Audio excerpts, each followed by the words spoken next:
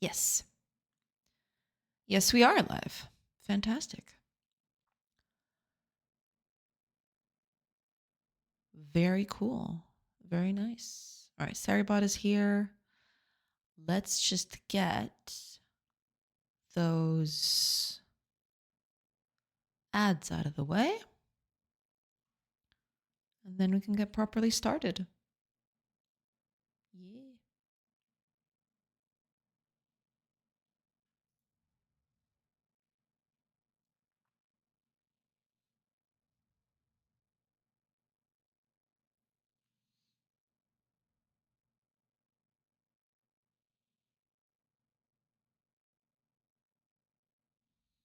Oh, AKA Schematics. Welcome in. Welcome in. I hope we're doing good. Welcome, welcome. All right, let me just run these ads real quick. And then I'll be back. Shouldn't be too long, hopefully. There you go. Okay. Just gonna run the initial ads and everything. And yeah, then we're gonna get started. Good afternoon, chat, Jay. Hiya, Fire. Welcome, welcome. I hope you're doing good. Welcome in. Welcome in. Hello, hello. I already watched the ads. I see. I am so sorry about the ads. Unfortunately, that's not something I can control a lot. Besides where I place them, or when they happen, I can't control them very much. So I'm sorry. Sorry about that. But good afternoon, Fire. Welcome in. Welcome in. I got a notification on Saturday that it was my 2nd year anniversary following you, Jay. Seriously? Damn. Time flies. Holy crap. that is actually crazy. Well, but thank you. Thank you so much for the 2 years. That is actually amazing. Yeah. Hello, everyone. Hi, Ariadon and ResDev. Welcome in. Welcome in. I hope you all are doing good today. Welcome, welcome. Welcome in, everybody. Hope you had a nice weekend. Hope you had a nice Monday. And yeah, welcome in. Hope you're having a nice Tuesday as well. Yeah. 18th of April. I just confirmed it is correct. Damn. Holy crap. That is a lot. Thank you. Thank you so much. Damn. 2 years is just crazy to think about. You're okay. I just mean it was funny coming out of the ads. Did you say you're gonna play ads? I was yeah. I mean, because I don't know. I specifically do it like this so that people don't get to watch what's the name of it? They don't watch pre-rolls, I think. With that, right? I don't know how pre-rolls work, considering that it's just the people just coming in. I thought that wasn't the case because I usually run ads very consistently, right? Barring, any exceptions. But yeah, people shouldn't be having a lot of pre-rolls or any at all since I'm doing all of this. So I don't know exactly how that works if people come in before I play the ads at the beginning of the stream, which was the case this time, right? So I don't know exactly how that goes, but yeah. The idea is that people do not have pre-rolls as soon as they tune in, because that immediately people, tune out a little bit of the stream, yeah. To celebrate my 2nd anniversary of following, I made you a new notification sound. Oh boy.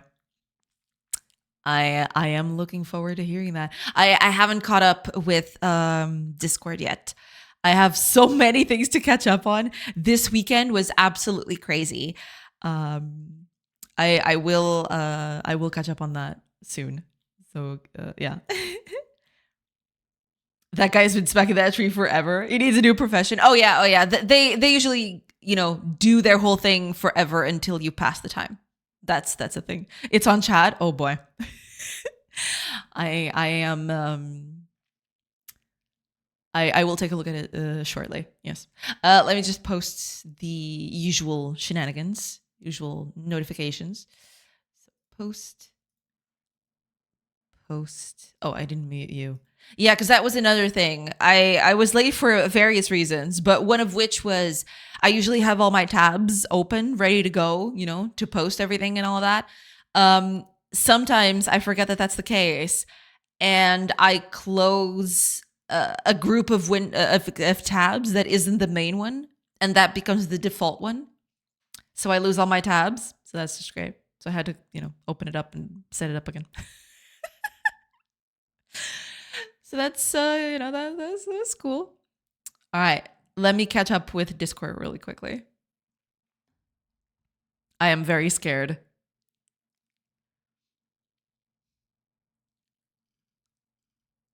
Oh God. I okay. I'll open it up and I'll play it. I'm not gonna I don't think you can hear it though. That's the thing. Because I don't have it set up, but I'll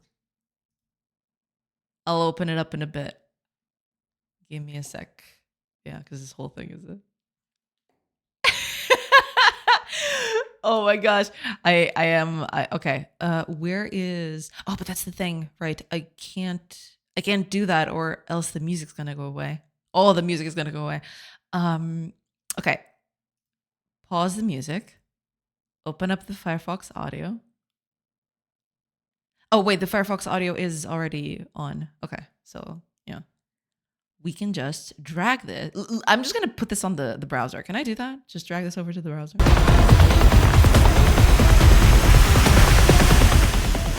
Well, just for that, I'll start praying to Satan.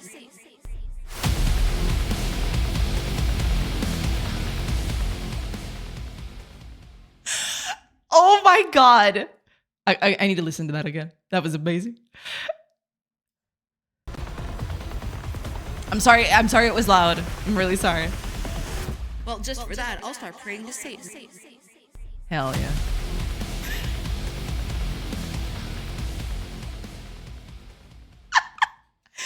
Oh my God, that is amazing. It's supposed to be loud. True. It is supposed to be loud. Yes. Thank you so much. Oh my gosh, I love it. I love it so much. I need to add it to the stream. Somehow. I don't know exactly when. Oh, I know exactly when that's going to happen. I've got a few ideas. I'll workshop it. I'll workshop it. But yes, I just got a great idea. All right. Thank you. Thank you so much, Fire. That was amazing. Let me just save this to somewhere, because I don't want to just sit here on my downloads folder. That would be disastrous because then it'll get lost in the sauce, and I don't want that. Give me just a second. I'm going to put this on a folder that I remember to actually access later.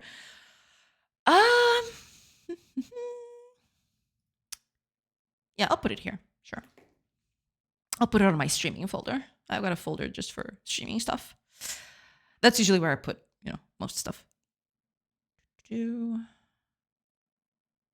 are you at?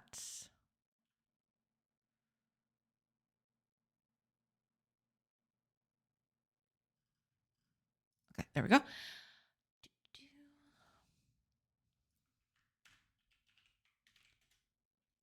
There you go. Okay.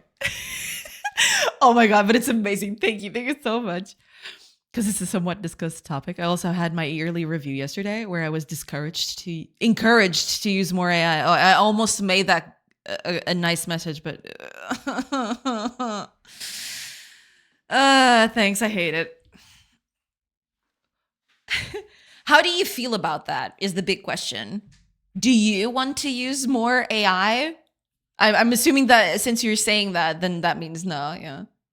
Excuse me, is this a stream with the fabulous mug? I don't know what you mean. I don't know what your definition for fabulous mug is, but if you're talking about this, then yes. Welcome in, Stolen. I hope you're doing good. Welcome to the, fabulous mug, No product placement, That's the one. Yeah, hell yeah. Welcome in. I'm going to do a hydrate just for that. Cheers.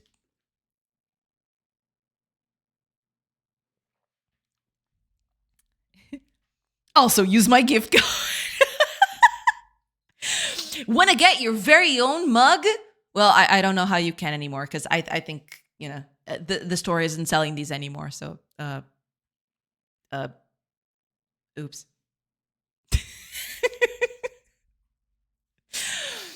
Also, yeah, I don't know if it's available anywhere else. I bought this in Portugal, so your mileage may vary. If you're not living in Portugal, I guess you're sorely out of luck. I don't know, unless there's a similar design somewhere out there, which there might be. Oh, Harukanen, welcome in. Good afternoon, Miss Joanna and other younglings. Welcome in, Harukanen. I hope you're doing good. Welcome. Just get a real cauldron to drink from. Don't tempt me. I might just do it. I could get one as sort of like a decoration for the room, right? That would look kind of badass, actually. Especially if I had one of those steam machines that would just make steam come out of the cauldron. Oh man, that would look so badass. I don't mind using the AI for some stuff, but I was encouraged to use it because it cuts time working in half. To which I responded that I have to check what it does, and if I have to double check everything it spits out, then what amount of time did I really save? Yeah. That's the thing. Yeah. At the end of the day, I couldn't have put it better myself. Yeah.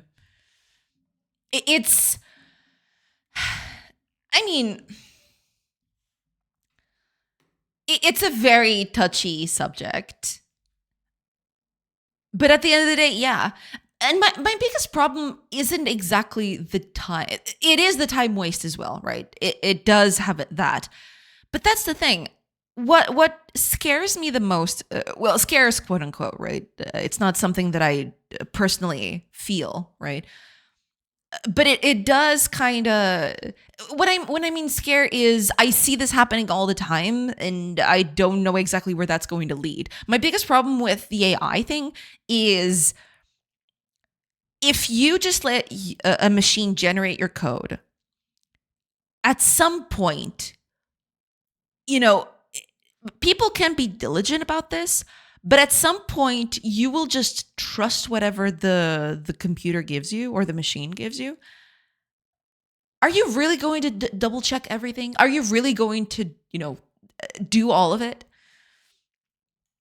Sometimes some stuff might slip through the cracks. And then comes my biggest fear into all of it, which is if people don't write the code, if people never touched it, who's to say that revisiting it, I don't know, a month later, 2 months later, 3 months later, a year, 2 years, you didn't write it yourself. Are you going to be able to go back and know exactly what that code does?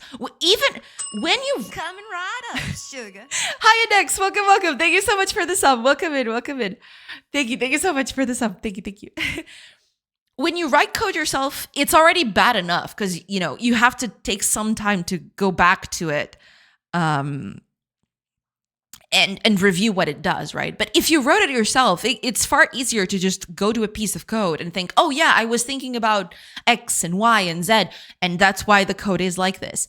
If someone writes the code for you, if someone does that for you, you're going to go back to that code. Since there was no thought process, since there was no logic behind it, right? How are you going to review it or, get back on it and understand what it does? You're going to have a much tougher time doing that. You can't follow a thought process because it never happened. You just delegated it into the machine, right? It's complicated,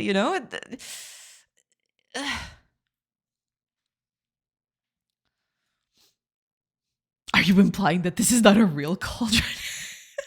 True. I mean, it's a little on the small side, but it is real. It is something that exists.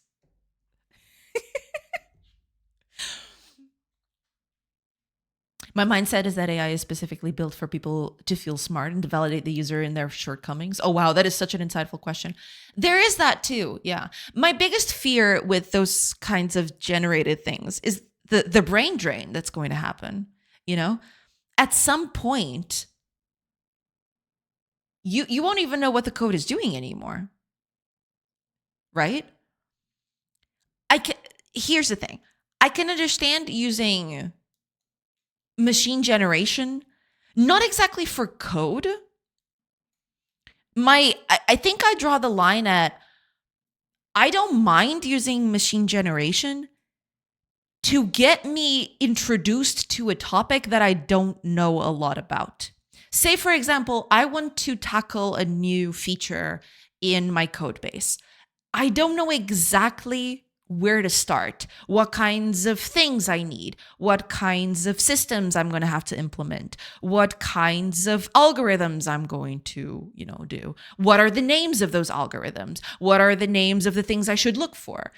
For those kinds of things, I'm okay with doing that. If I don't know, and searching nowadays is a cesspit. Searching stuff on search engines has become basically useless. You want to search something and nothing comes up. For those kinds of things, for a general introduction to a topic that you can then go deeper. Now that you know the names, you can go deeper and search on more specific places, and for those kinds of things, I think that's a fairly nice tool, right? Because you give it a description of what you want, and it gives you back, oh, so here are the things you need to search for, right? You need to search for algorithms of this type, or you need to search for algorithms with this kind of name, Say, for example, I need to move a character from point A to point B. How do I do that? And it'll give you stuff like, oh, you need an A-star algorithm for that. And if you've never heard of A-star, now you have a name to put into the thing, into your conscious, right? You have something that you can search for. Okay, now you can go onto a search engine and go, okay, give me A-star, blog posts, or A-star implementations, or, stuff like that, right? Or what is the logic behind A-star? Those kinds of things, right? Whereas if you just delegate everything to the machine, at that point, you just don't, what is the word? You don't know what you're touching on anymore, right? Because you haven't done it yourself. When you go back to revisit it, you're just going to be lost. And sure, you can review it and all of that. Yes. But at the end of the day, reviewing it is not the same thing as going through the logic process of implementing the thing, right? Looking at some code and saying, oh yeah, that makes sense. If you weren't the one who actually went through the thought process of actually building the thing, right? It's not the same, right?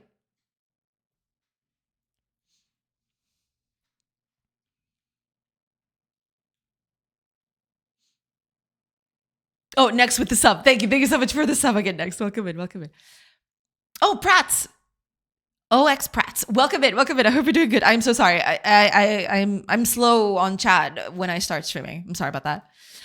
When it doesn't technically generate code, it just predicts what the user is asking for. And the amount of code it will generate is impossible to go through it all. It depends on the number of code you ask it to do, I suppose. If you ask it to do a whole feature, then yeah, it's just so much code. And especially if the feature is very complex, right? It gets really hard. And, sure, it can be faster to do up to a certain point, but then you need to tackle a new feature onto it. How long is it going to take you to do that? If you had done it yourself from the start, you probably know how to attach stuff to it, but you didn't. You just copy pasted the thing, right? Sure, you can review it, all that, but that gives you less of a, let's just say, cognitive web in your mind, right? It doesn't give you, you don't have the things needed to just look at something and immediately tell, oh, yeah, here would be the best place to do that, right? Not impossible, but more work than it if you were to write it yourself and understand it. Absolutely, absolutely. I think so too, yeah. I can't review 45K lines of code in a single day. It can generate it though. Yeah, it can generate a lot, but going through all of it, is not the same as building it yourself, right? You didn't go through the thought process. You don't know the logic. You're just delegating that, which is not ideal, I'd say. What I truly hate, though, is that my boss refers to Claude or ChatGPT as him, like if it's a person. Unfortunately, that is by design. You know, everybody does that. A lot of people, when I say everybody, of course, I'm exaggerating, but those kinds of things are sold on or are predicated on people thinking that they're actually thinking feeling machines or even people, you know. It's just a person on the other side, you know, doing the work for you. Or helping you out. It's just a person on the other side helping you out. But that is by design, sadly. Yeah. Oh, Prats, thank you. Thank you so much for the follow. Welcome in. Welcome in. I think I said this before, but research shows that there is almost no learning while relying almost entirely on AI. How does one build expertise and learn how to properly structure and design stuff if he never has to think about those things? How will we proofread stuff if we don't understand it anymore? That's the thing. That's exactly the thing. Yeah. So that's why, you know, if it comes to that, I think the best way to use those things, and even then, you know, it's tricky, but the best way to use those things is just, I need to do a certain thing. What are the names of the things that I'm looking for? What are the names of the algorithms? But don't ask for the algorithms. Don't ask it to implement the algorithms.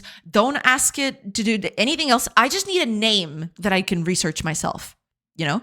Because search engines nowadays are very bad at you asking it a question and it just giving you a bunch of websites with the answer. It's become really bad for that. You need a specific name. If you don't have a specific name for things, it's really bad. So in that case, LLMs are kind of okay for that sort of stuff, right? You vaguely describe what you need and it'll give you a name. Sometimes it's, because I've had this happen before. Sometimes it doesn't give you an accurate name, but that name kind of hints at what the real thing is, and you can kind of, you know, navigate that. But you have to be really, really careful when you do that sort of stuff. Do not trust it for, you know, important stuff, I'd say.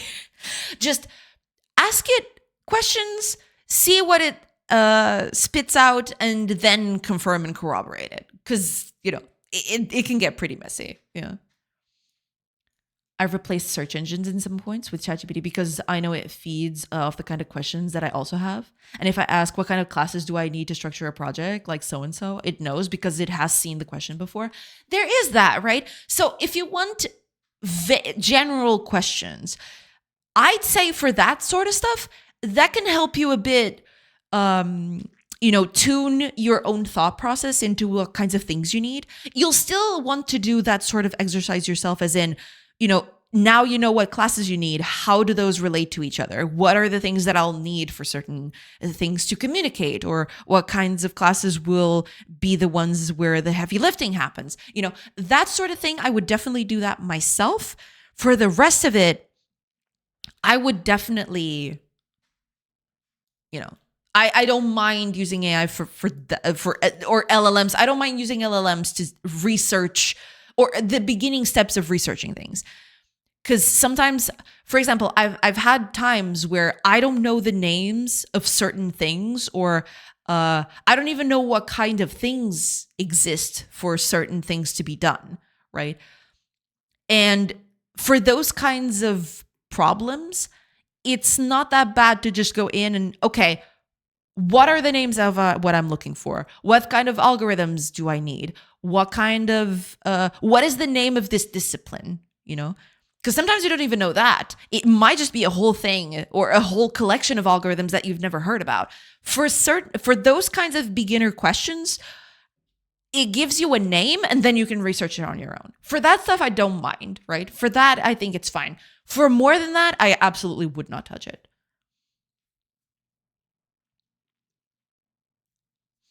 Are my messages working yet? I guess. Welcome in, Kago. I hope we're doing good. Welcome in. The first one I saw. Yeah, that was the first one I saw too. Yeah. No. Oh my gosh, y'all are so mean to Kago. That's what I've found it most useful for, brainstorming on pros and cons of various approaches to problems or getting an initial overview of how something is done. But I need to write the code so I can understand. Absolutely. Yes. I think that is the best way, the best use case for sure. For sure. Yeah. Yeah. Absolutely. Absolutely. I agree.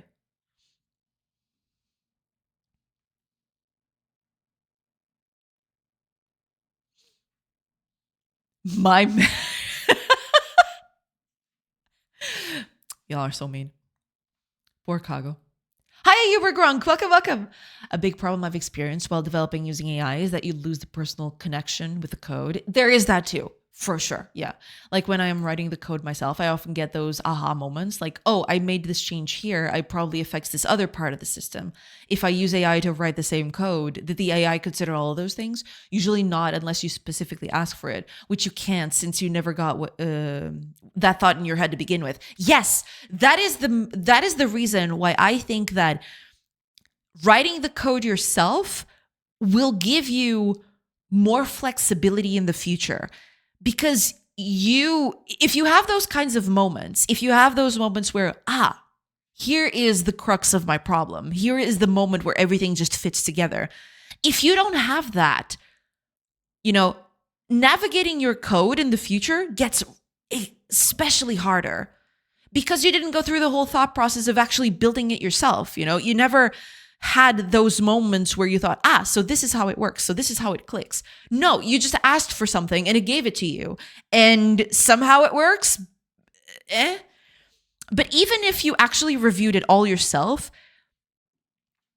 it doesn't function the same. You never had that moment of actually working it all in your head. Right? Which is the worst part. You want that to happen. You want to, as you build code by yourself, you want it to have been made by you because then you get the brain elasticity of remembering that you went through this whole process because that gives you more leeway or more knowledge for future stuff.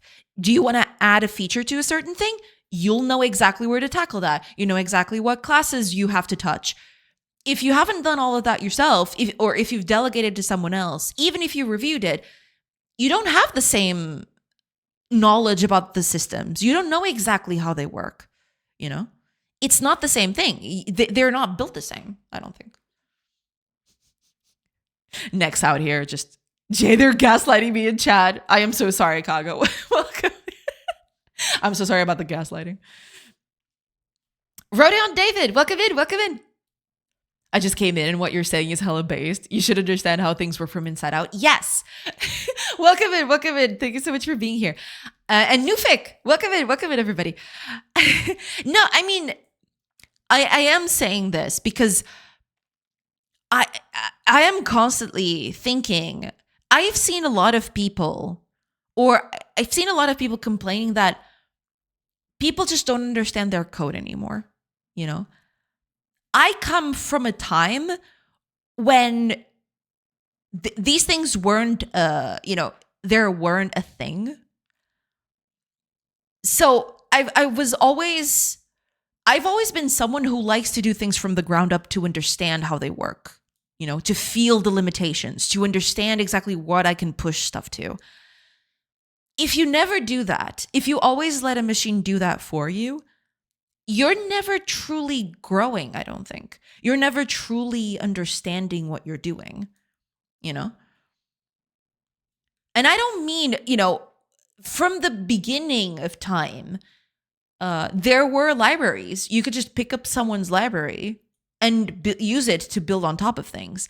But that is different, Because usually when you use a library, or at least you assume, right, that when you're using it, someone or the people, right, who made that library went through a whole thought process and they came to a conclusion of how things should be done. And you're kind of, using that as a springboard for what you want to do, right? We're always building on top of what other people are doing, right? But when you use a library, you trust that the people behind it had a logic behind it. If you ask the person who did that, why they made certain decisions, why they decided to do certain things in certain ways, right? Then you can actually, be assured that if you have some problem with it, if you see something is not okay, then that person will know exactly why, or that person can give you a better idea of how to use their library, right? You can't do that with machine generated stuff because there is no thought process. There is no logic. There is no context. There is nothing. They just spewed out code that kind of does what you want it to do. And if it is exactly what you want it to do, they don't know why. They don't have the context of actually building it on their own. They don't have a thought process. They just did it. It's basically like a child, a child sees something and imitates it, but it doesn't know why it's doing the thing. It's just imitating because it saw someone else do it, right? It's basically like that.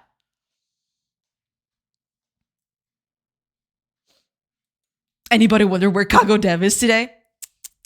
Poor Kago. He doesn't deserve this. Oh, man.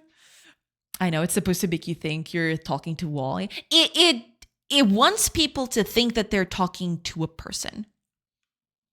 Because then, they can interact with it. It becomes an interaction. It no longer becomes just a transaction. And you're incentivized to use it more. There's a whole lot of psychological thought process going on behind it. You get what you deserve for killing Luna out of curiosity. Your words, not mine. He did not. Gasp.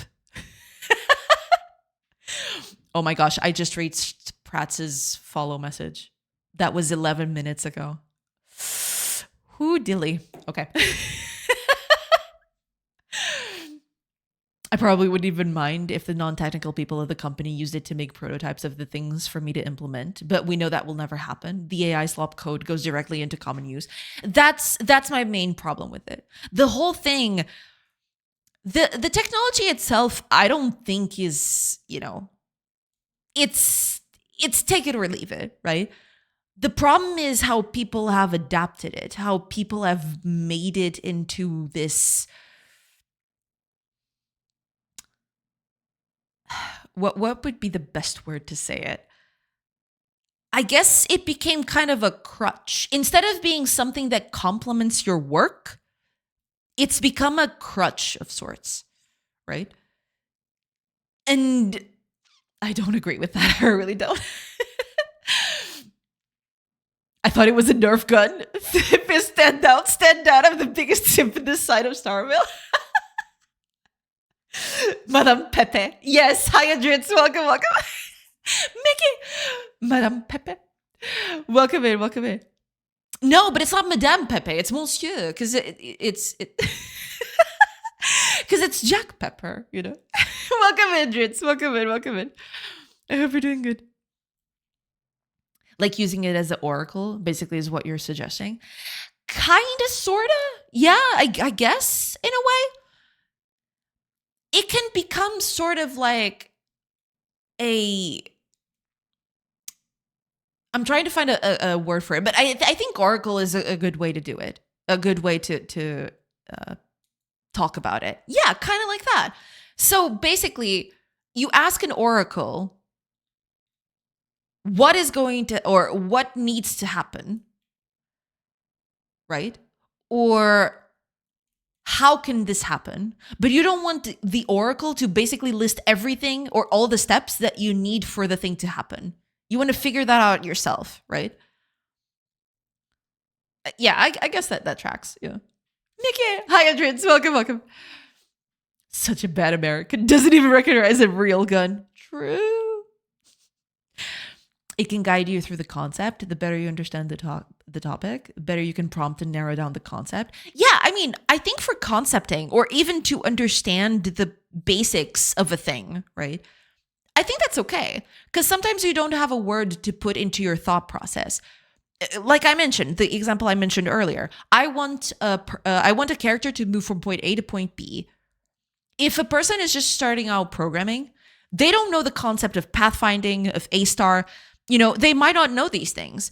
And they might not even know what to search for, right?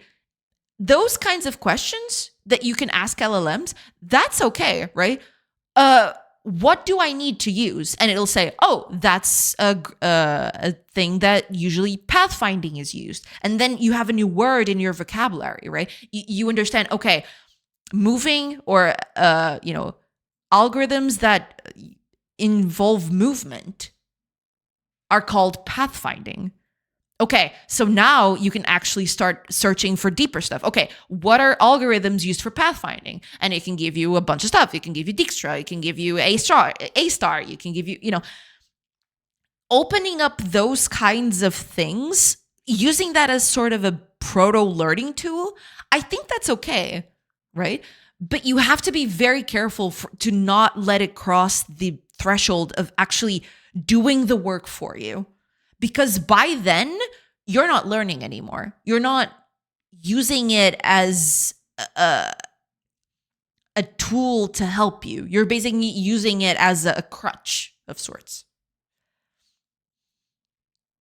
My real favorite use is when I have a vague memory of a piece and search can't find the name. So I feed the details of the LLM, and after enough back and forth, I generally get the name. Yeah, for stuff like that, that's the kind of stuff that it's usually okay to use, I think.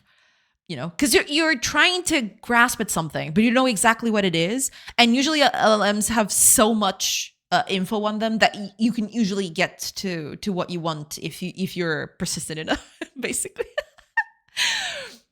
What are we writing about today, and why did Fire start it? Yeah. Fire's boss started it, actually. That's true. Basically, Fire's boss told him to use AI more because it speeds up development. And we're talking about all the ways in which that is not, actually the case, basically. You miss Jay headbanging to some metal. That is true. Graciously provided by Fire. Thank you so much, Fire. I'll actually have that in at some point. I don't know exactly when that's going to happen. Hopefully on the weekend I'll add it in, because I still have to add Kago's things. I'm going to have to do all of that all at once, I think. I'm going to add Kago's sorcery tale stuff and your new sound. I'm going to add all of that all at once. Because I feel bad. It's been 4 months and I haven't put any of it yet. I've just been so busy. I'm so sorry. I only have busy and tired. Nowadays, my life is busy or tired. There is no in between. Vague memory of a piece of media. Yeah, for sure. For those kinds of things, fair. It's fair, That's the kind of thing that I believe it was tailored to do, because it's got so much information that you usually can find something. Just by prompting it a few times. Yeah. Greetings, superstar. Welcome in, prophets. Welcome. Greetings. I hope you're doing good. Welcome in, everybody. Understanding of code was bad enough for some developers before AI, when they were just copy pasting code that they didn't understand from Stack Overflow. Yeah, I mean, at the end of the day, right? I don't see a distinction in that specific case. It's basically the same thing. You're copying something that you don't know how it got there, and you're just tackling it on your own code. The only difference is that previously a human wrote that, and now it's not exactly the same anymore. That human, when they wrote that, you'd assume that they have some sort of thought process. They have some logic. They have some experience that tells them, okay, this is why the things happen, right? This is why this is the best option. They have some sort of internal mindset for that to happen. LLMs have no such thing. It's just a process of elimination. Okay, this is the most common thing I see, so this is probably your answer. It's tacky. It's complicated.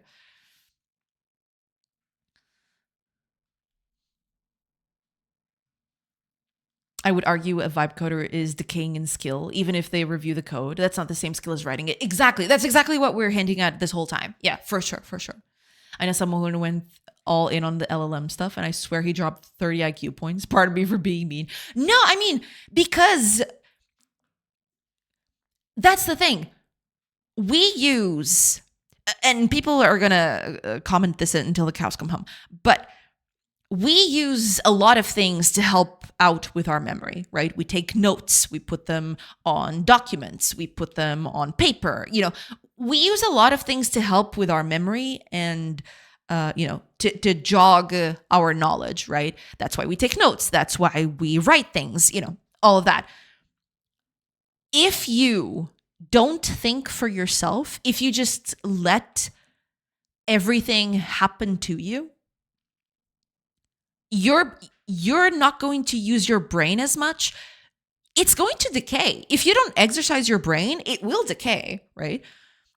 If you just delegate all of your thinking process to someone else and you're not doing anything yourself, you're going to lose skill. You're going to, it's going to atrophy. The brain is a muscle like with everything else. If you don't use it, it atrophies. MD is welcome in. Hello. I hope you're doing good. I would say that looking for specific methods / ways to work with stuff is a valid use, when you know the result and blueprint of the process, but no actual methods or whatnot. But the worst thing is that LLMs hallucinate when asked about such stuff. And it's annoying to only have 1 in 5 solutions actually work. Yeah, that makes sense. The thing is, even in that case, right, when you're starting out, having something like that can also lead you to the solution, right? Even if it's hallucinating. And I've had that happen before. I've actually started researching a certain project or a certain topic, right? And I wanted just a few words to get me through that, to get started on the whole process. Even then, it hallucinates a lot. But it tends more often than not to lead you in the right direction, even if it hallucinates. You just have to be very careful. Whatever it gives it back to you, whatever it gives back, you have to question it every step of the process. You cannot just take it verbatim, because that is just asking for trouble. Yeah. My point mentioned several messages before it. That's all right. I'm so sorry. I'm catching very slowly to chat today. I'm really sorry about that. Can you talk about the special layer of hell that Satan prepared for game dev tutorial video makers who describe a topic without ever saying its actual name? Yeah, it's pretty iffy. Yeah. Hello, I want to be grasped. Hiya, Flair, welcome in. Well, welcome right in. I hope you're doing good. Welcome in. You are grasped, in our hearts.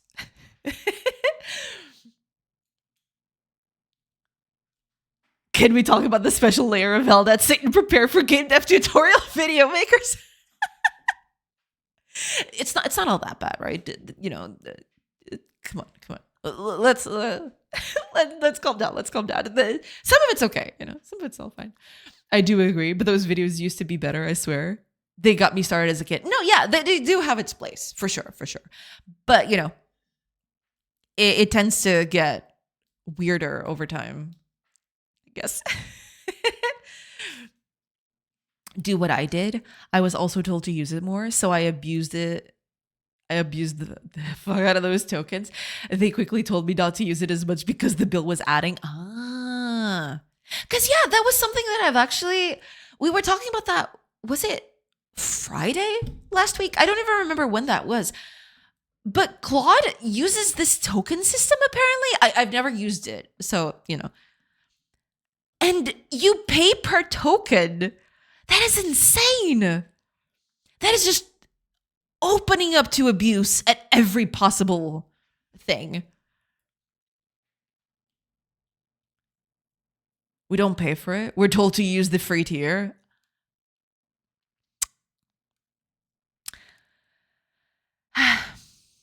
Cool. That's great.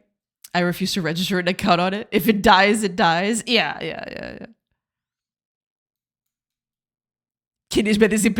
What else? I hate that you're right.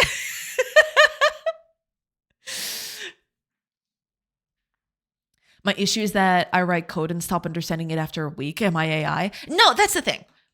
Everybody, it happens to everybody, right?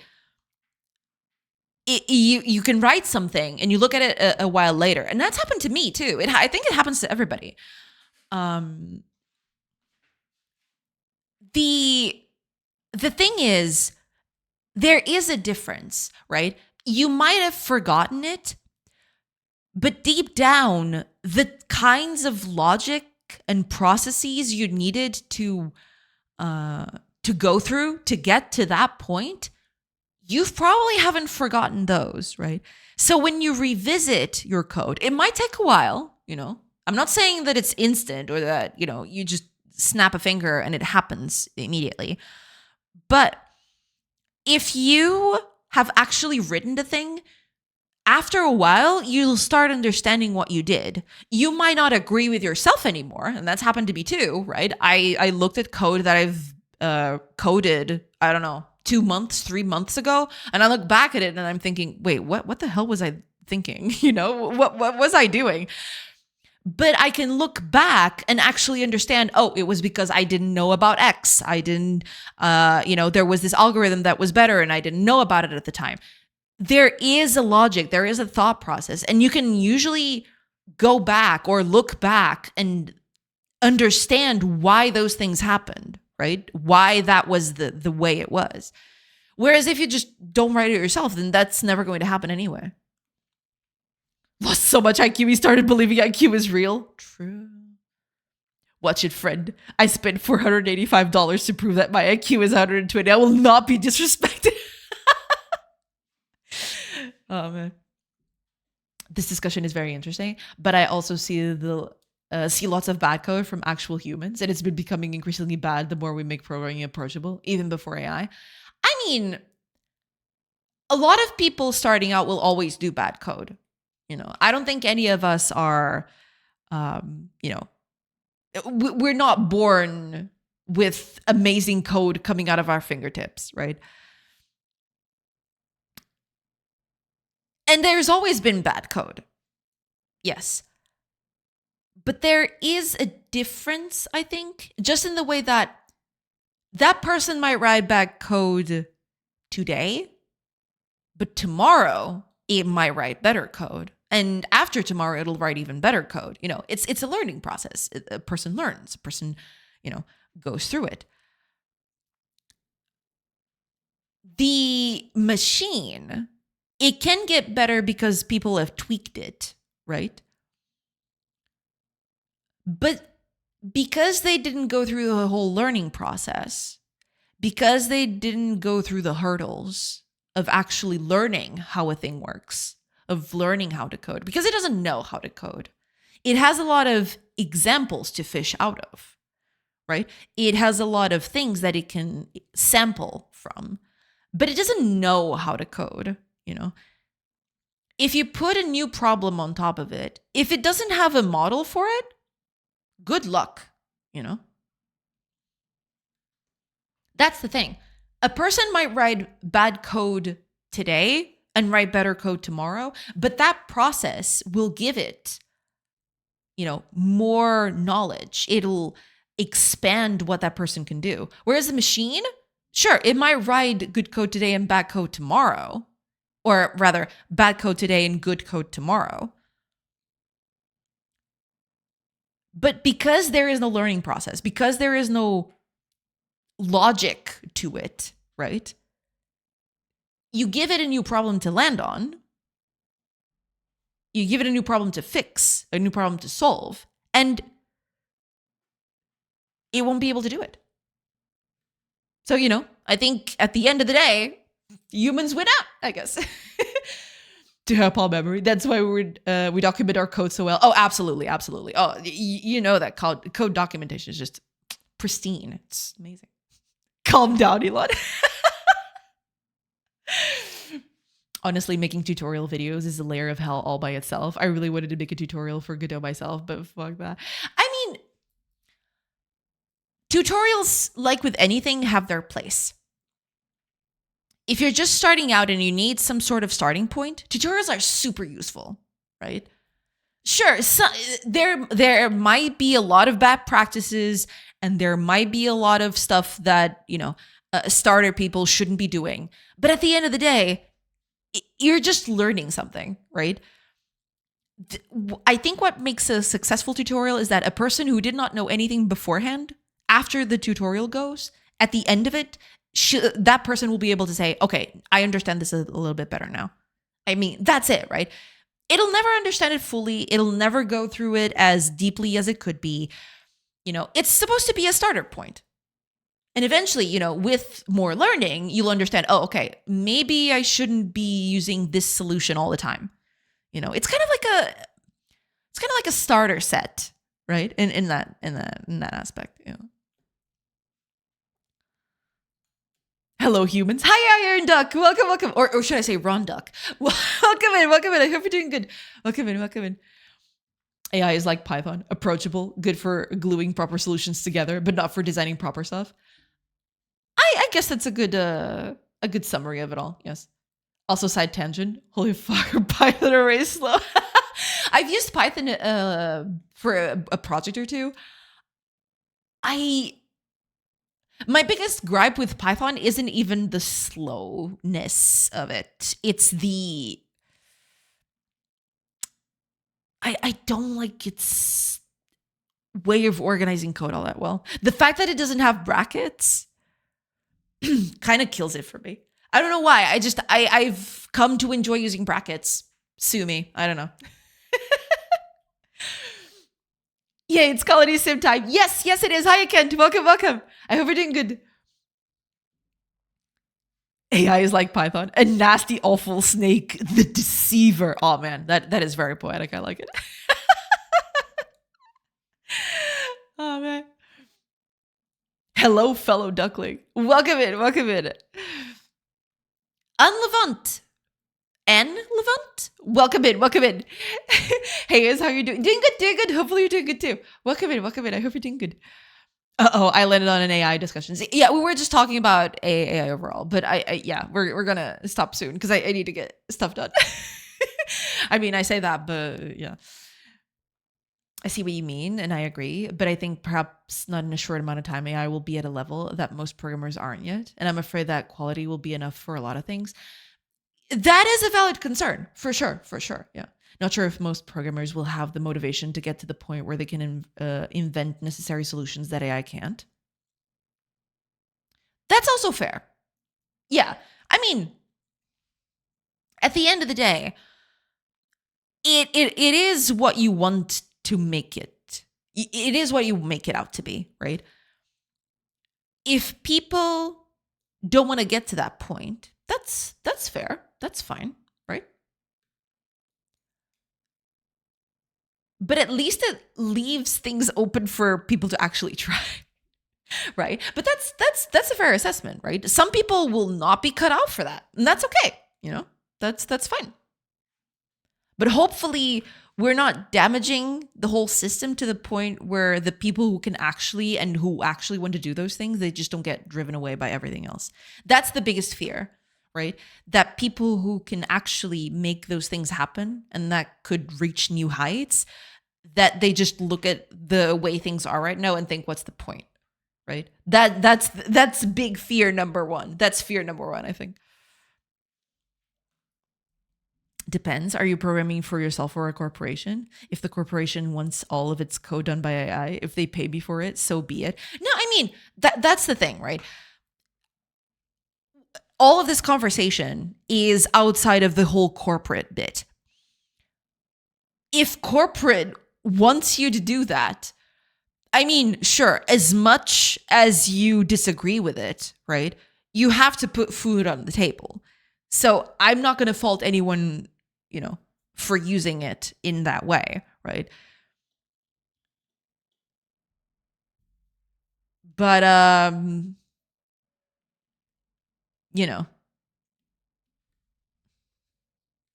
it I hate to say that, but, as much as I don't like it, yeah.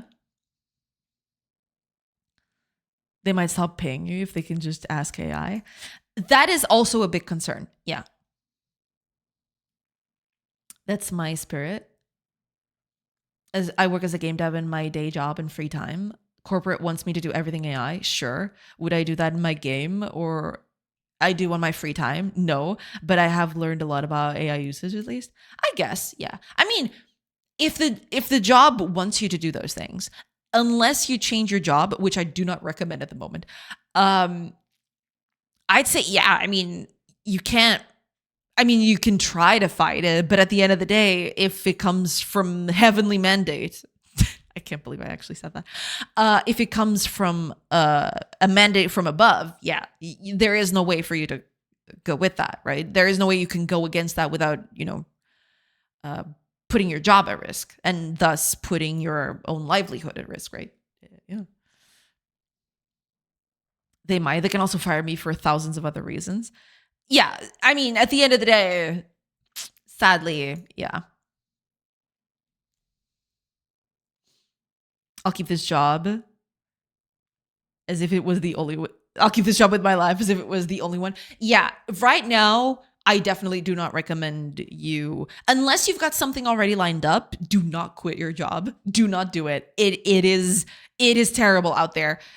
Especially, I mean, I'm saying this if you work in tech, but everywhere else is also applicable.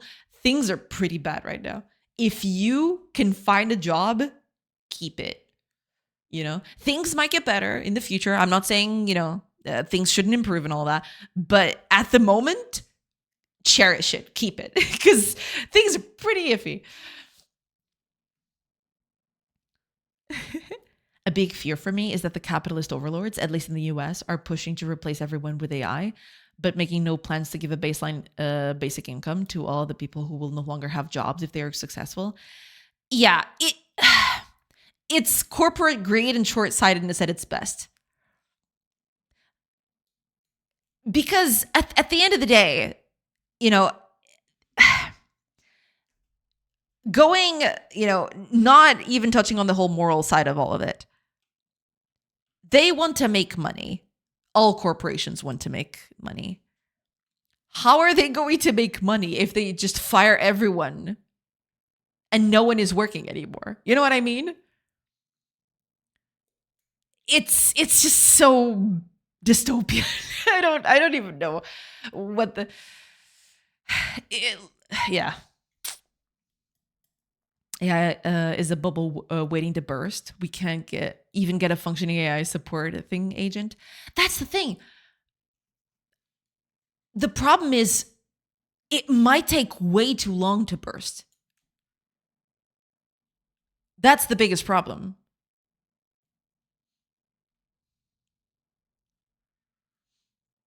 I just hope my indie succeeds. I wish as all indies commercial success. Absolutely. Absolutely. Yes. Yes. But thank you. And likewise, yes, I do hope, if you nowadays, if you can actually, it's not something that happens very frequently. A lot of projects fail, right? But if you actually have a modicum amount of success, yeah, that is you're already way better off than a lot of people, a huge percentage of people. Yeah. And it's just the most overhyped coding tool. I guess, in a way. Yeah. Not even just coding, but yeah. But it will burst before everyone is completely... Will it burst before everyone's completely fucked over? One can hope. I hope that's the case. But yeah, we have no idea. Because it's being propped up by so many things. So many corporate interests and money is betting it all on this. That the burst of the AI bubble can take a long time. And that might be too late for some people. It might already be too late. I don't know. But yeah, one can hope. I guess I'm going to go with Rhiannon's take on it. One can hope. Hopefully, yes. AI cannot keep a giant database running without people working on it also. Yeah, for sure. Yeah. I wouldn't bet on AI a bubble bursting. I think it will shift to the way things work and we must adapt. AI might not replace everyone, but it will solve at least some problems that today you need to pay people to solve. That might be, yeah. But there is still a lot of money to be accounted for. There is a lot of money being injected into it with is just evaporating. But that might be the case, It might just be adapted at some point. Yeah. Oh crap, I'm skipping the daily meetings. Be right back. Oh my gosh, I'm so sorry. Go to your daily meetings. As we wait for current AI to burst, when the time comes to it, we're no longer at the current AI, we're much better AI. Things are happening very, very rapidly. That is true. Yeah. Lots of hype, just there's a whole machine running behind it. And we'll see where that takes us. But yeah, hopefully Rhiannon's right, and it'll get better before it gets worse, because yeah, it's complicated. All right. With that said, I have finally reached the end of chat. But it's been an hour. I've actually spent a whole hour on this. Holy crap. So, ads are going to start in about a minute. I will take a quick break. And when I come back, I'll actually get started on what I want to do today, because I have bugs to fix. I have a lot of bugs to fix. So, yeah. I'm happy as long as something crashes and burns. True. You got to have at least some spectacle, associated. Otherwise, yeah. Fine, don't acknowledge my mania. What do you mean?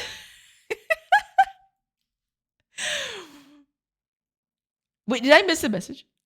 We ruined the first hour, chat. High five. It's not ruining it. We're, talking about things. These conversations are important, I feel. Yeah. One more to go. Poor Jay. It's okay. I like talking about this stuff. It's important. I believe it's important to talk about it, because it kind of affects us all in a way.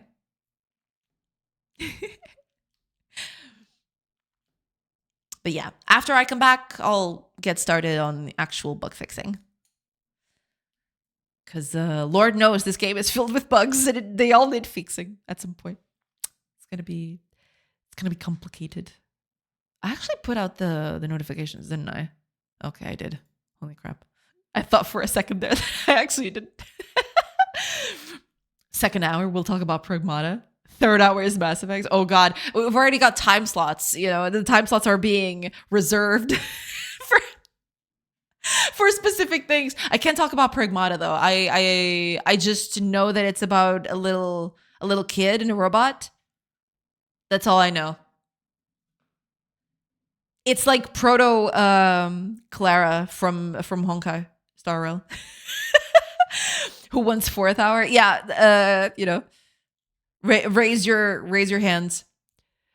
Show of hands. All right, ads have started. I will take a quick break, like I mentioned, and I will be back in a bit. So hopefully I'll catch you on the other side of those ads. See you in a bit, everybody. Pew.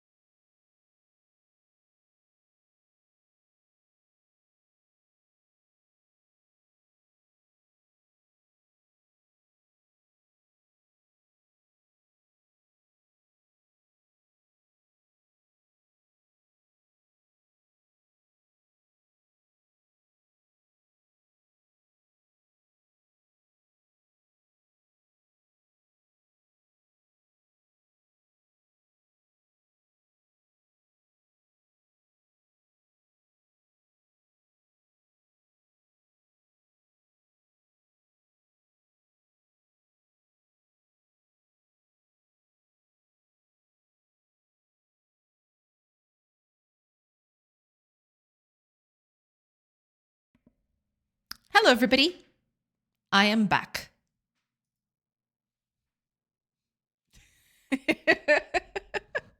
All right, let me just keep up with chat, and then I'll actually start fixing bugs because I gotta fix bugs. Bugs need to be fixed. Stuff needs to happen. Otherwise, I would like to talk about our Lord and Savior, me. Praise stolen. Praise stolen indeed. Praise our Lord and Savior, stolen. Could also rant how I somehow got writer's blog in my project. Now I can finally start a new milestone. Oh, that's cool. Nice. And so I do a programming stream now to force myself to work on it. Yeah, pretty cool. Fuck, that was our for content, wasn't it? Possibly. I failed. You're good. Breaks are out of the lineup. Breaks is chat time. I'll chat, no breaks. I said no breaks. Do something.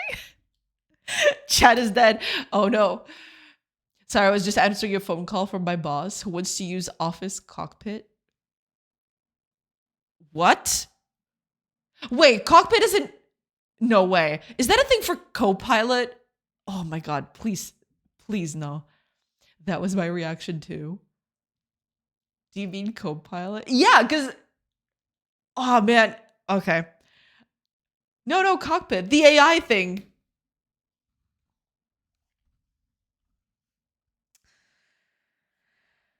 Whew, Dilly. Narrator, it's actually called Copilot. Oh my God. That's actually crazy. Office Cockpit. True. I mean, it's like a spaceship. It's not that far off. Yeah, I guess. I mean, what's in a cockpit? Your co-pilot. That kind of makes sense.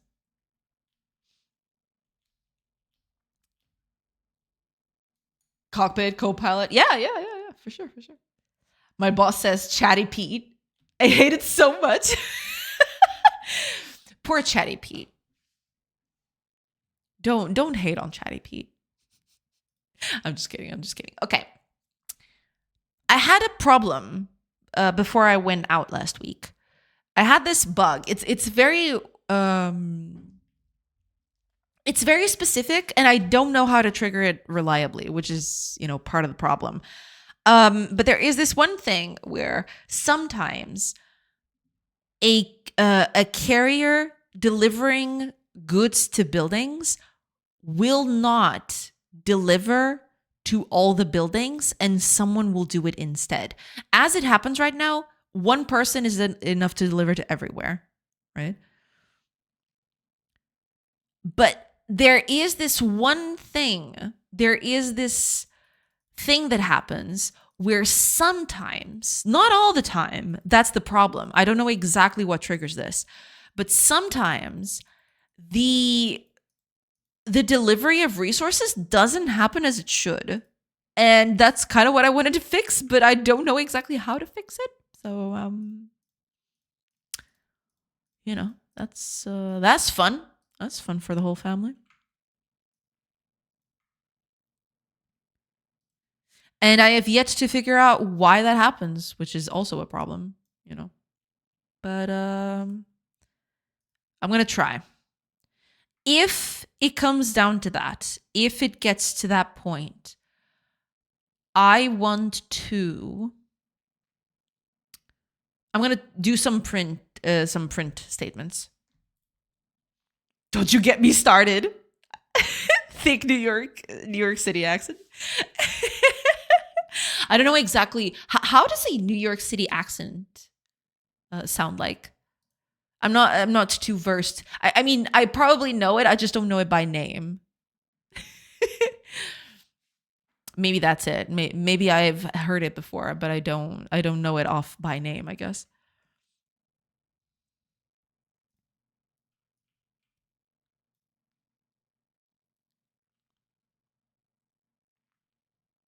The horse in the first Madagascar movie. Okay. The horse cop. Gotcha. Okay. Come on, how you doing? From Friends of the Popular. I'm walking here. Okay. Gotcha. All right. I think that gave me a solid mental image of the accent. Yes, yes.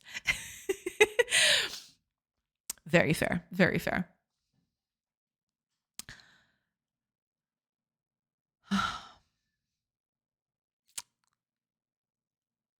I I really wanted this to trigger reliably, but it's not doing it. So that's kind of a problem. It is a whole lot of a problem. I think here's what I'm thinking. Um if I can't catch it, or if I can't catch it reliably enough, I'm just going to drop it and I'll try to tackle something else onto it. And we'll see. I'm going to try tackling something else and then I'll get back to this one if it comes to that. But yeah, I can't just sit here and try to fix this whole thing. If this takes me too long, I might just drop it until I actually manage to find a good solution for it. Because that's the thing. As I do this, I might find it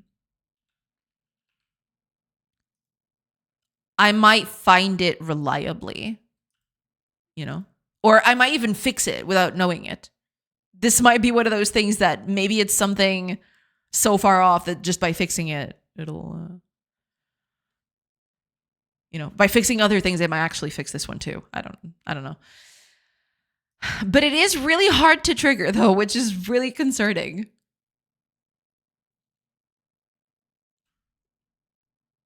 So yeah, I think that's gonna be it. Actually, I'm gonna try to just fix other stuff, and if that one ever comes up again, I'll try to get back to it. But it's so specific, it's so unreliable that I don't know exactly how to even trigger it. I try to do a bunch of things, and still working, still doing as it should. It's just very specific. So I don't know. Oh, is that a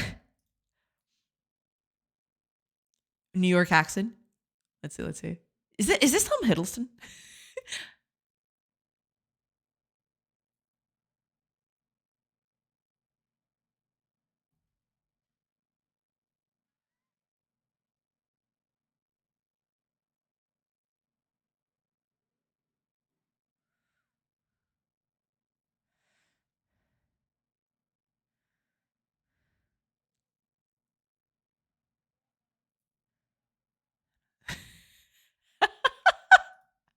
That's great. I love it. I love it. So New York City should be Big Pizza and not Big Apple, I guess. Yeah. Or most mafia movies. I see. But I've always associated mafia movies with just a very funky Italian. But I can see it. I can see it. It's called a pie.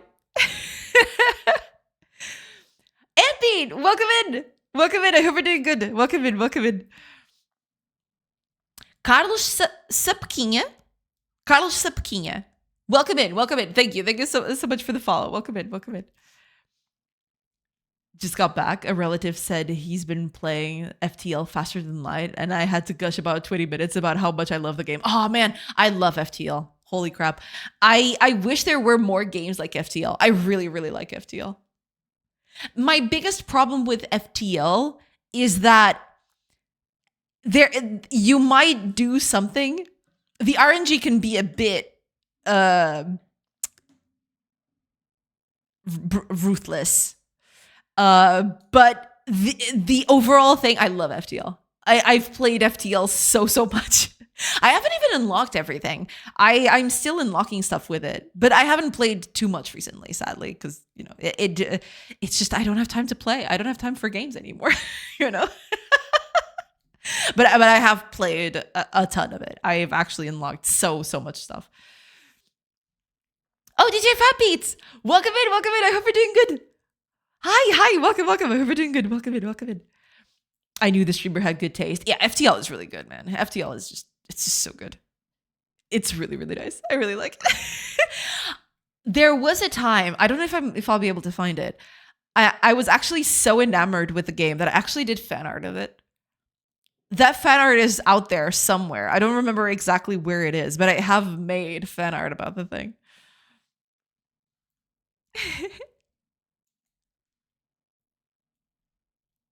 Majorian, welcome in. Howdy, howdy. Welcome in, welcome in. Welcome in, everybody. I hope y'all are doing good. I played a lot of FTL. Yeah, I've played a lot of FTL. For sure, for sure. And I suck so bad at it. Yeah, I tried to do certain things and then the RNG kind of screws me over and sometimes I just cannot deal with it. I don't know. But I really enjoy the whole process, yes. You again? All work and no play. Oh yeah, it's a thing. It's a thing. No, you. Boa tarde, mestre Dona João Almeida. Boa tarde, boa tarde. Olá, Reef. Welcome, welcome. I hope you're doing good. Welcome in, welcome in. I'm doing good. Thank you so much. I hope you had a wonderful day. Yes, yes. I mean, so far, so good. I haven't done a lot because, you know, we've just been talking the first hour. But yeah, I am now going to try to fix things. Emphasis on try, basically.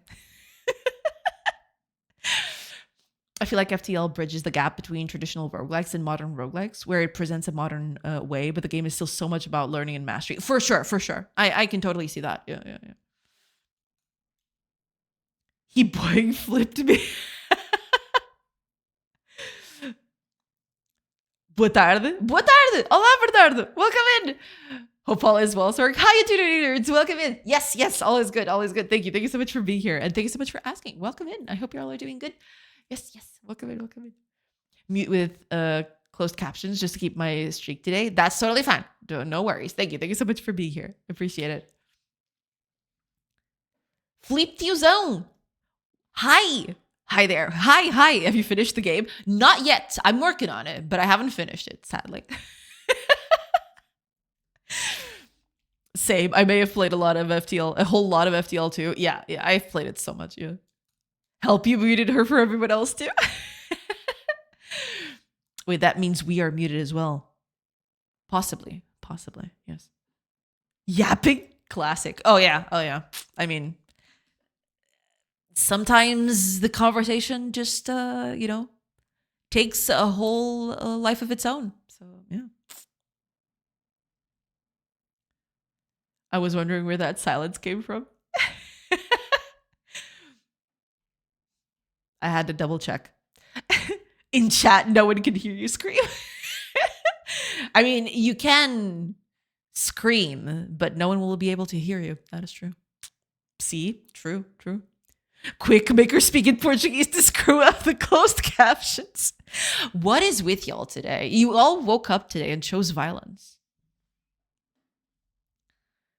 I recognize the feeling of never having the energy to do the things I want anymore. But from this month, I've asked to go down to 80% of my day job. So I have 1 day per week to work on my own projects. It's been so great. That is fantastic. Yeah.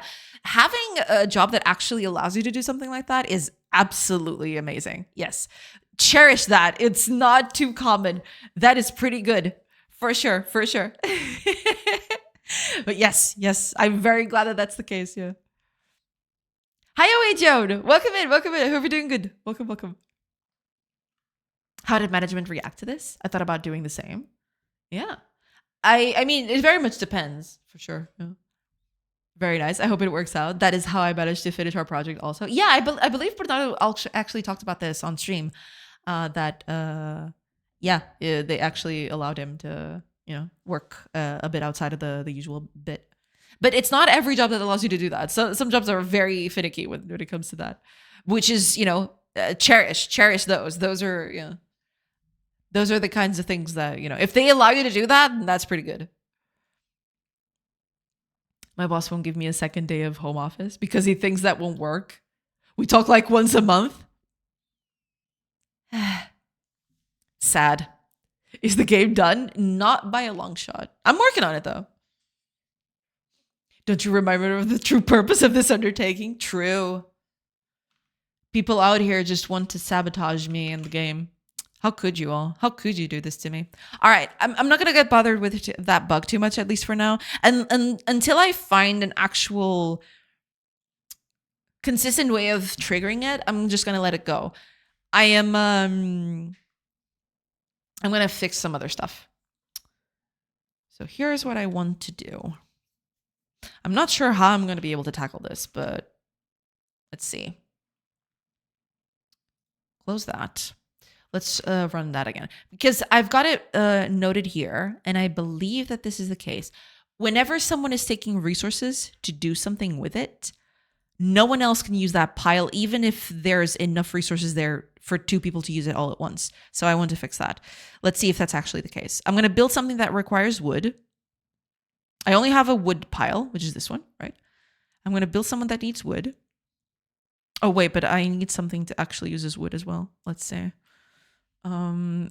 Build me a crafting bench. Yes. Build me that, if you please. Okay. So now we're using this wood pile. Now I want to build something that takes wood.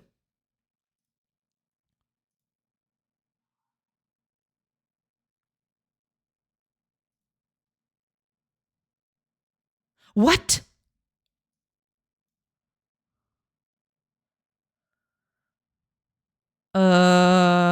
That's not supposed to happen. What?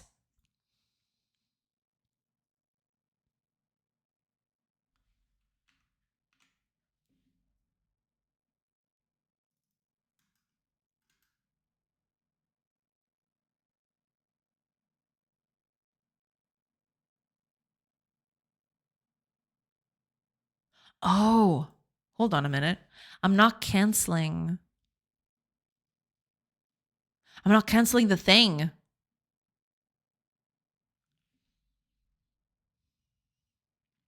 Am I? Okay, but that's fair. That's okay.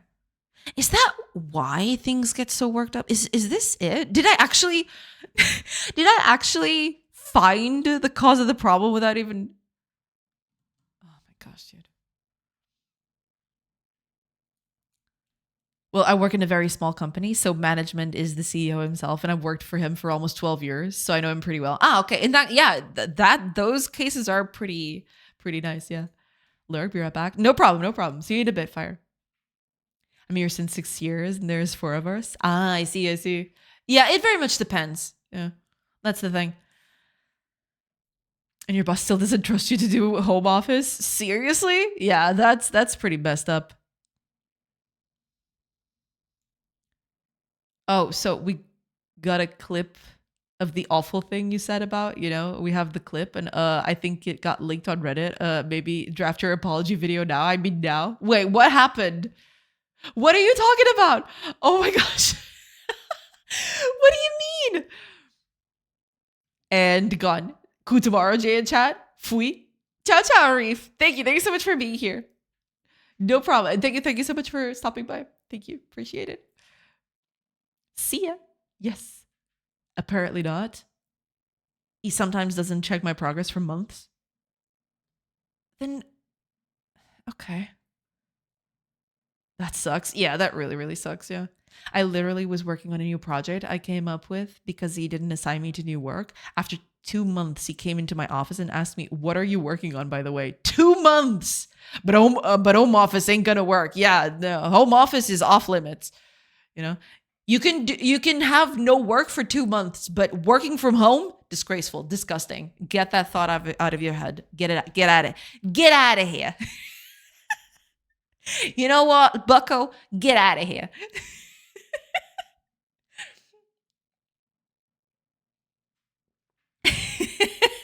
Don't you get me started.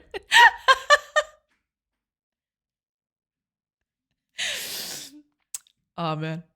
Incredible. Actually incredible. Okay, I need to fix this. The clip, the scandalous offensive clip that exists. Fire posted it to Reddit. It's over. Wait, what do you mean? Get me a link. If you're not joking, get me a link. The devil prayer one? Maybe that's the one. Yeah. Oh man, am I gonna get canceled for that? Yikes. That's bad. That's bad, y'all. Also, hail Satan. No, I'm just kidding. Or am I? Oh my goodness. I don't know, man. I don't know.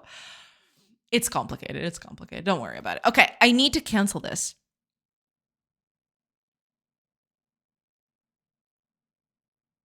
What? Oh, okay, it's stabilized. What the heck was that? What do you mean you don't know what position region is? Anyway, whatever. This position region was red, as it didn't.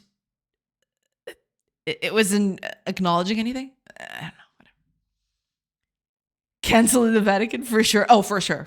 Yeah. You know, can't have heathens just saying that sort of stuff. Yeah.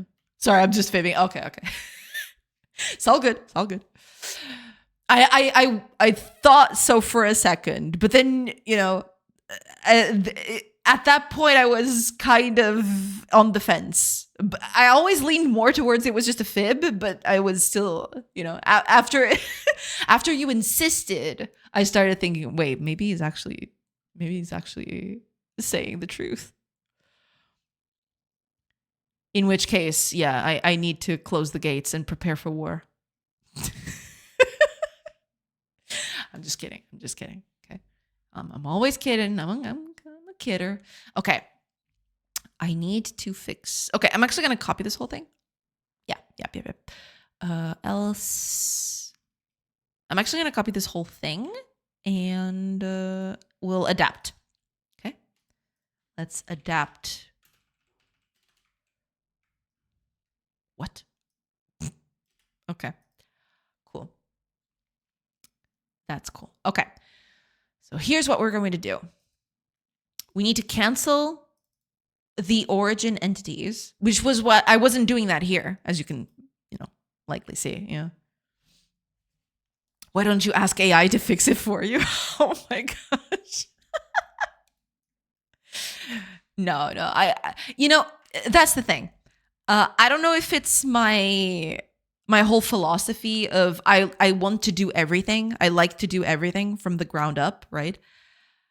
But I don't think I'd ever be able to allow that to happen, you know?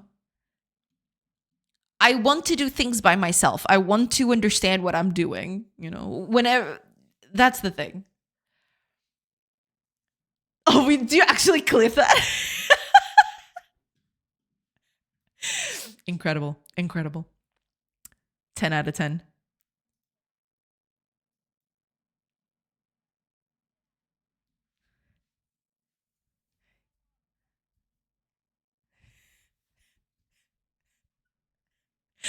Incredible.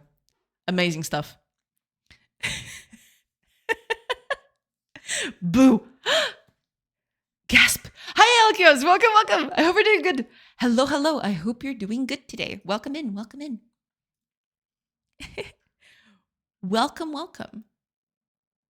A good Tuesday to thee. Well, a good Tuesday to thee yourself, my lord.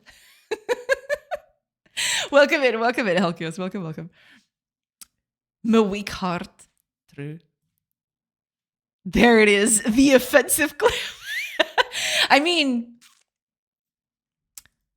you know. It's all in good fun.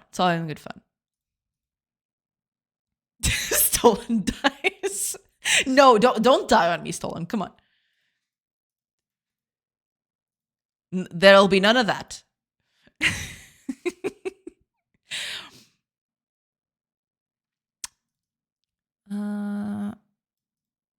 Oh, right, because I need to drop the resources. That is true. Why didn't I actually do this before?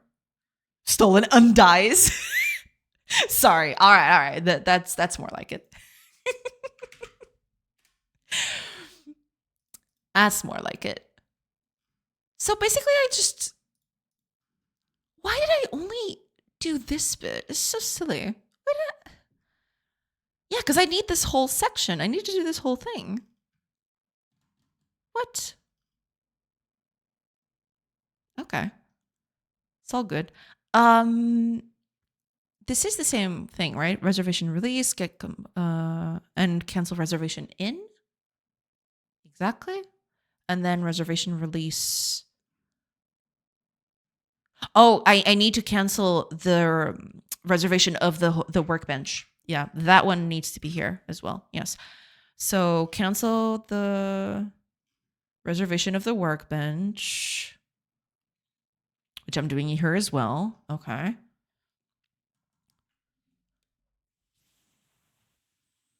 But I think the rest is the same, right? So basically the code that I had up here is basically that. For loop, target entities, reservation release, cancel reservation in, reservation release of the workbench, and finally a cancel for the action command. Okay, so we can get rid of all of this. Cool.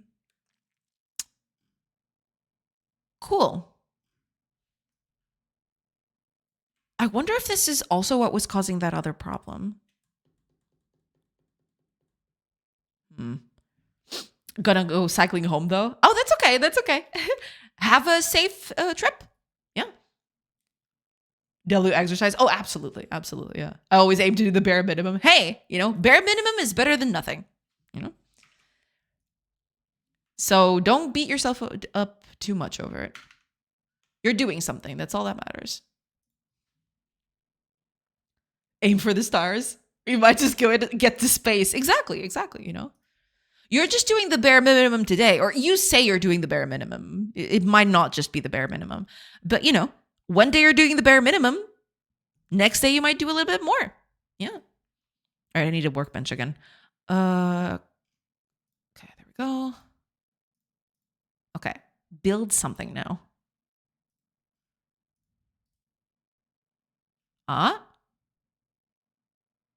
Okay.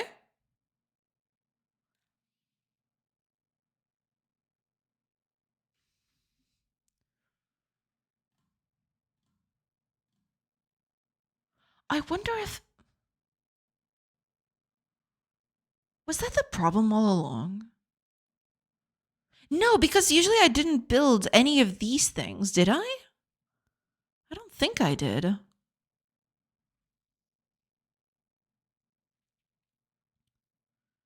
But yeah, at least there's more than one person reserving the same pile, right? We got character 0 and character 1. Both are taking stuff out of this pile. Now here comes another test. I'm going to actually spawn a wood pile.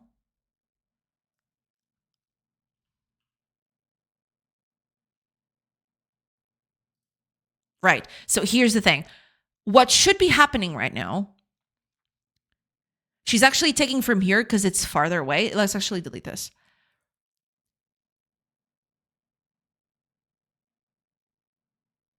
Oh, someone else is coming to do this. All right.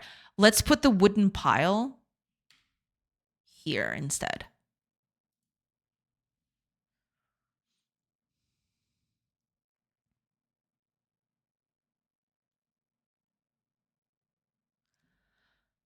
That works, but now there's no one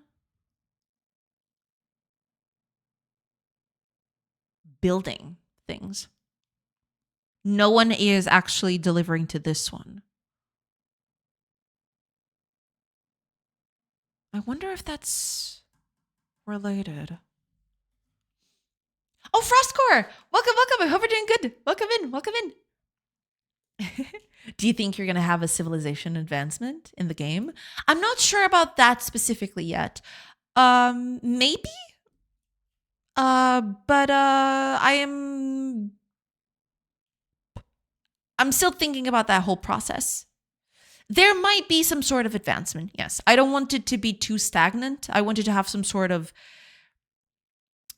I want you to feel like you're actually trying to accomplish, or you're actually going towards something, right? I don't know exactly how that's going to look like still. I'm still workshopping that. I'm not exactly sure how that's going to work. We'll see. Game is looking pretty good. Thank you. Got a lot of new UI things. Yes, I've been working a lot on UI and other minute stuff. But thank you so much. Imagine all the villagers just on their phone, doom scrolling. Oh, yeah. Can you imagine? New Ice Stone 5.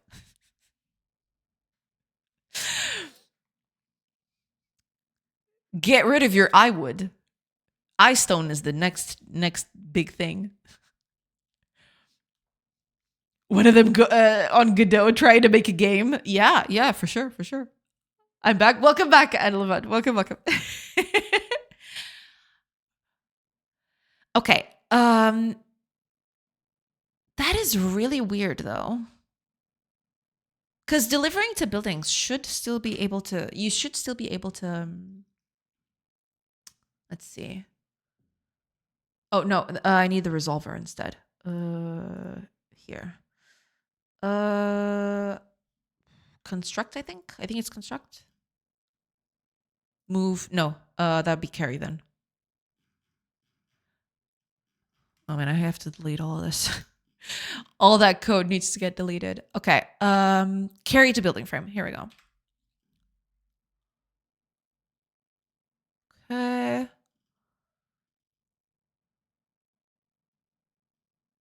Okay. Here we go. Here's a pile. What are you doing?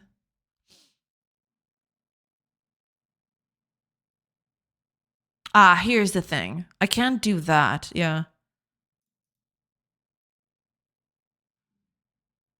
No, I can't do this thing. What matters in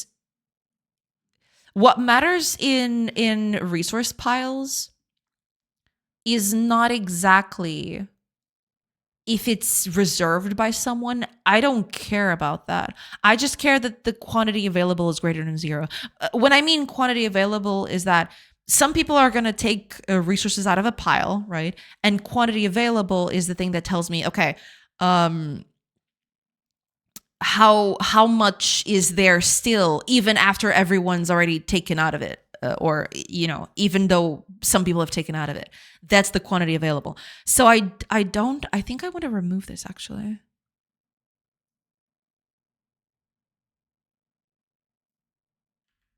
I think I want to remove that completely. I don't care if that thing is reserved. I actually don't care at all. I just care that it has actual availability in there. Same thing for this one.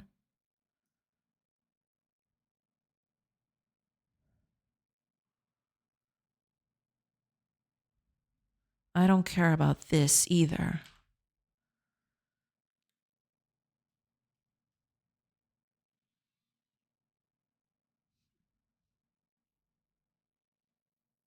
Okay, let's see if that fixes that.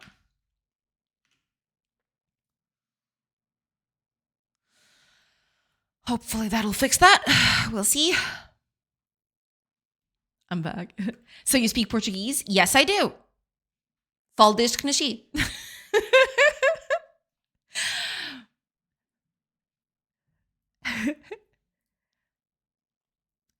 Falo português, sim, senhora.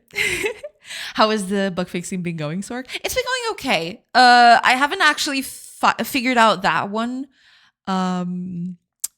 I've been trying to track it down and I can't. I don't know exactly what triggers it. So now I've decided, okay, I'm going to fix other stuff. And if that happens again, I'll just try to tackle it again. But I can't trigger it reliably. So it's really, really hard to get to the bottom of it. So I just moved on to other stuff. I'm still bug fixing. It's just not that specific bug. Yeah.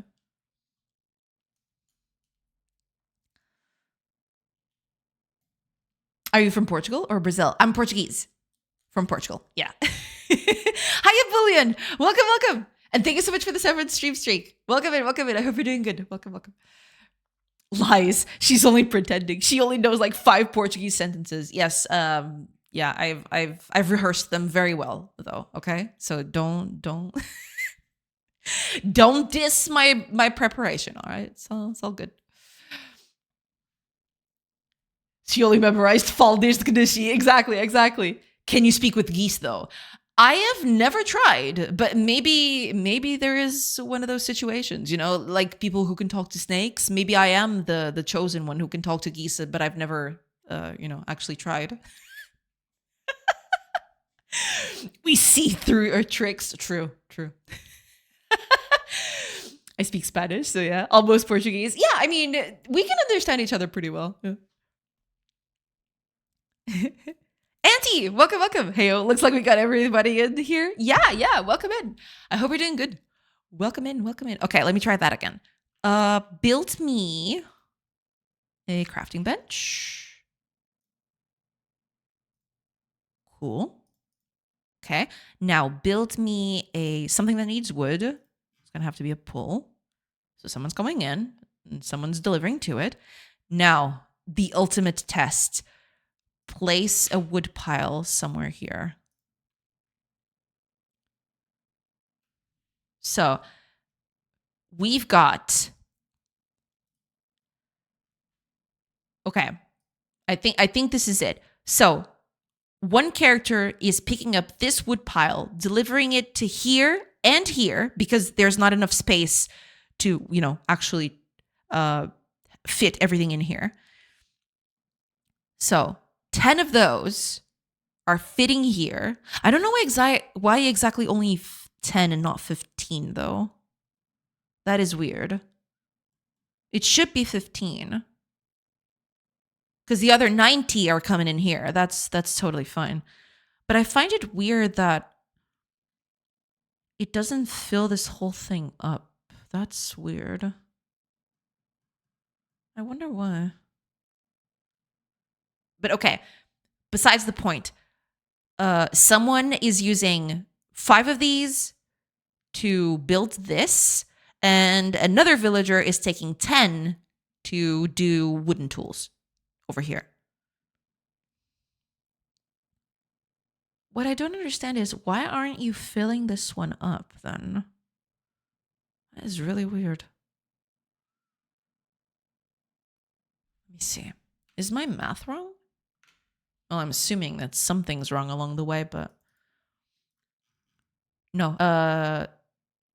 That's the handler. I want the resolver. Okay. How are you deciding how much you can fit in there?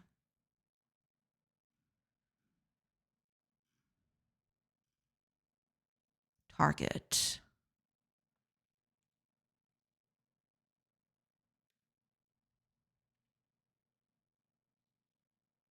Wait, what is this? Oh, this is to a building frame. No, I want you to carry to this one. Yeah. Okay. Target. Get storable quantity. So storable quantity in this case should be 15 because you are extracting total of 15 out of it. So this should be 15. Why isn't it?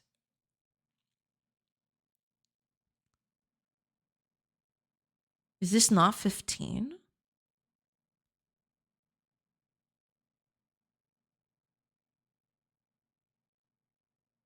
That's weird. Okay, let me do a breakpoint. Let me see if I can actually trigger this.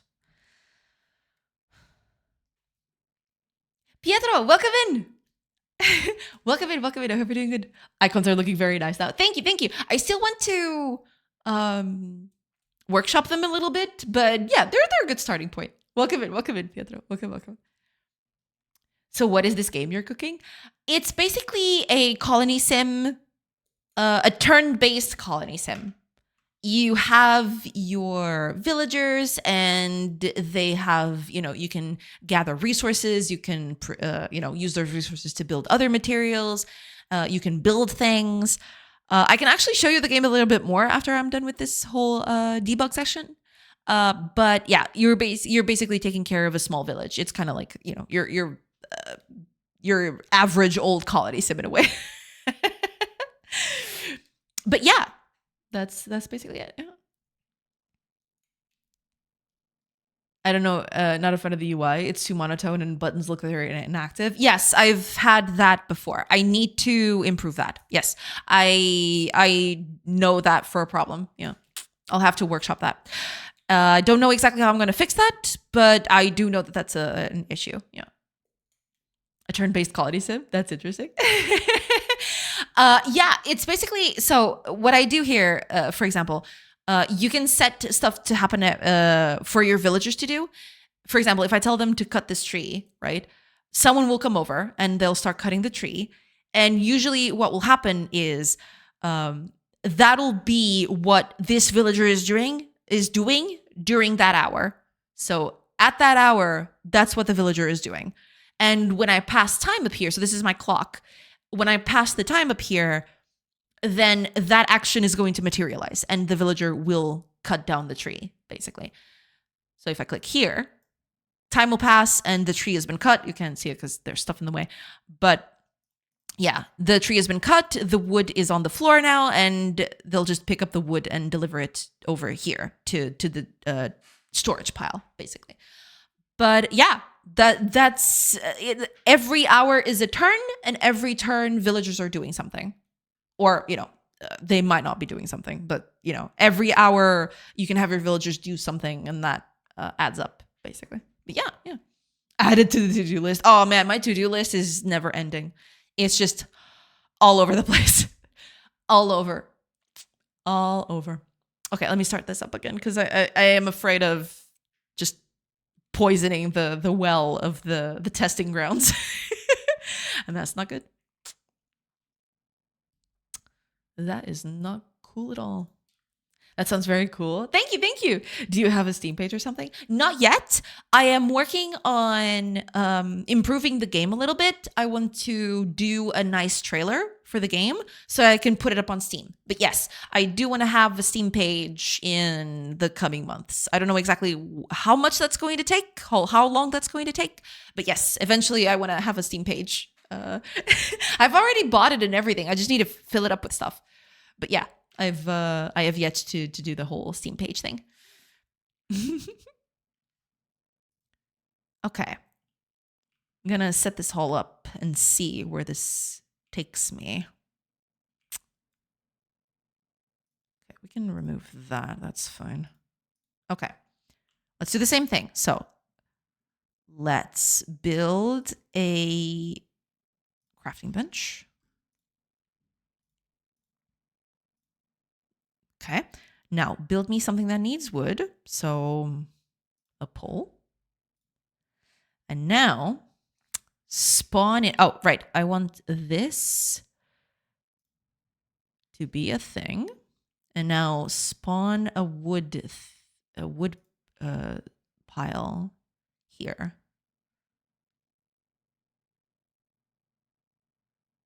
Oh, that's not good. Why didn't it stop?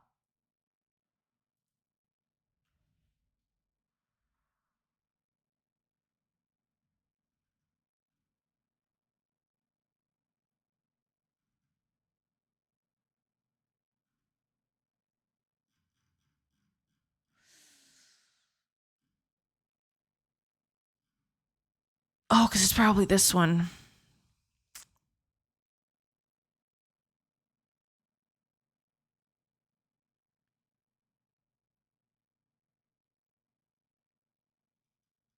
Target. Storable quantity.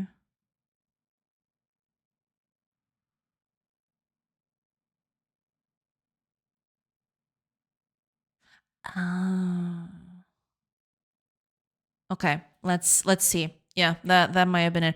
Remove it and place it again. There we go. Okay. So right now,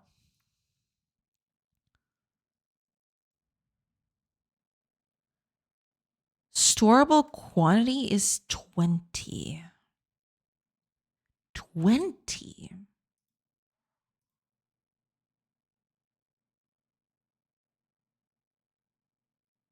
What do you mean 20?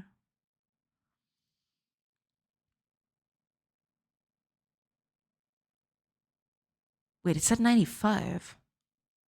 Oh, right, because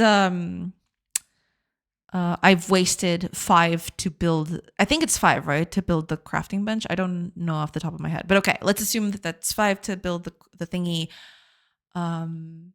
So now there's 20 in there. Okay, that makes sense. So storable quantity is 20.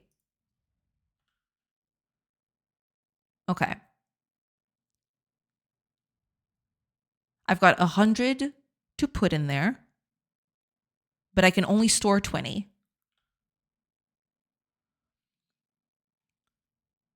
Target quantity. Okay. Cool. Now, target quantity is 20. And then we add the interaction position. I should actually put this up at the top. I shouldn't allow it. Okay, that's something that I can workshop later.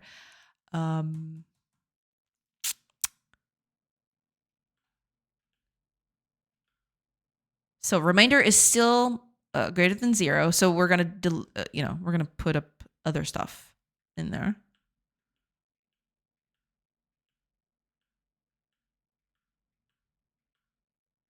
Cool. Okay, this also helps above board. Okay. So what you're basically saying is that now it's working correctly, apparently. Let's see. What are you returning?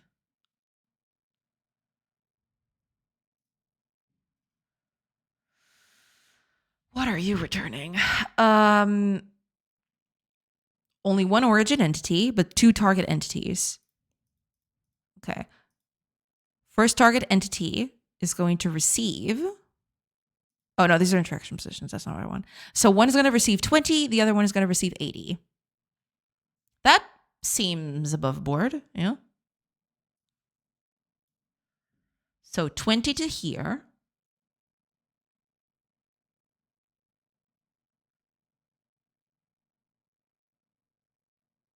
The other 80 to here. So now it's working correctly. Oh my gosh. Why does it always do this? I hate it so much. Oh, also, ads are going to start in about 10-ish seconds. I will take a quick break and then I'll come back. Sorry about that. I'll keep an eye out for it. Thank you. Thank you so much, Angela. Thank you. Thank you so much. That what do you mean was also pretty New York City accent. I see. I see. Makes sense. Makes sense. Based. Right. Is this your first indie game? Not exactly. I can go through a little bit of the history of my personal history a bit after the ads because I think ads are going to start any moment now. But yeah, it's not my first indie game. No. Shush. But yeah, it's not my first indie game. No. Hopefully it'll be the first indie game that I actually publish. But yeah. Hashtag not my first rodeo. No, not at all. But hopefully it'll be the first one I actually publish. We'll see. Behave. You might be reflecting badly on me. Yeah, yeah. I mean, many such cases.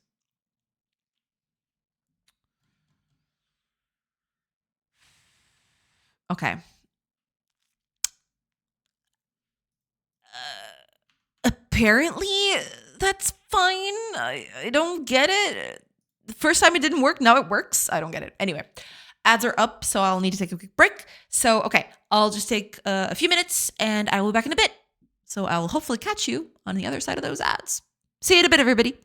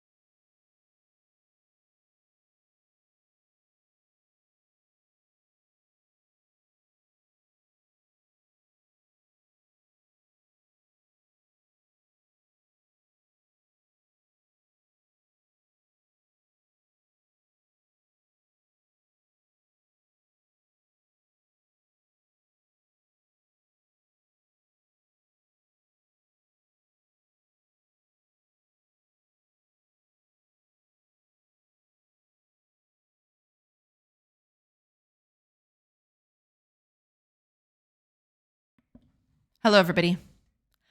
I'm back. I don't know why I said it like that. Okay, let me just catch up with chat real quick, and then I'll try to fix this thing. Ugh. Well, I don't know if there is anything to fix, but we'll see. All right, where did we stop? Okay. Here we go. Pew. Oh no, we got pewed. True, that happens a lot around here. I actually need to make a pew emote. It's become such a staple of the stream, and I don't have an emote of it. What's with that? I need to do a pew emote. Yeah. Stolen pokes chat with a stick. He's a gunner boss. I've seen this on Black Mirror. Didn't end well. Yeah. Aya Don Salamanca. Welcome in. I hope you're doing good. Welcome in. I need coffee. Can't stay awake anymore. Be right back. That's totally fine. Yeah. Go and take your coffee.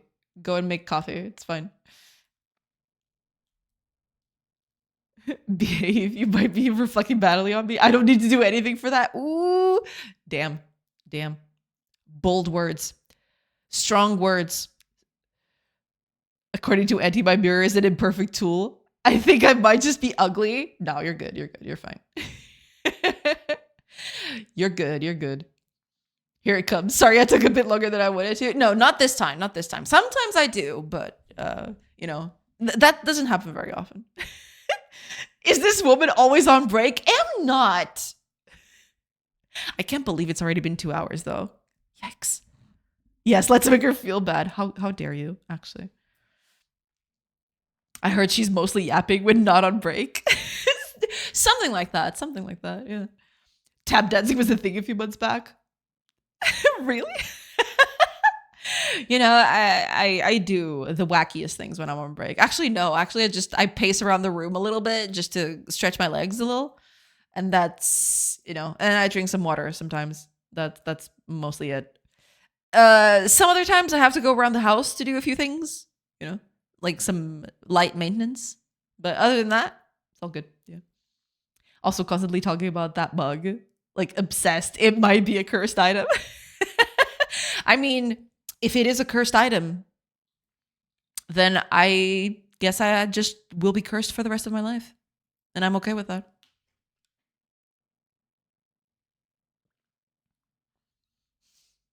Making games is hard. Yes, it is. Yeah. Yes, it is. I should know. I'm making one. Core. Yeah. Oh, sorry. I'm blanked out for a minute there. It's fine. It is. It totally is. Yeah. Y'all sidetracking the blame Jay for random stuff trade. We didn't even mention that we're back to the Zeus and Poseidon OSC. Yes, we are. I wanted to change the music, but I didn't have time to find a new playlist that would also work for streams. Because, it's one thing to find a game playlist, right? But there is this sort of vibe. I wanted to be fairly low-key music, I guess. I wanted to blend the background a little bit, right? I wanted to be nice, but blend in a little bit. And I just didn't have time this weekend. This weekend was just all crazy. So, yeah, I haven't found a new playlist yet, but I might just change it if I find one. I'll have to, research a little bit more. Yeah, did that happen? Just today. Yeah, I changed it today.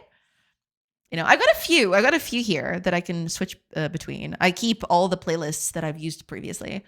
I still got Divine Divinities here as well. I even have Diana's here.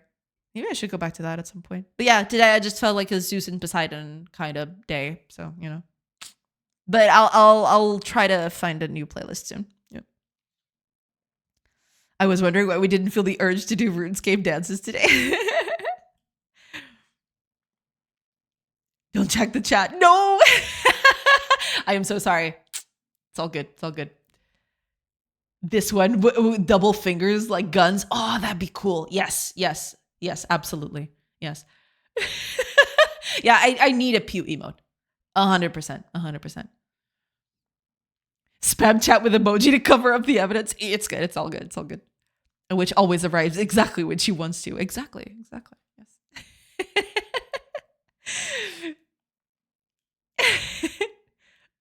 What evil dance?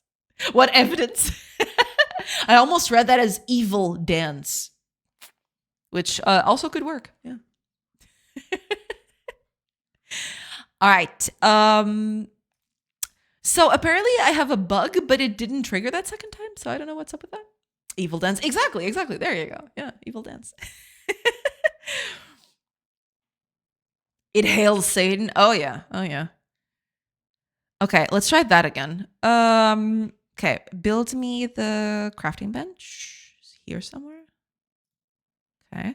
Now place the pole here. Okay. So 95. So 20 wood is storable here. Maybe I was just looking at it wrong. Was I looking at it wrong? I don't think I was. Okay, let's place the thingy here. Has to be far away enough. Here. So 20 should go here. No, it still says 10. Why? It's going 10 here and 90 here. But it shouldn't. This has enough space for 20. Why is it not putting 20 there? But I just tested this in breakpoint mode and it all went fine.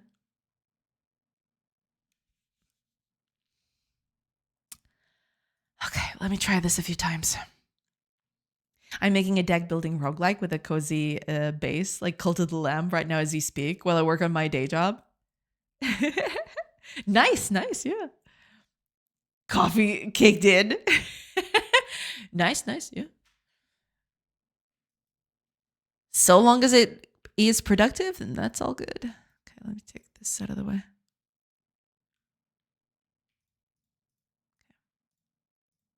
I don't know what the heck is happening, to be fair. But we'll see.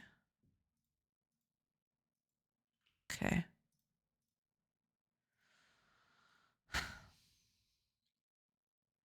I wonder if... No, it wouldn't be. Would it?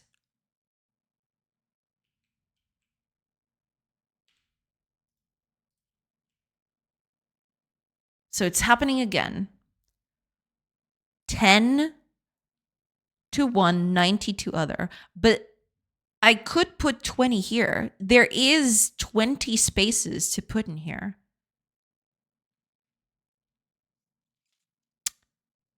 Okay. Let's do another test. Because that is certainly not working. I want to test out something.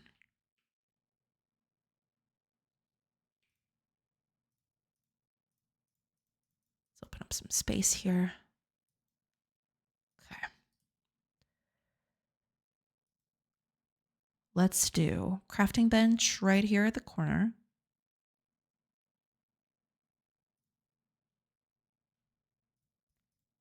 Okay. Then do the pole right here. Sure. And now place a wood pile here. No, it's still doing it. Then why is it when I debug this, these values are okay? What? Okay, I'm gonna try that on debug mode again. Are you actually kidding me? You cannot be serious right now. Okay, I'm gonna do the exact same thing. I'm actually gonna put it on screen so that everybody can see that I'm not crazy.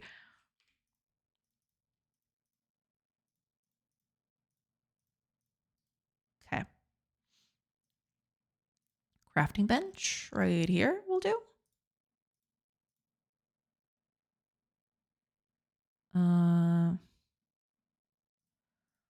Pull right here as well. And now a wood pile right here. 10. What do you mean 10?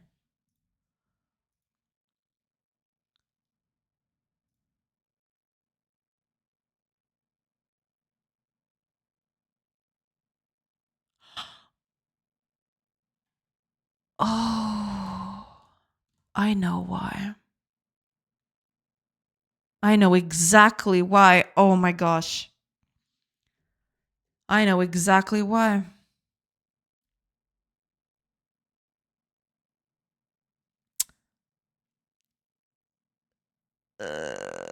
This is bad. This is really bad, actually.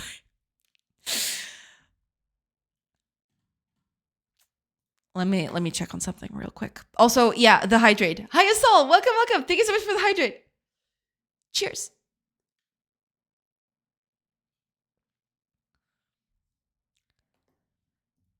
I think I know what this is. I need carrying to happen last. Because here's what I think is happening. Sometimes this works because of one specific thing. I do this. So every villager, I do all villagers on an order, right? And that order is somewhat random sometimes. But here's what's happening. Let me just set this up. Crafting bench. Now, pull. And finally, the wood pile. Now, here's the thing. Depending on the order in which these things happen, and right now it's still saying 10. It's still putting 10 in there, which is not what you'd expect. You look at this and you think, wait, you can still store 10 in there. Why aren't they doing that? And the reason is, what I'm assuming is happening is these characters are taking resources out of this pile, but they don't do it all at once. So what I'm assuming is happening is character 0 needs 5 to deliver to this building, and the other 10 are for this character, which is using that pile of wood to use that to build tools. Now here's what's happening. Depending on the order by which this is done, first, this character carries the 5 wood to here. And that means, so we start out with 95, right? That means that right now, there's only 10 storage spaces that we can put it in. Now, next one to be targeted is this one. She sees right here, there's only 10 spaces to put stuff in. So she takes 10 from here, or rather she takes it all, puts 10 here and 90 here. Here's the deal though.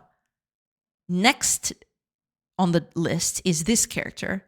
She now takes 10 of wood from here.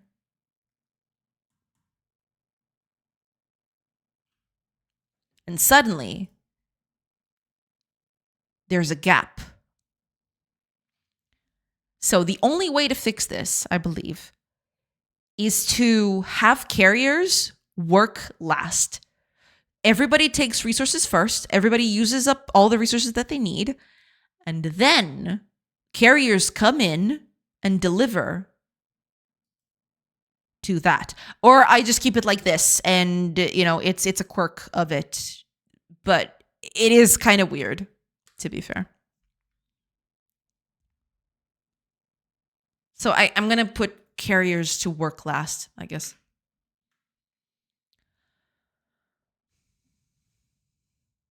That's the problem. Depending on their order, that might be tricky. It's not entirely easy to do that without adding a lot of complexity to this whole thing. Okay, let me catch up with chat.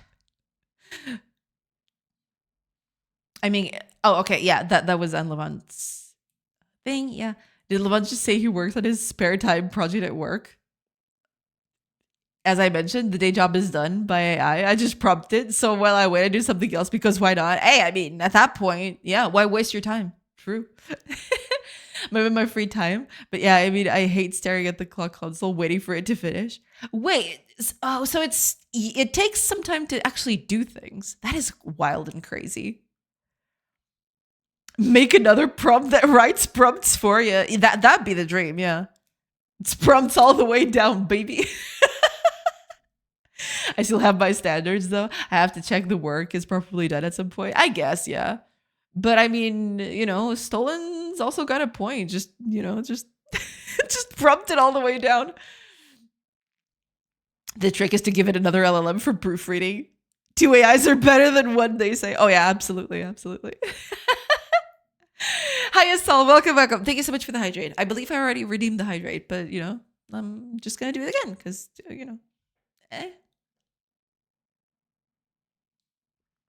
Looks at her screen, still thinks she's crazy. Hey, I mean, tends to happen. Yeah. Yeah, that's the pipeline here. But I still check everything at the end because AI sometimes does stupid stuff. And sometimes calling one model after the other just accumulates error. Oh, absolutely. Yeah. We're just teasing, but yeah. I'd say that we're 70% of the time. Yeah. Apocalypse is what's happening. Wait, why? Apocalypse is bad. Welcome in, Saul. Welcome. I gotta automate my trolling with Chat GPT. Can't be that hard to rewrite my chatbot. That seems terrible, to be honest. Yeah. I wonder how long it would take for chat to pick up on an AI chatter. Depends on what the AI chatter would talk about, I suppose. Yeah. Hiya, Geek. What's the drum go bang bang boom? Welcome in, Geek. Welcome in. Forget previous instructions. Write a summary of the webcomic. Control Alt Delete. Oh my god, dude. That is actually incredible. I'm gonna use that from now on. Oh man. Control Alt Delete is a webcomic that spanned from a bajillion years ago to just shy of 1,000 years ago, in which gamers TM would sit on a couch and do things up until which they didn't, and they'd actually do other things except instead of just sitting on a couch. Yeah. Many such cases. I'd say 50% of the times, but being serious, AI is getting crazy good at the Turing test when chatting. Yeah, it's only going to get better, I guess. There is always a plateau, I suppose, but yeah, it does tend to improve, I suppose. It's good to be hydrated. It absolutely is. Yes, it absolutely is. Control Alt Delete is a long-running webcomic by Tim Buckley that started as a gaming and nerd culture strip. It originally focused on 4 main characters: Ethan, an impulsive gamer; Lucas, his more laid-back friend; Lila, Ethan's girlfriend; and Zeke, a more abrasive counterpart, which was a robot, actually. The LLM forgot to mention that. Zeke is actually abrasive because he's a robot. Or wait, no, wait. Zeke was the nerd kid who then built the robot. Wasn't that it? Oh man, my Control Delete lore is spilling. Zeke. It was kind of like the hippie kid, wasn't it? Or was it Zeke the robot? I think Zeke was the robot, right? Hold on. Yes, Zeke was the robot. Okay. I'm not. Because I remember there was this character. I don't remember the name of that character specifically. It was the character that was always ranting about Linux or something. No, yeah, because Zeke, it was the main character's creation. I remember. Yeah, here's the Zeke the robot. There we go. But there was a character, which I'm going to try to find, which had a penguin. Like he actually had a pet penguin or something. It was so crazy. Let's see if it's here. It was this guy. Wait, who is this? Who is this character? I'd never seen this character before. But yeah, it was Scott. I think he actually had a pet penguin at some point. Wait. Scott is a Linux user. Yeah. Scott's closest friends appears to be his pet penguin. Yeah, there you go. I remember that. Ted. Oh, he actually had a name. I had no idea. Yeah. Oh my gosh. Okay, take this off of my screen. I feel I feel like it's such a huge nerd for knowing these things. Get it out of my face.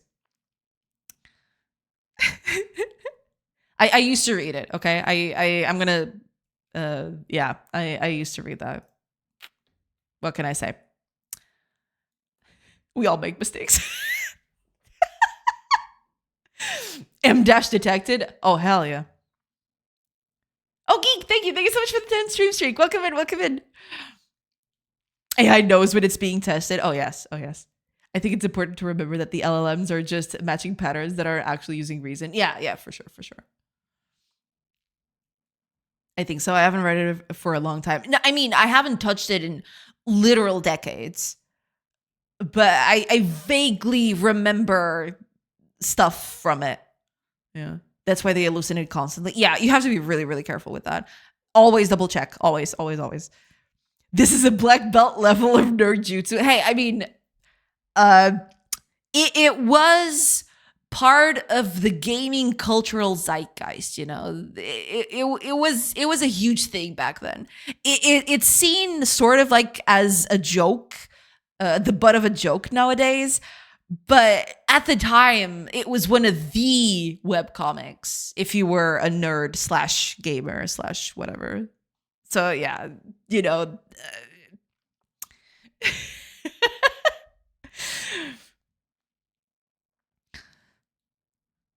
Isn't this the webcomic that took a dark turn related to abortion? Yes, it was. Still a meme to this day. It is actually insane. Yes. It was such a mood whiplash. I don't know exactly how to explain it nowadays because it's become so much of a joke that, but it's hard to exactly put it into words exactly how much of a mood whiplash that was. This mind you, this comic was a jokesy joke comic about two nerdy gamers talking about games most of the time. And all of a sudden, and it had interspersed in there a few, slice of life things. For example, there was this character. You all know the main character, of course. Okay, let me just open this up again. I actually closed it. I need to open this up again. I don't remember the names though. It's Lucas, right? So there was this whole thing. So there's Ethan and Lila, which were the main couple. Lila came in later. So at the beginning, there was just Ethan and Lucas, and there was this at this point. There was Ethan and Lila. They became a couple. And then Lucas actually had also was trying to get a girlfriend at the time, and it had a bit of interspersed slice of life because of it, and that was still okay, right? It was still fairly lighthearted, that it wasn't too mood whiplashy, and then all of a sudden, because loss is just the epitome of what happened at that particular plot point, right? The whole thing was decided in like 3 comic strips. It was insane. It went from jokey jokes and lighthearted humor to the absolute worst thing a woman can go through. Not the worst thing, but one of the worst things. In a span of 3 comic strips. It was insane. It was actually insane. So infamous as a wiki article? Wow, dude. Whew. I cannot tell you how you had to be there. I remember looking at this It was crazy. The internet went up in flames because of this comic panel. It was crazy.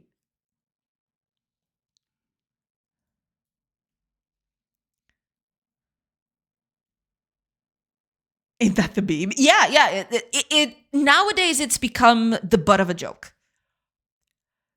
For sure. I don't double check. I just don't use it at all.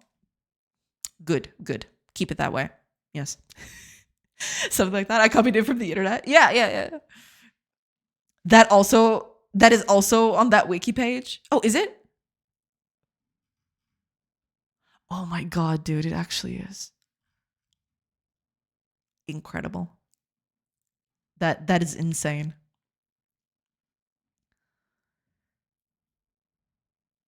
I've never read that webcomic, but it is so important for internet history.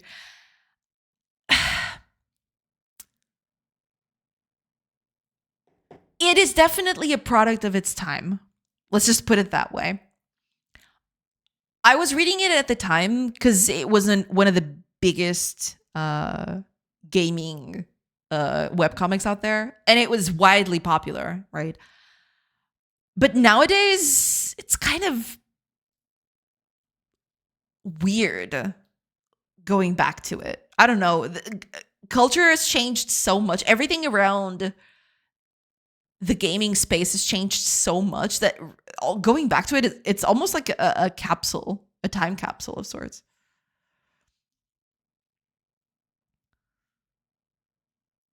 I like the quad tree version. What? Oh my god. This almost looks like a cult symbol, you know? I could see myself using this as a D&D tattoo, you know? Suddenly, in the forearm of the person you were looking for, you see a tattoo. And it's this.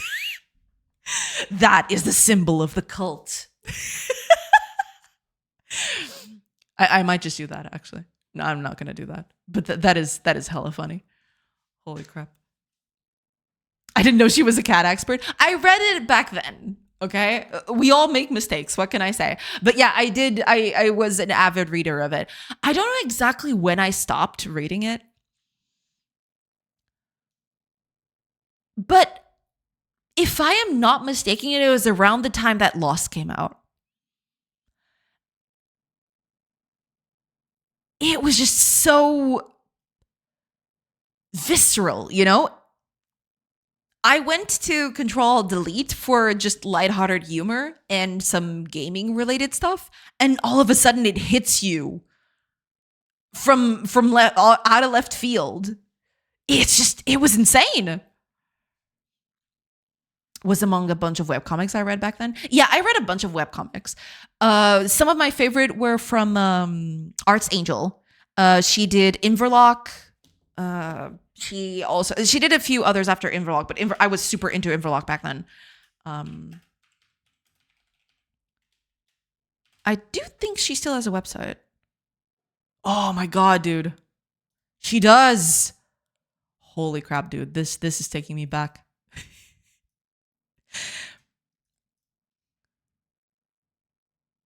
Let me look it up. I just want to show you the first page. Or the first few pages. But this is the newer version. This looks nice. She actually went back and because you know webcomic artists usually get better as they as they do more of the webcomic, and she went back and I think she redid the first batch because it didn't used to look like this. I didn't know she actually put this up here. Wow. Yeah, but I read a bunch of them. Inverlock was one. Earth Song was another one that I read from Crystal Yates. There were a bunch. There were a bunch that I actually read at the time. I was huge into webcomics back then. Yeah. It was a wild time, but it was pretty cool. You know, it was really nice to see these comics come about, and you know, every week a new page would come out, and it would be so exciting.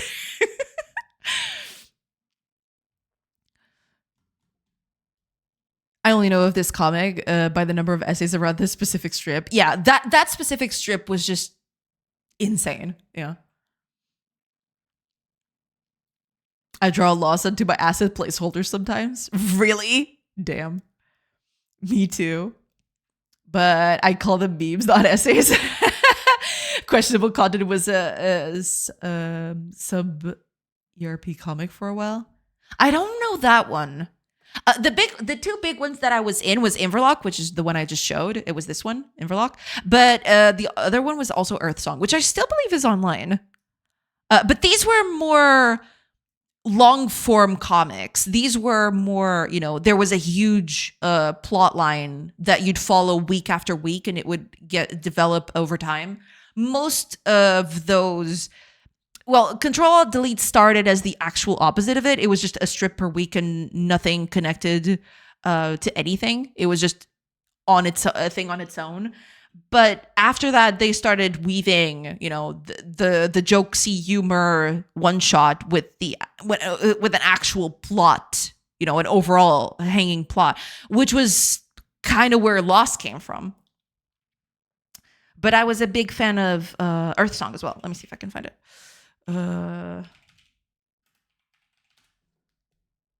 And I saw these comics come from the ground up. Basically, they started with a few pages, and then they would update week after week until there were, hundreds and hundreds of pages. Oh man, coming back to revisit this is so wild. Another case of an actual comic that changed over time, basically. It was nothing like this when I started reading it. It's just another case of, the artist gets better over time and then goes back and redoes they retouch the first few pages so that they,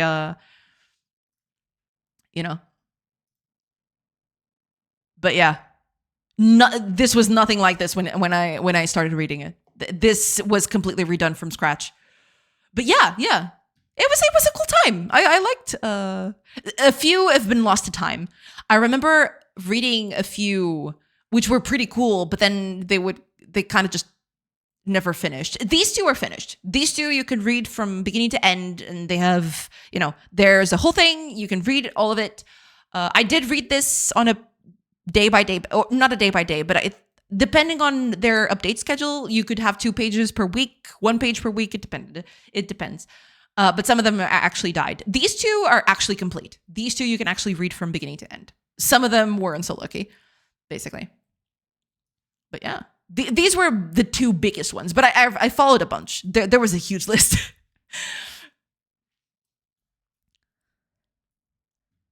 I really meant essays. These hour-long videos analyzing what happened to the impact of it. I see. I saw one from H Bumper Guy. There is one H Bumper Guy video that goes through the whole Control-Alt-Delete. The overall comic. It just doesn't talk about the lost bit, but it does talk about the comic overall. But of course, talking about Control-Alt-Delete without talking about loss is not talking about Control-Alt-Delete, basically. I've never seen a video essay about the matter. I guess I might take a look at them. One of my favorites from way back when. Oh, Kid Rad! I saw this too. I remember some of this comic is so cool. I remember actually reading this and laughing out loud at some of the jokes. So there was this whole thing about picking up comic sprites and actually doing comics with them. You just pose them and do balloons, dialogue balloons, and they'd go. So Kid Rad was the absolute extreme of that, where I believe, I'm not 100% sure, but I believe all of this is custom made and it was made for this comic, and that was it. It was really nice. It was really cute. Yeah, and there were animations and everything. There was this whole thing. Kid Rad was a whole thing. I don't think I've ever finished it. But this was a huge thing back then too. Yeah, Kid Rad was cool. Kid Rad was pretty sweet. Yeah. That looks like a chaos magic sigil, doesn't it? Okay, so it's not just me. Okay. Jay just snuck the Quattro version into the game as a rune texture. Maybe. Don't tempt me. These days, it's definitely less cool to fantasize about having the epic female roommate who likes video games just like you do for the win. Yeah. The whole thing, what was the name? Lila, I think was her name. Oh God, I'm gonna have to look up again, aren't I? I think it was Lila, the name of the girl. Yeah. Lila was basically your token female character that likes games. Oh my God, she works at a video store. A video game store? Gasp. Yeah. I mean, that's why I say it was a product of its time. It's definitely, it is what it is. I feel like I read 10 comics like that growing up. Oh, yeah. There were a lot of them. There were just a lot of them. Yeah.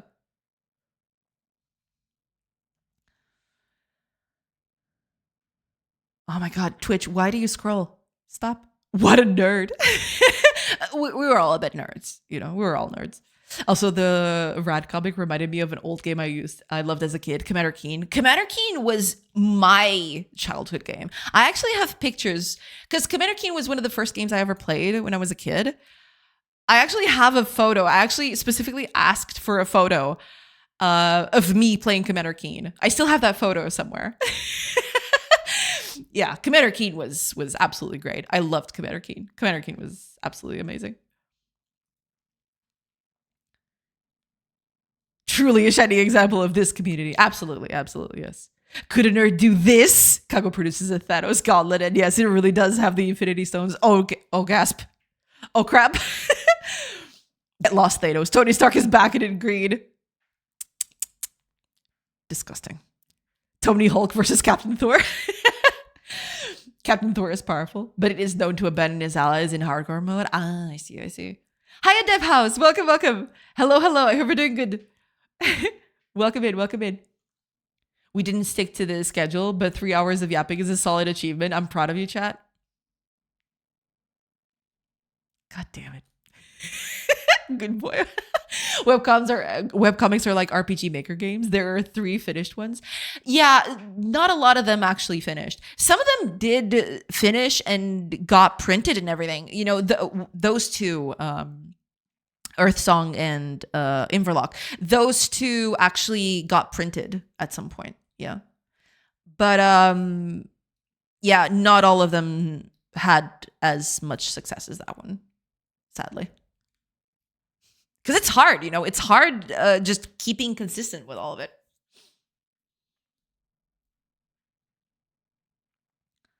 No offense to RPG Maker bros. I'm making fun of myself here. It's all right. True though. God, I miss when the internet was slow and manageable and you had to check in for updates. Yeah. It was a great time. Nowadays we've got internet at blasting speeds and you can basically search whatever you want to and everything is at your fingertips. But I don't know, the internet back then, it was kind of magical. You could, there were so many wonderful things that you could check. It was actually a process of discovery because usually what these websites now, of course, I can't show you that because it's been, it's no longer a thing, right? But back then, these comics would actually link to other web comics. There was this huge, kind of like a community around webcomics where they would promote each other's work, and you'd find other cool webcomics. If you liked a certain webcomic, you could search for the author's favorites and you'd find other cool webcomics. That's how I found about most of the comics that were in there. There were huge listings that you could vote in for webcomics. I don't remember the name of the website, but there was this website where every week comic artists would put up extra content, as in sketches and stuff like that. They would put it behind voting. So if you voted every week, you'd get like extra content for voting on listings of that comic. It was pretty cool. I don't know. I very much miss those days, where comics used to do that.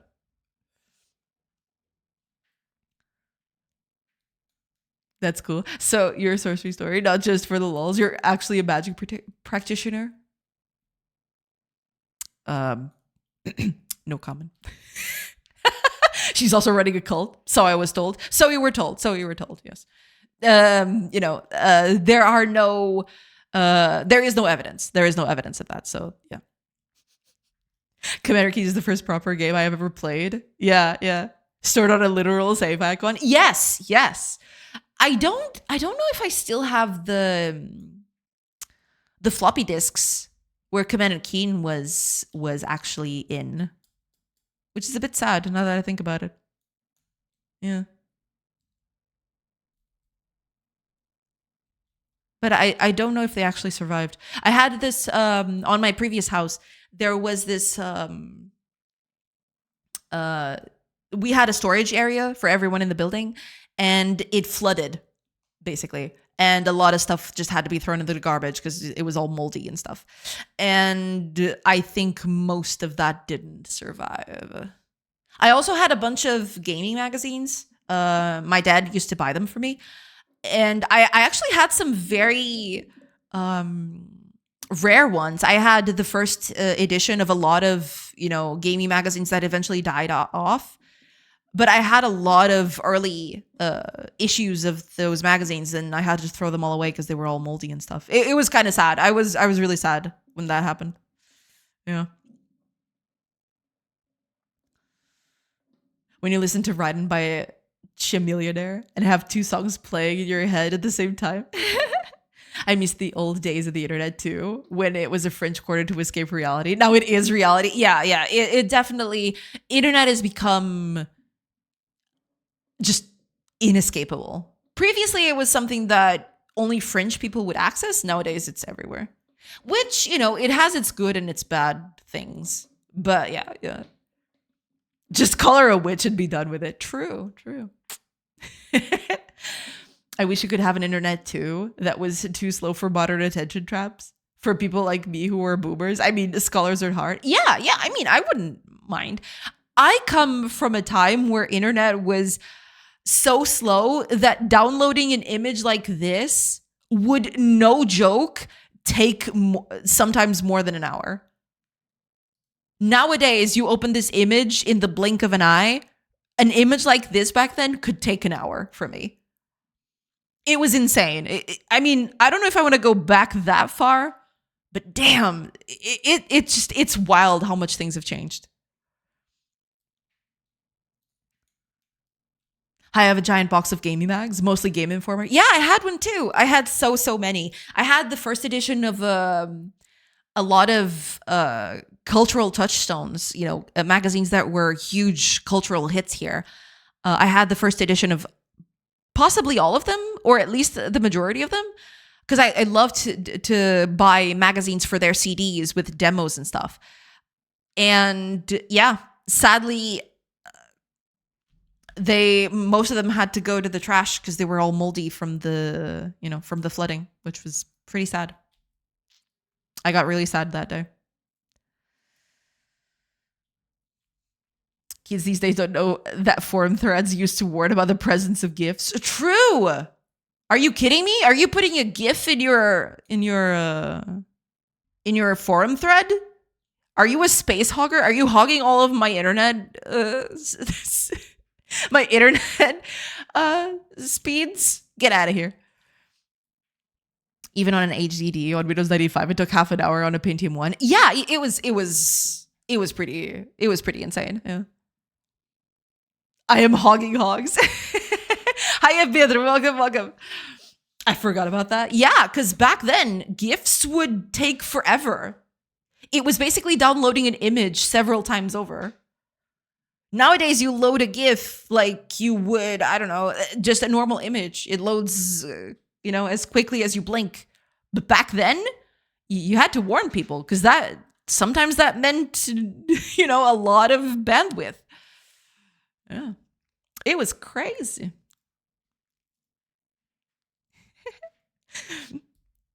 What is up? Doing good. Just, fixing stuff and talking about internet culture, I suppose. Yeah. Wait, how did you pronounce my name? Pedro? Pedro? Pedro. I like that. Isn't because like there is this name. I don't know exactly where you're from, right? But over here, we've got a name that is fairly similar, but instead of a B, it's a P, which is Pedro. It's English for Peter, right? But yeah, so I thought, I thought it was related, but turns out no. Turns out I'm just imagining things. Pedro, exactly. Well, nowadays a Word document takes 100 times what it takes for an image. Way to go, all circle. True. It's actually crazy. Yeah.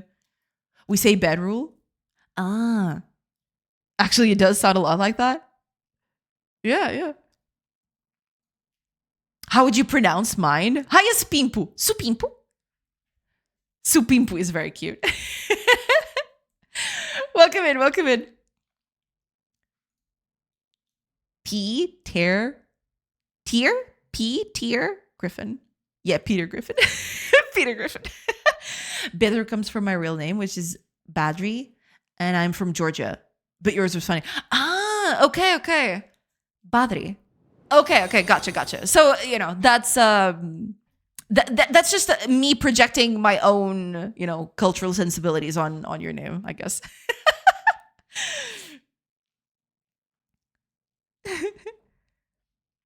I like that pronunciation. Gotcha. Spimpu, welcome in. Thank you so much for the follow. Well, I guess that means that you like the way I pronounce your name, I guess. Welcome in. Thank you so much for the follow. Welcome.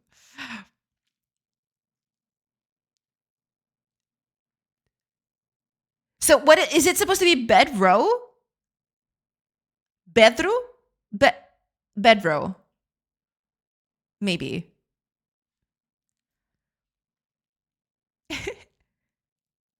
As in the state. Sorry, I had to.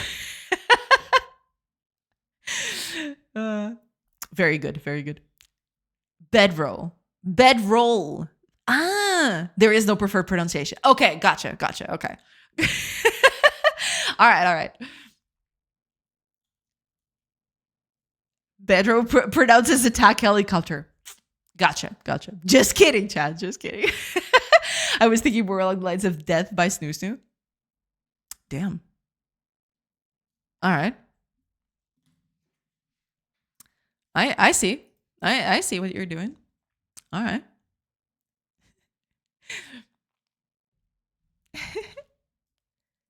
Do you know Jackie? As in Jackie Coates? The streamer? Snoo. Because she was also making the joke that my dad misspelled Pedro at my birth. Yes, Jackie Coates. Well, I mean, we have interacted before. I don't know her personally or anything. But yeah, we do interact from time to time. I raid over her stream. She raids over mine. We talk sometimes. Yeah, I know her. She actually raids in quite often. I usually don't raid her all that often because usually when I end, she's already not streaming anymore. But yeah, I know of her, of course. The mind is willing, the body is weak and broken. And brick. Oh my god. Hashtag brickin'. True. Many such cases.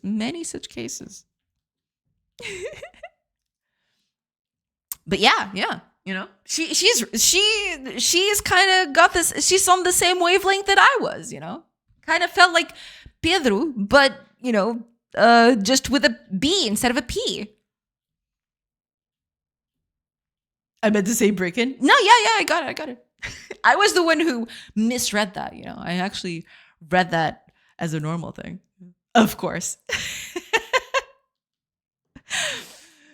Oh my goodness. All right, let me. All right, yeah. Ads are going to start in 10-ish seconds. I can't believe it's already been 3 hours and I actually haven't. I mean, I fixed one thing. All right, so I'm good for that. Nap time. Enjoy your nap time, Stolen. Thank you so much for being here. As for me, ads are starting soon, so I'll take a quick break and then I'll come back. So yeah, I'll be back in a bit. Oh, and it actually started. So yeah, it is time. So see you in a bit, everybody. Catch you on the other side of those ads.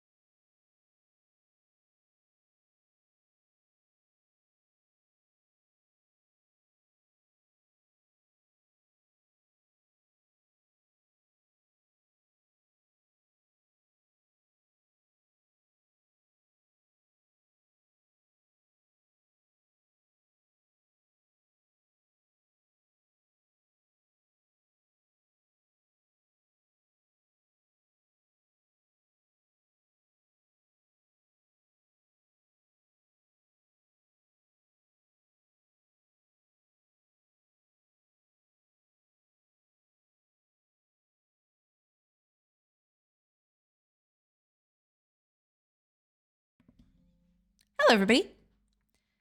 I am back. Okay, let me just catch up a chat, and then we'll work some more. I've worked today. Don't at me. Pew, pew, pew. I'm sorry for more coffee. Damn, I wish my sleep schedule wasn't so fucking. Yeah, sometimes it do be like that. I decided to sleep for 9 hours last night instead of my usual 5 or 6 hours. Woke up, body hurt all over. I've also had that happen. I know exactly how that feels. Yes. Make up your mind, body. Do you want to sleep? Do you want to sleep or not? Yeah, it's true. Sometimes I feel like whenever I sleep more, I feel more tired. It's insane. Sometimes I want to catch up to all the sleep I haven't been getting. So I think, okay, today I'm going to sleep in for a little bit. But that usually doesn't work very well. Because sometimes I just feel more tired than if I had just woken up at the normal hour. I guess it's the whole changing of schedule kind of thing. Yeah. Starving, thirsty, whatever, man. English. It's fine. It's fine. Don't worry about it. It's all good. After a certain age, there is no such thing as a good night's sleep, it seems.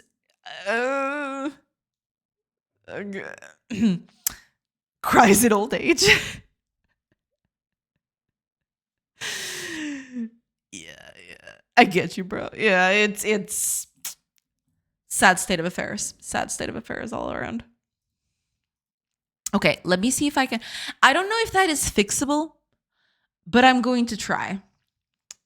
Because here's what I want to do. I want all the carriers to only work after everyone else has gone through.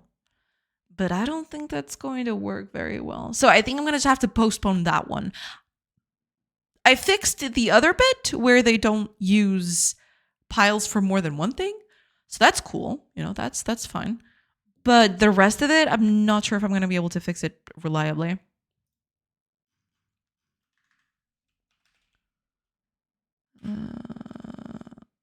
Okay, let's see. Craft, cut, gather, plant, mine. Yeah, carries at the end. It's problem is with the carrying thing. It's not going to be an easy thing to do. Thanks for the stream, Minutia. Coup tomorrow, chat. Coup tomorrow. Thank you so much for being here next. Thank you. See you, fam. See ya. I'll catch you on tomorrow. Have a great rest of your day. Thank you so much for being here. All right. I don't think there's an easy way to fix this without having to redo this whole thing. So I'm just going to let that one go. It is tricky, but at the same time, it is a byproduct of the way this thing is done, which is not that bad, I don't think. Sure, it might lead to a few weird situations, but at the end of the day, it's okay. It's not perfect, but it's okay.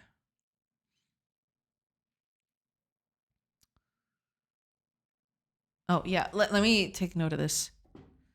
Because sometimes piles are overlapping, which they shouldn't. If piles overlap, that's a big problem.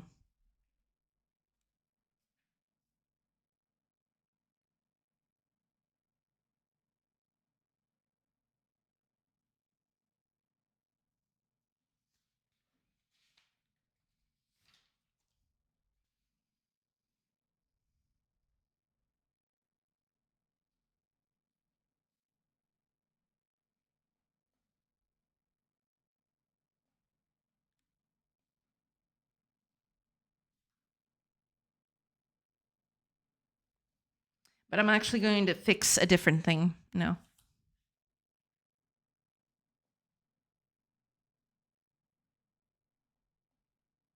Because there's a few other things that I need to fix, which are more important than this one, to be fair.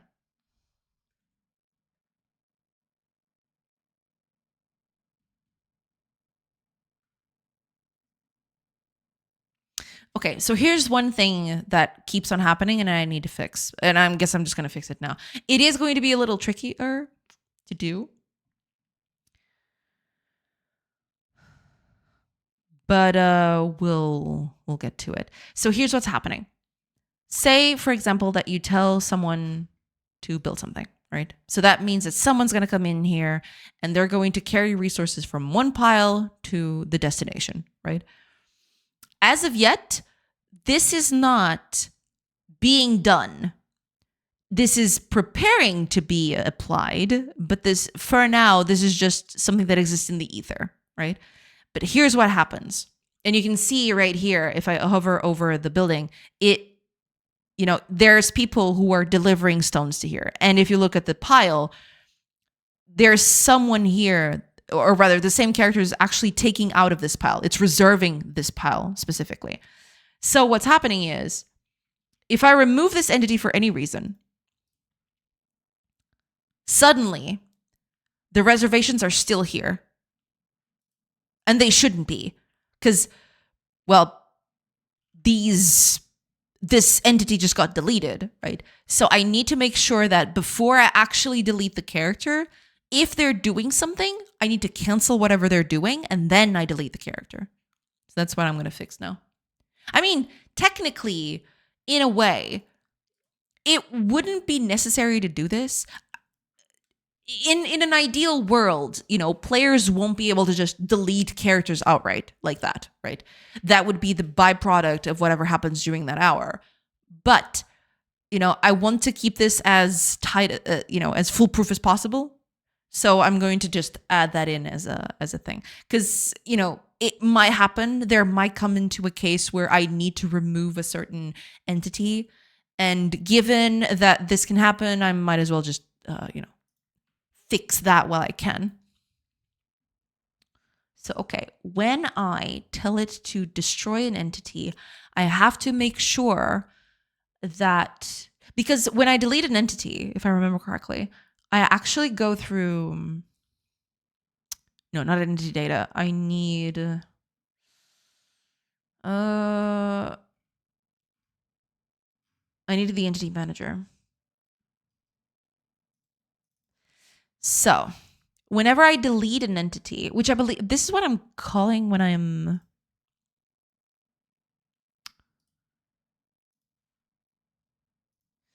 am I,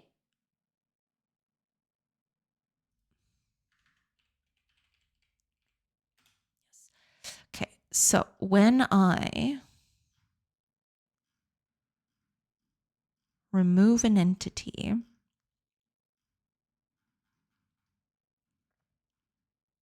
here it is, okay.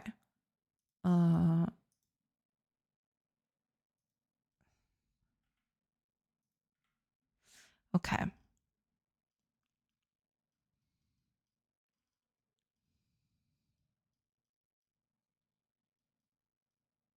Update. Entity remove. Here we go. So when this happens specifically, I do this. Now, I go through this.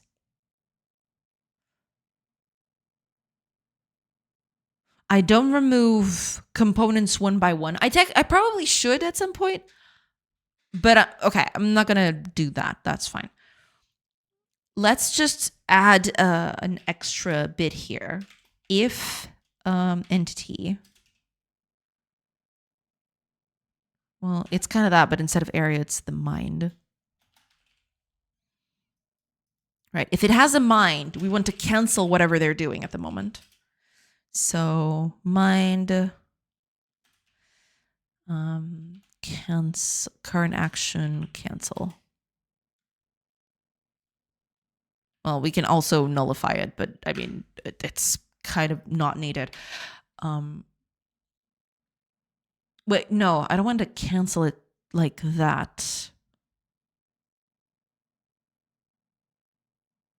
Oh, that's right. I need to, I do have a method for that, don't I? Because I also need to deregister it from the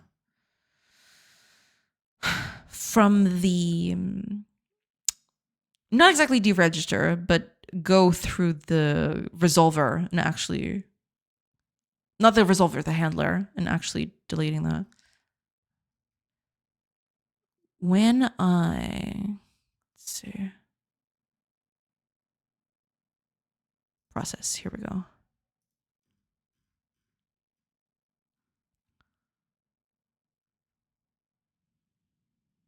Yeah, I'm basically processing through the action dispatcher. Yeah. Okay. Then it's basically just this, but instead of processing, it's canceling. Makes sense. So instead of doing that,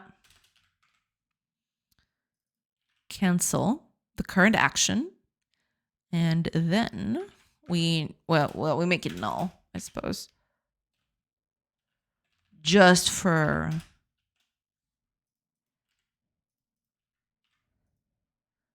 to make sure. And that should hopefully fix it. That'd be cool. But yeah, hopefully that'll fix it. I have to go watch some tutorials. I'll be back sometime later, probably, if you're still around once I'm done. That's totally fine. Enjoy your learning.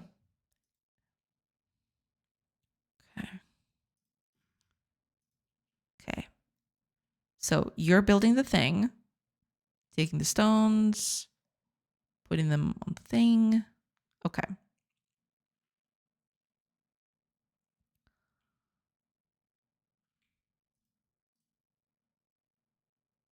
It's still here. All of that is still here.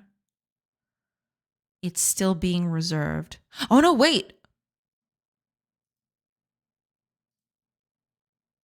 I deleted that. I canceled the other one, but someone came in and tried to do it immediately. Okay, so that works. Yeah.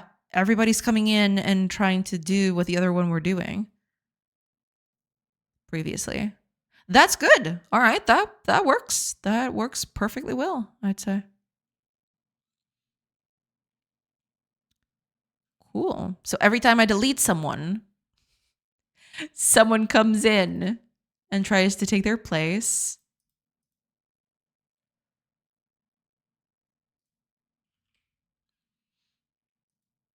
Okay, so that's fixed. That's good. That is pretty good. Need to fix the pathfinding on this thing. Pathfinding is a little bit suspect.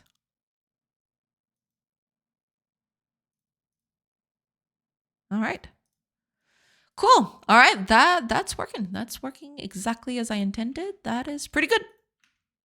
Okay. Whoop, finding their path. I mean, the pathfinding is, it's not exactly the pathfinding. It's just that due to the nature of this being turn-based, there's a few concessions I have to make. So the pathing is not always, it doesn't look, it looks weird sometimes because of the way things are set up, but I can definitely fix some of it.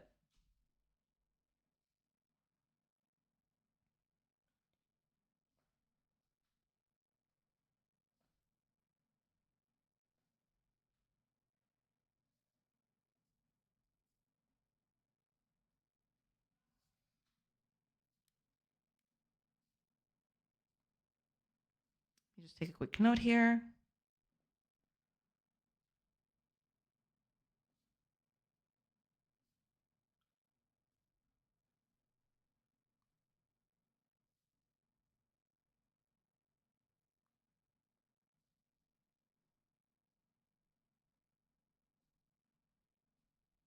There.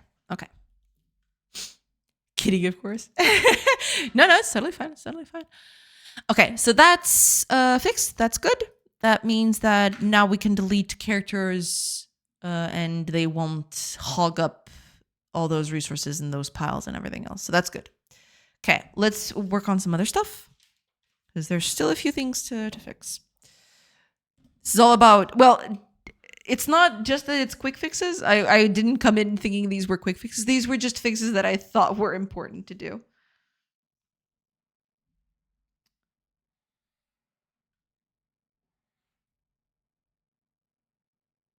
Okay, that's also fixed.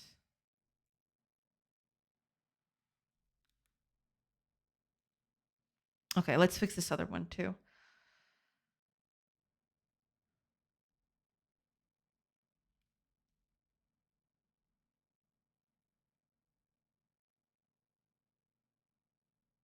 Okay, cool. So the other thing I need to fix is let me create the conditions for it to happen. So the other thing I need to fix is, say for example, you're building a huge block, a huge thick wall, for example. So let's say we build this thing right here, right? There it is. It's fully done. Now, here's the problem. I actually deleted that, but I didn't want to. There we go. Okay. So here's the thing. If I tell this bit, or if I tell them to destroy this particular bit, they can't do it, right? Because there's stuff in the way. That's how it's supposed to happen. Now, here's one problem. If I tell them to destroy something next to it, do you see what's going on? They're actually going through the wall to delete that, which is silly. They can't do that. This wall technically still exists. It was marked for removal, but technically the wall still exists. They can't just walk through stuff that is solid, right? So that's the one thing I needed to fix. So yeah, we're gonna work on that. Because if I believe correctly, I'm not testing for actually. I'm only testing if the stuff is already, or if it's deleted, or on the process of being deleted, which is not the same thing. So when I build something, or when I deconstruct, right? In this case, it's deconstruct, but I don't know if that happens on both cases. I believe it doesn't, but okay. Oh, these are the handlers. No, I want the resolver. Never mind. Okay. So when you try to construct a building,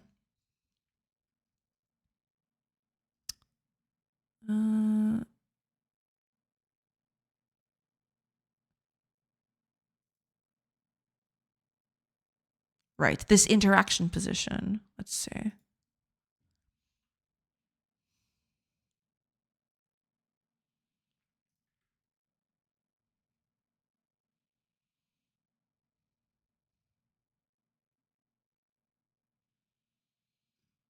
Plants.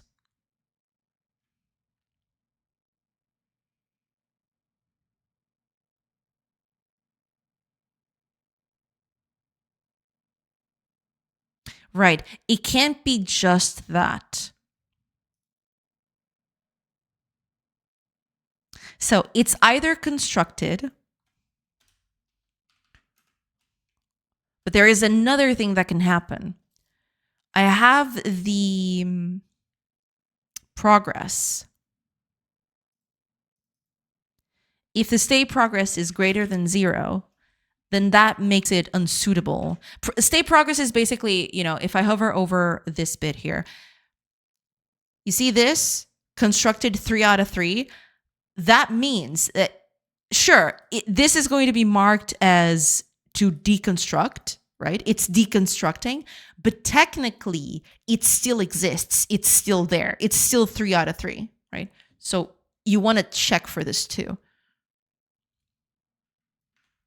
I don't know if that's going to be enough, but we'll see.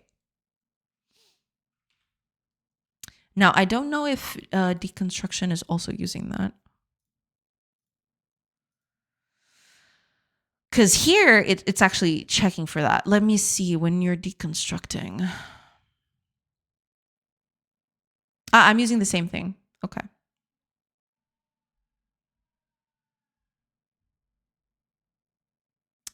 Fair. Okay. So is that going to be enough? I'm not sure. Let's give it a small test. See if that's still working correctly.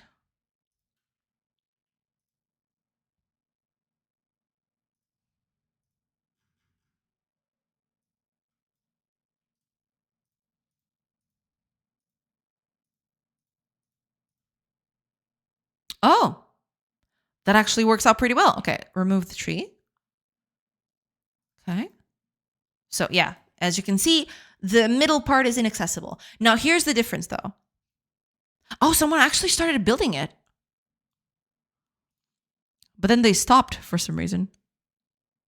Interesting. Okay. Let's mark something to be destroyed here on the side.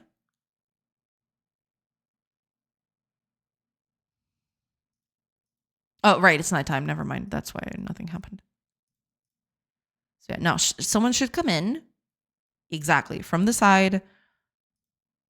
Then that gets constructed. Okay. Let's actually construct that again. Finish that. Okay. Now, remove. No, not remove. Destroy the inner bit. Nothing's happening. Destroy the other bit. Okay.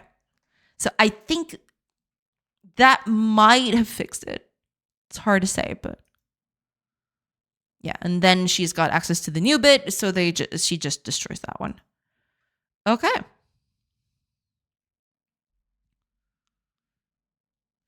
All right, that looks good to me. Hopefully that's not harder than what it seemed. That seems good enough, I suppose. Okay. Well, I'm fixing a lot.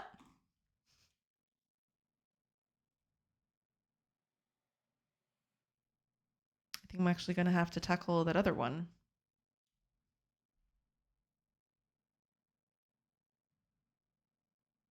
Okay, this one I believe is okay. It's hard to say, but remove some of this stuff. I want to see. That's not exactly what I wanted to do, but okay. That's fine. You know, that's cool. Okay. Put that in. Let me see. 5. 5 is just enough. Oh, because that. Okay, never mind. Remove that. Okay, gather me stuff first.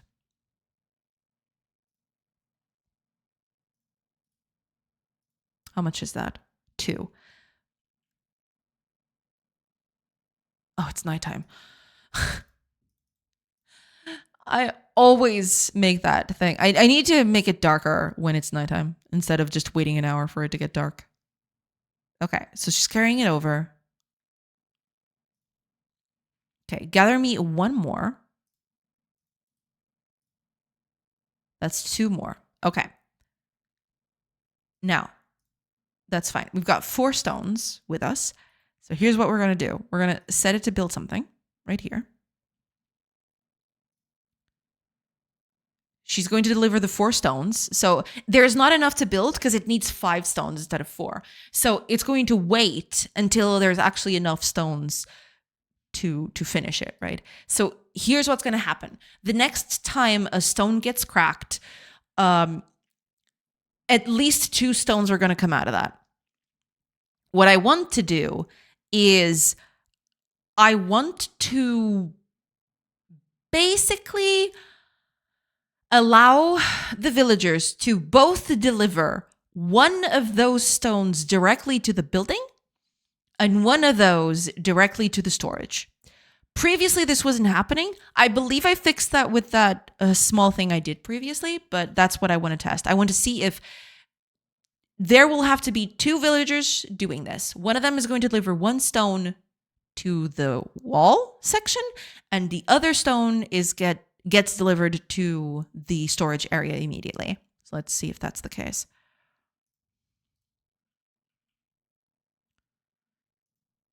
Okay. Yes, and there it is. Yeah. One of them goes directly to the building, and the other one is going right here. Okay, so that is fixed by proxy, which is good. You know, you love it when things get fixed. You know, by fixing other things, you fixed the other thing, which is cool. You know, you like that.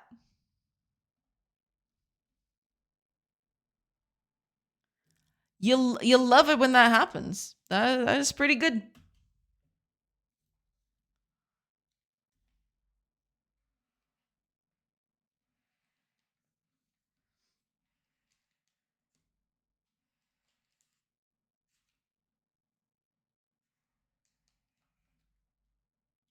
Okay. Given that, let's see. Okay. Let's do these 2 other fixes. And then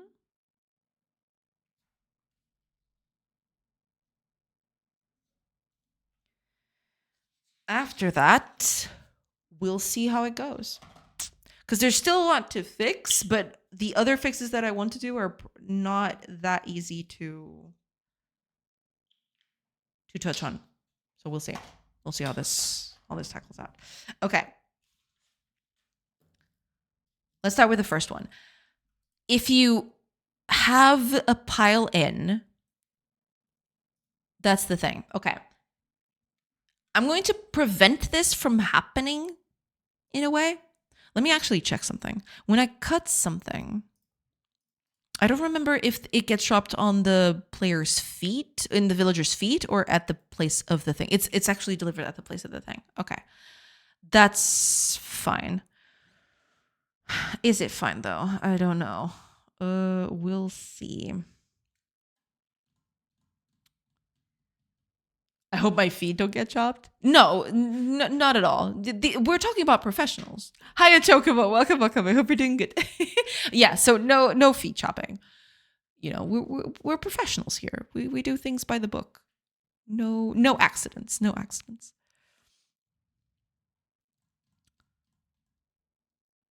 This happens a lot here. I wonder if I should... I need a way for villagers to drop things, but when they do, they need to search for the closest space where they can actually drop them off, basically.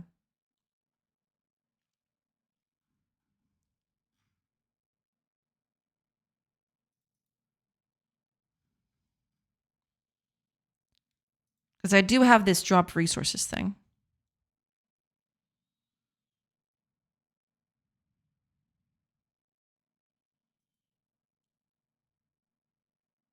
Yep. I need to do this bit. You know what?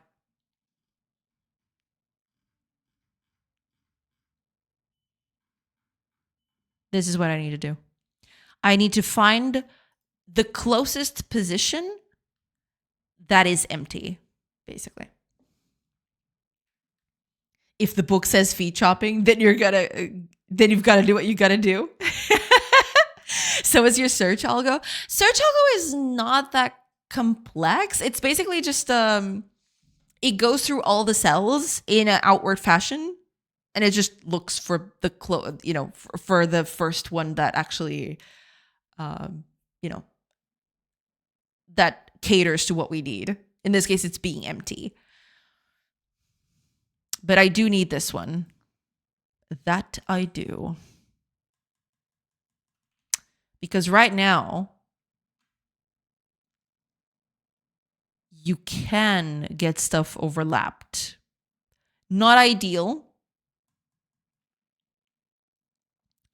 but you can definitely overlap things. Because there's 2 ways to fix this. I either don't allow stuff to overlap, which maybe that'd be the best approach, but there might still be cases where you need to drop beside you instead of directly where you should. The closest example I can think of is, say, for example,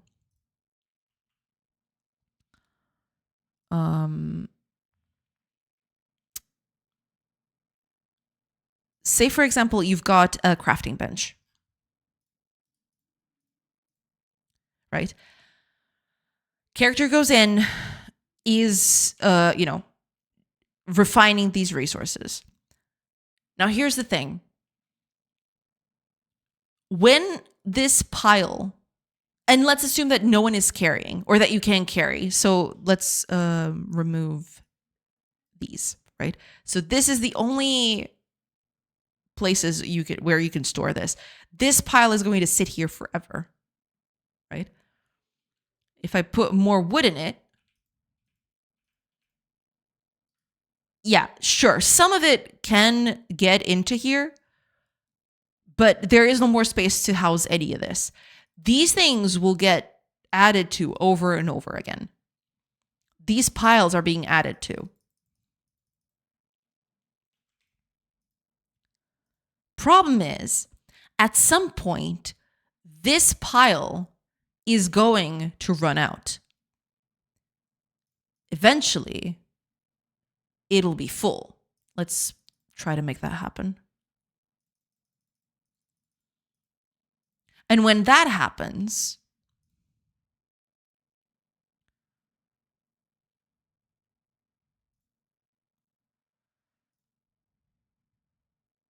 so it's going to be full this turn. Now, here's the thing. She's still doing it in the same place.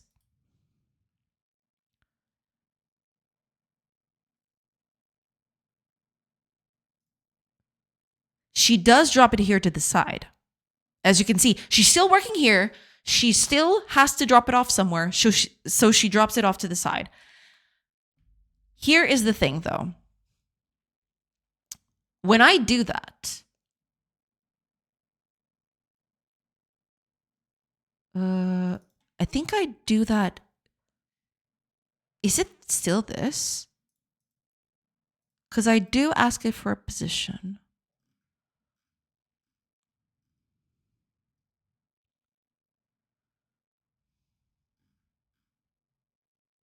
No, that wouldn't be on the handler. That would be directly on the craft thing, wouldn't it?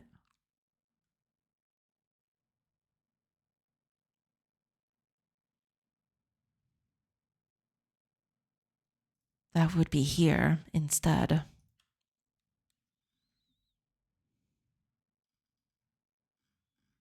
Outputs. Here we go.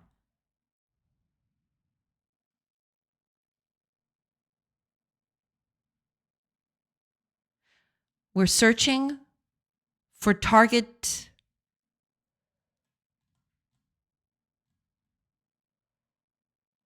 things.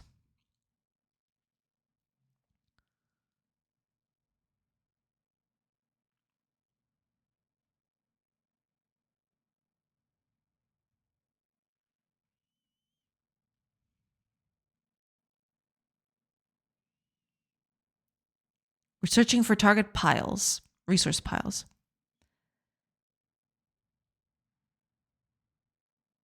We're checking the distance. If distance is greater than 1, we don't stack it there.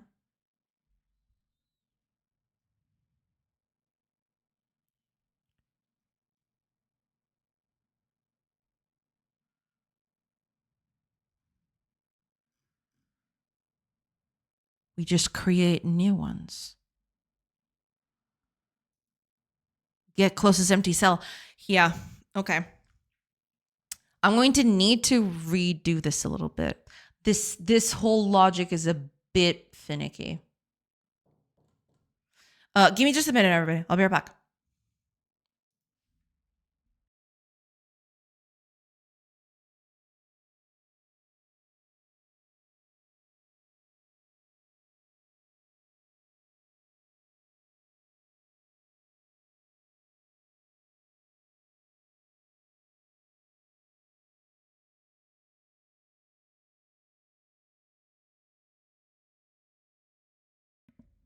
All right, sorry, everybody.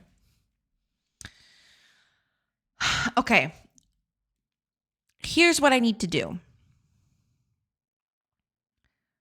I need this to become a thing on its own. If I can't find something to my feet or at my feet, which is what is happening here, right? I can't find anything at my feet. So I'll just get the closest empty cell. But that's not exactly true, is it? Because there might be a cell around me that is also housing a resource pile. What I want to do is stack on that place then. My favorite part of playing chess is when your opponent is sitting in front of a mirror so you can see the moves they make in the mirror, giving you an upper hand. True. You don't want them item stacking? I do want them item stacking, yes. My cat also plays chess. Yes, absolutely. So here's what I want to do. This one's going to be tricky, but it is fairly feasible. So here's what I want to do. If you can drop it at your feet, you can either create a pile or, if the pile already exists, just add to it, right? Which is what I'm doing here. Basically, if there is a resource pile at my feet, I just drop it there. That's it. Right? Now, this is a problem because if there's nothing directly at my feet to store it in, I need to find another one. And the way I'm doing it here is not necessarily the best way to do it. So here's what I'm going to do. I'm going to change this whole thing. I'm going to move it over to the side. I'm not going to do that here. But when I drop off resources, which is what I should do here, well, in this case, I'm not actually dropping them off just yet.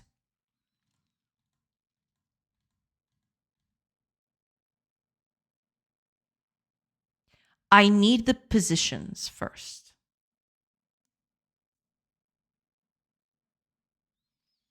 Because when I drop off resources, in this case, okay, let me pin that one. When I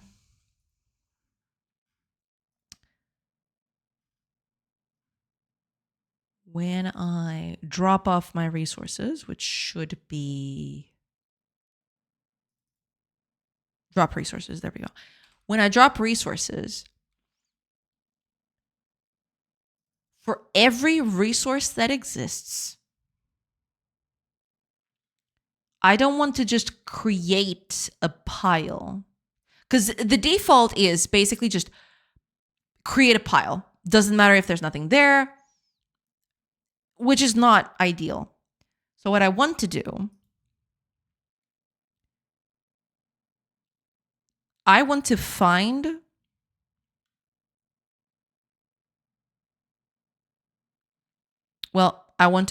where I can exactly place them. I'll need 2 lists for that. Well, not 2, basically 3 lists, because I also need the position. So I will need the target, the amount, and the interaction position, which is what I'm already doing in certain places, to be fair. That's already what I'm doing here. Only thing I want to change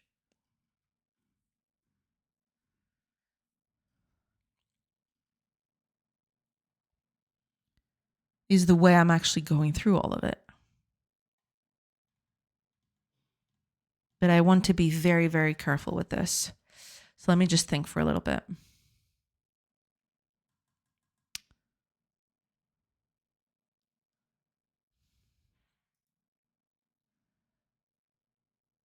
This is just me trying.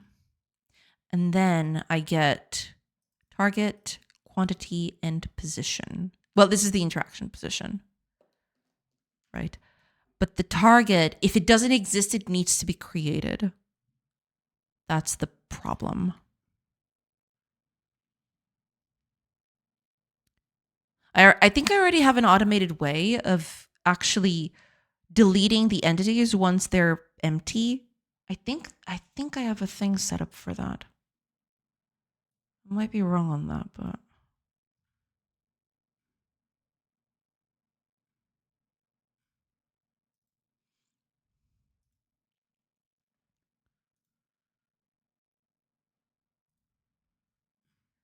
I might see.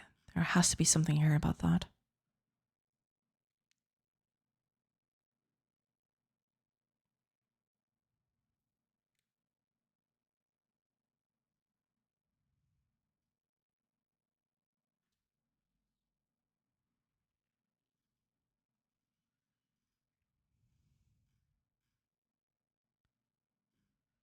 Component removed. That's fine.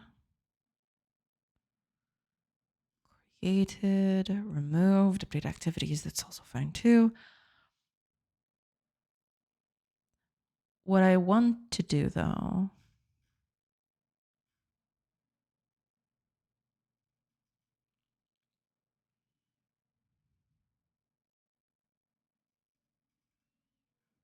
that's also fine. But there is, I am fairly certain that I've got some automated way of actually deleting all of this. I just don't remember where exactly. Oh, I think this is it, isn't it? Yes, here it is. If you are a resource storage and your flow is out and your quantity total is 0, then you just get marked for deletion.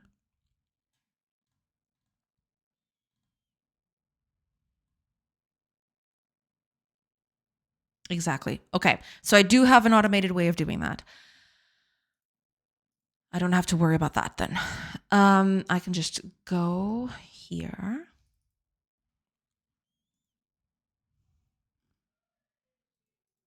And do this slightly differently.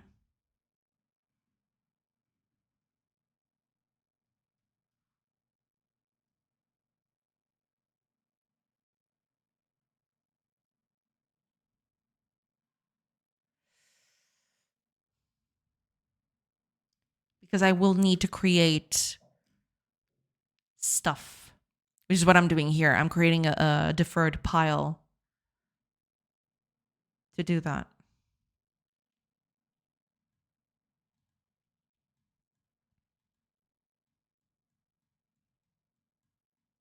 But that's not exactly what I want to do.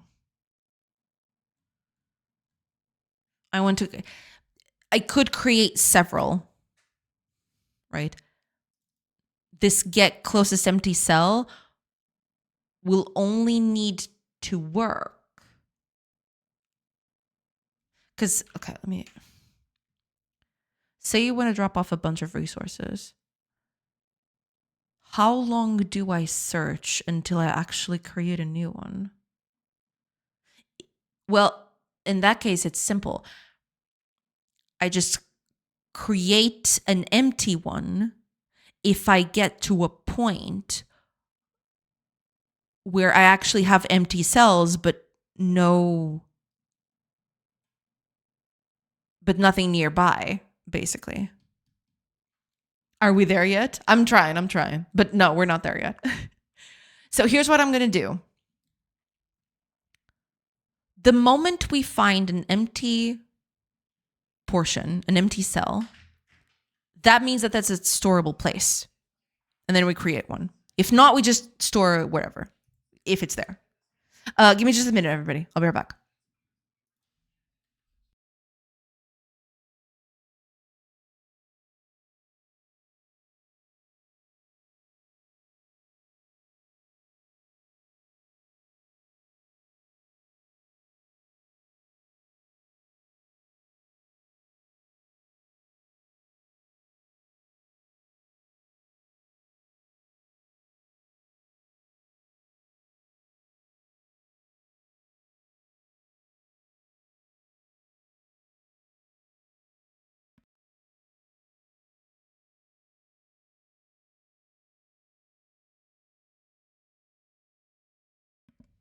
Okay, I'm back. Sorry about that.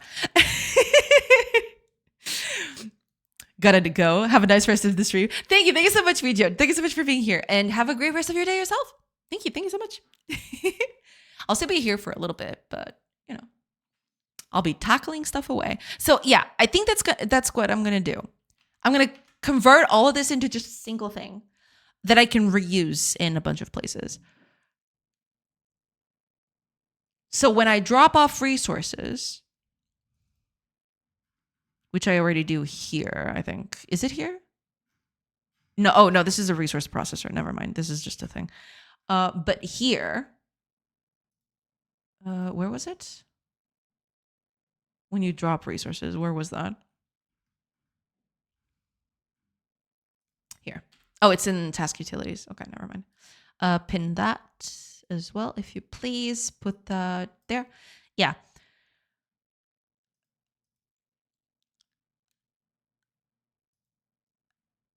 This is immediate. Whereas this one isn't. This is trying to find all the positions, basically. Well, yes and no, because this one also creates stuff. It creates it right here. So maybe it's not that far off. I can actually combine both of them, I think. And I just do it deferred if I can't create immediately. Yeah. It's just a matter of taking all of this, what's the word?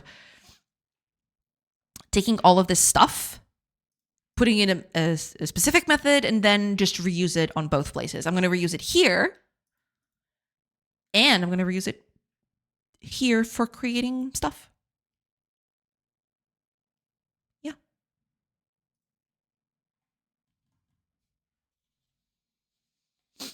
To find all the positions, just consulting the Kama Sutra. Just consult the Kama Sutra. Yeah. You know? But yeah, I think that's what I'm going to do. It is ad time though. So in about 15-ish seconds, ads are going to come. So I'm not going to start straight away. I'm going to wait for the ads to go. And then when I come back, I'm actually going to try to fix this, which hopefully won't be that bad. We'll see. But yeah, I'm going to try to merge these two into a single method that I can reuse everywhere. That'd be nice. All right, ads are in play. So I'll take a quick break and I'll be back in a bit. So hopefully I'll catch you on the other side of those ads. See you in a bit, everybody.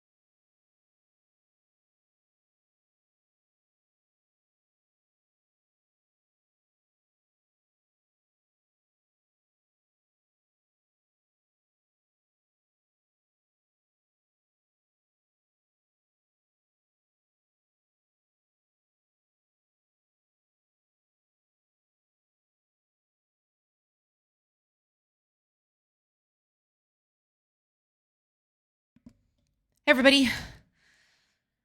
Sorry about that. I'm back. All right. Let's catch up a chat real quick and let's keep working on this thing. Yeah. I'm done for the day. Going to get some food for the cat and the fishes. See you all tomorrow. Enjoy the rest of the stream. Thank you so much, Fire. Thank you so much for being here. And yeah, enjoy the rest of your day. I know you're probably not here anymore, but yeah. Thank you. Thank you so much for being here. I appreciate it. Good evermore noon. Evermore noon. No, wait. Evermore noon. Is that it? Hi, MB. Welcome. I hope you're doing good. Welcome in. I hope you're doing good. And good evermore noon yourself. Welcome in. Okay, I'm going to do something here. It's kind of this, but it's slightly different. Let me copy this bit. It's not going to be exactly this, but we can. Okay. Public static void, I think. So, what the heck am I going to call this?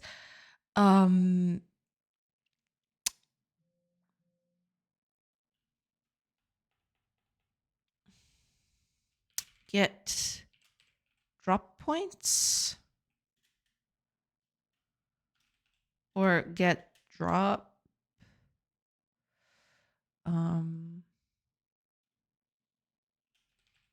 Okay, we're going to call it something else later. It doesn't matter. Anyway. So we'll need simulation context for this. That is non-negotiable, of course. So place that. Now, oh yeah, I also need, well, we can make it a dictionary, right? Because that's what I do, right? This resource is created. Is this a dictionary?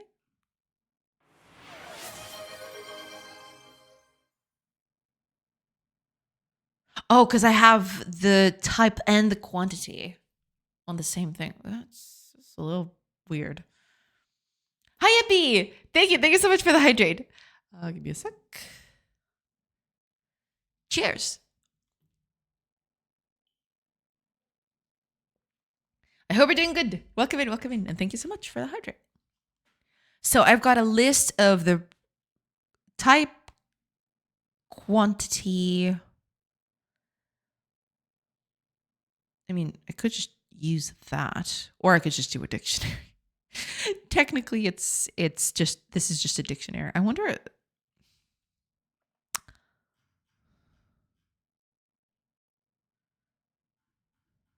I should have just turned this into a dictionary, shouldn't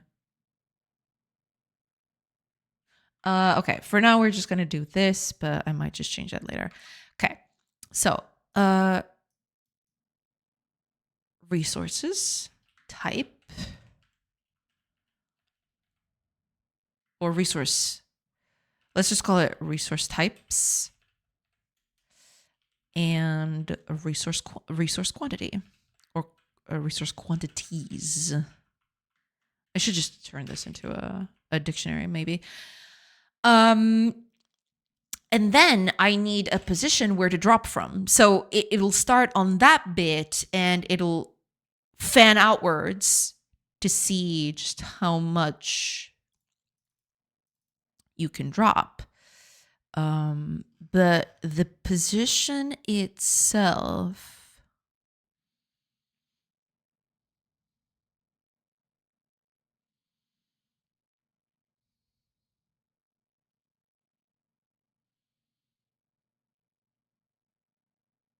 workspace interaction position.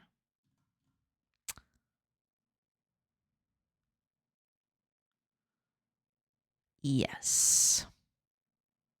So this is the position where I want to start from. Coming right up, sugar. Oh, DJ Fat Beats. Thank you. Thank you so much for the sub. I appreciate it. Thank you so much for the support. Thank you. Thank you. Thank you so much. Thank you. Much appreciated. Mighty kind of you. Mightily kind of you. Thank you. Thank you so much. I don't know. I can't English at the moment. But thank you. Thank you so much for the sub. Thank you. Thank you so much. I appreciate it. Very much appreciated. Right. I need a position, which I do not have at the moment. So I'm going to have to do that. Vector 3i.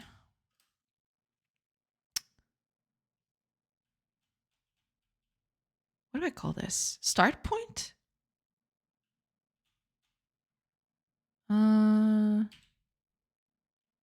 Sure. Starting position sounds good.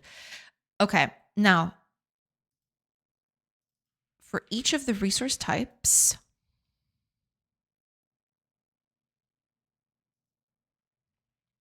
I don't care about any of this.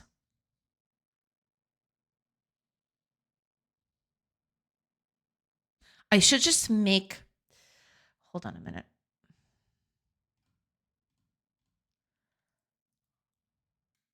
I don't really care, do I? What I want to do is I want to start at, well, the starting position. But what I need to do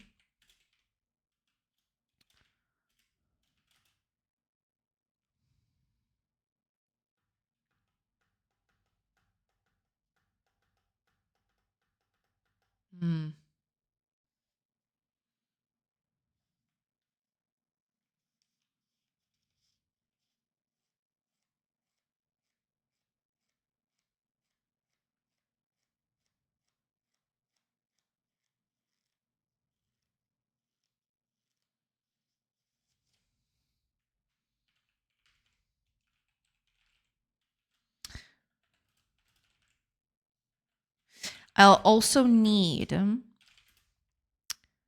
radius or current radius, which will start at 0 for the actual place that we're at.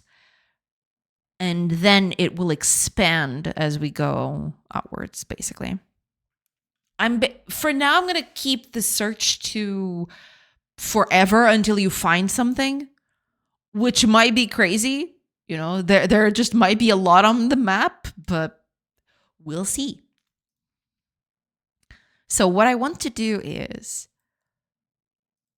for each of the positions where I'm at, and this is not even the resource types, I don't think. Unless,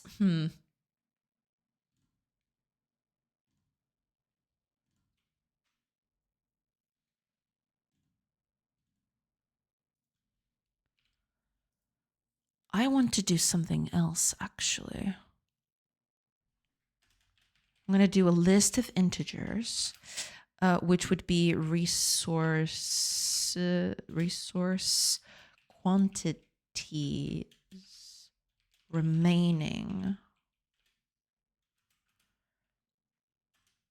which we're going to copy from the basic one, but we want to change it over time. So we want to finish this algorithm with this list being full of zeros. That's the ideal situation, is that all of this is just, it becomes a list of zeros. So here's what we're going to do.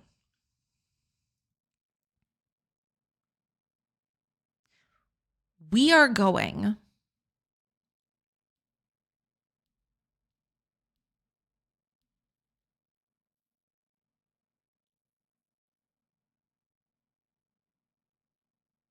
well, I'm going to need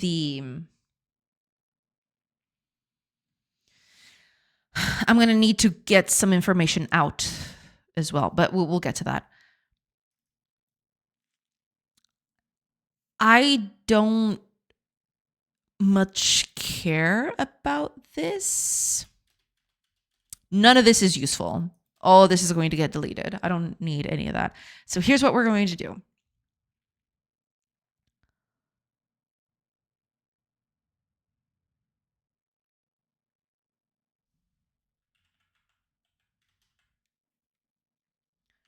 While resource quantities remaining, sum. is greater than 0. I'm actually I'm gonna just do all of it here.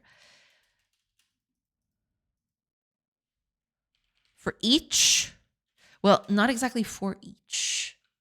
I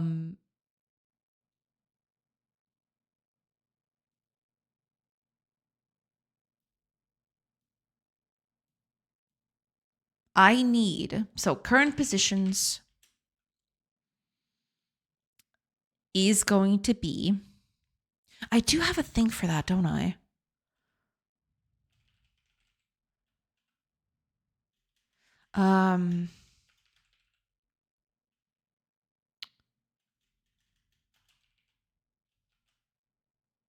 There was an add neighbors method that I had somewhere. Yes, it was this one.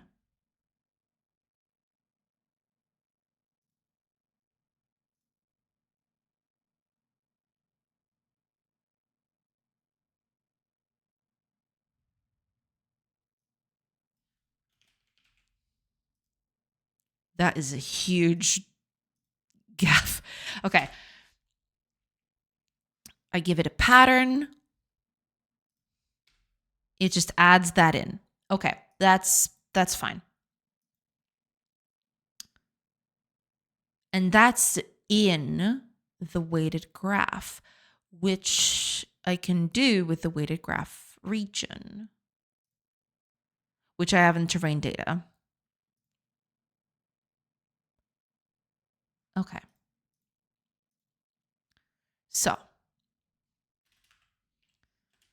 terrain, region, weighted graph, add derate neighbors to collection. We need to clear this. This is all very silly, but okay. Current positions, we're going to clear it.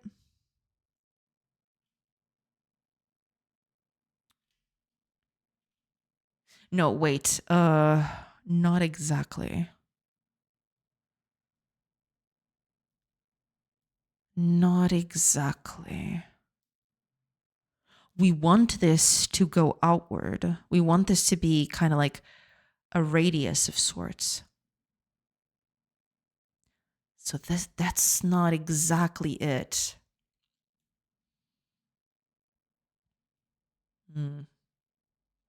Most reliable code is the code that doesn't exist. True.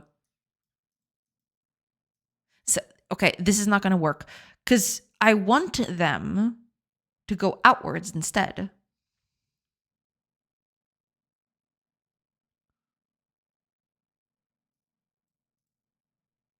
Can I?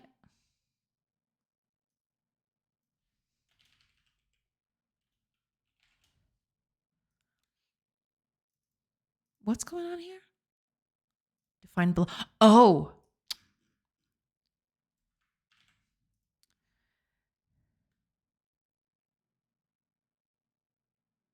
What is that it? Silly goose. Okay.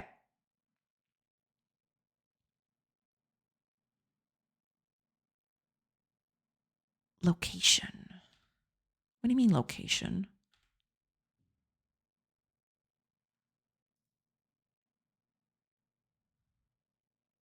Position and the neighbors collection. Okay.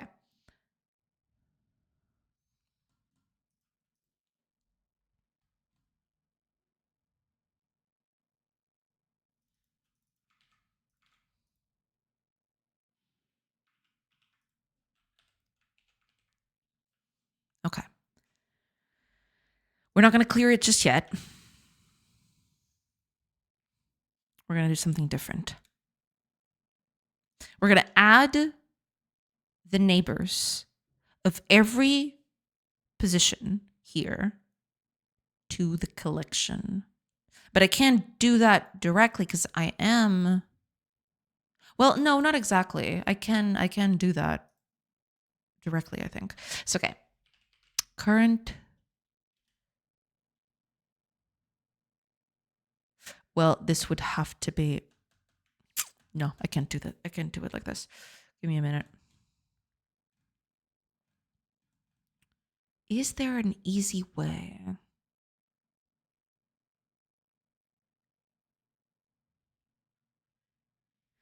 I wonder if there's an easy way to do that. There might be. Let me see.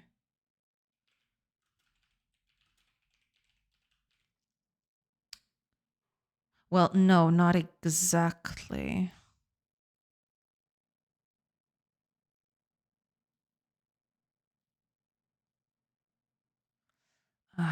Okay, I'm gonna brute force it for now, but there's definitely a better way to do this at some. Okay, for int, let's say minus current radius. Current radius.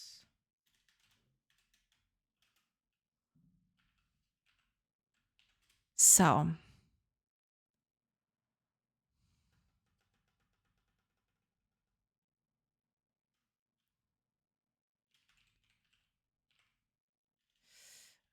square world utilities. I want the Manhattan distance. So if the Manhattan distance, that would be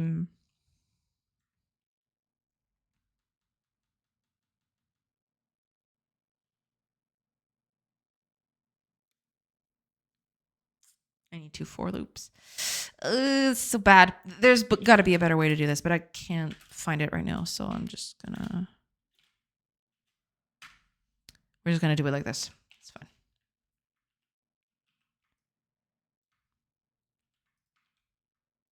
This is very dumb, though. This is extremely dumb. So don't do this at home, kids. There's got to be a better way to do this. So, but I can't think of it now. So we're just gonna go with that. Okay, we need vector 3i neighbor. It's going to be a new vector 3i with I, j, and 0. Cool. Now, I want the Manhattan distance between, well, vector 3i dot 0 and the neighbor. And now, if that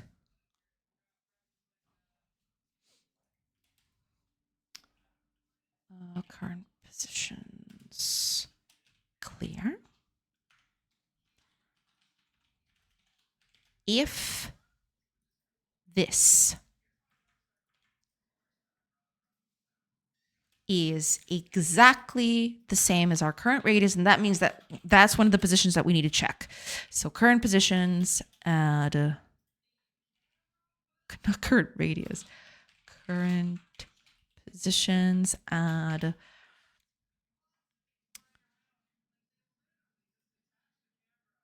well, our neighbor.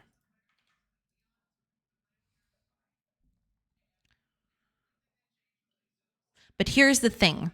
There's also another thing we need to check. We need to find out, and we can call this immediately. If this is not a good position to, well, drop things off, we can just turn it off completely.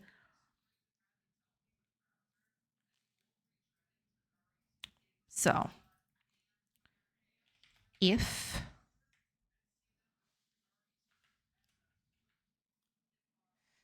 let's call this neighbor offset.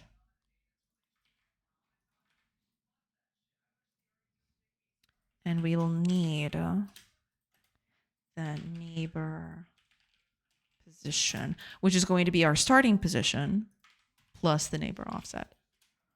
So now simulation context, entity data, or entity manager, I'd say. There was something. Get entities.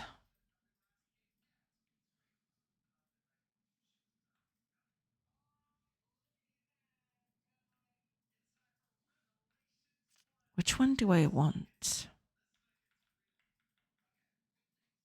Let's just assume that if there's something in there, we don't want to drop off there.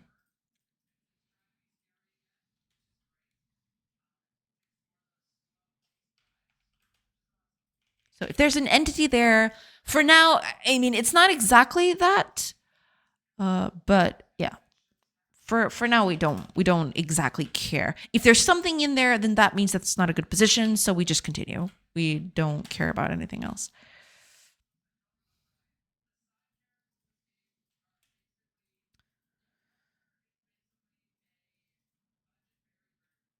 Can I?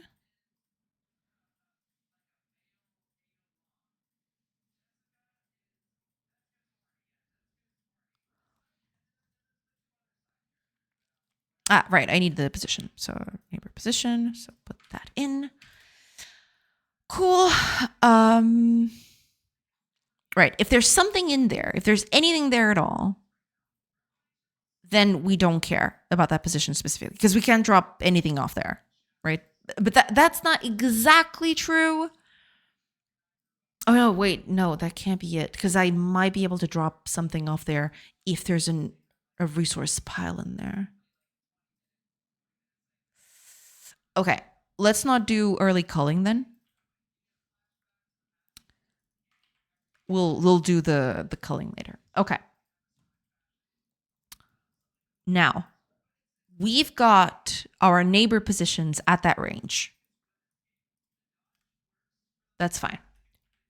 Now, what we need to do is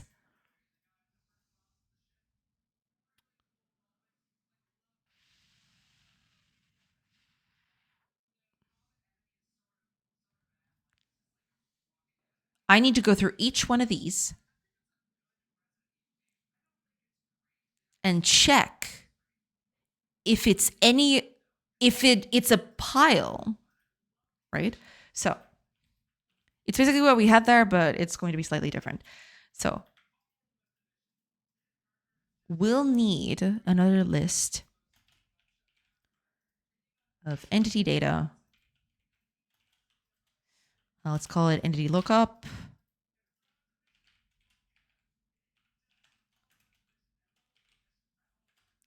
Okay. Now, simulation context, entity data, or manager. Get entities.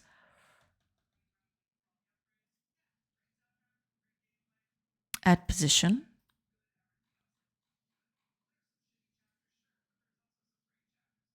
Add.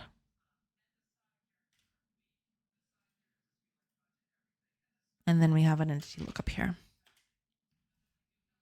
We need the position.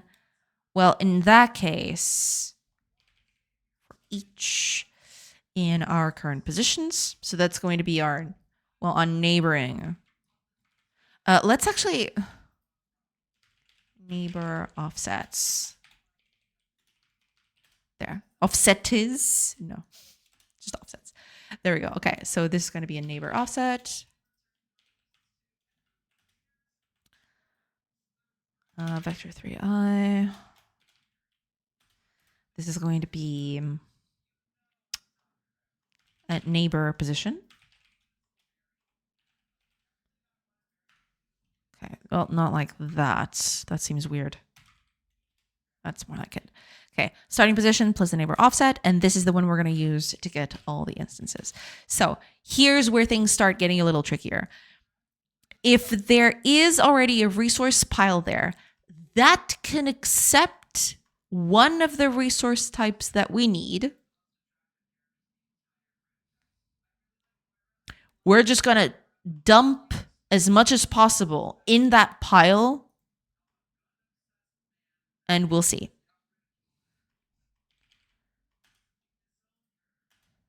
Okay. If, well, this would be entity data. Okay.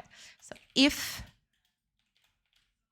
entity data, try get component, resource, well, out, resource pile. Well, no, resource storage, I think.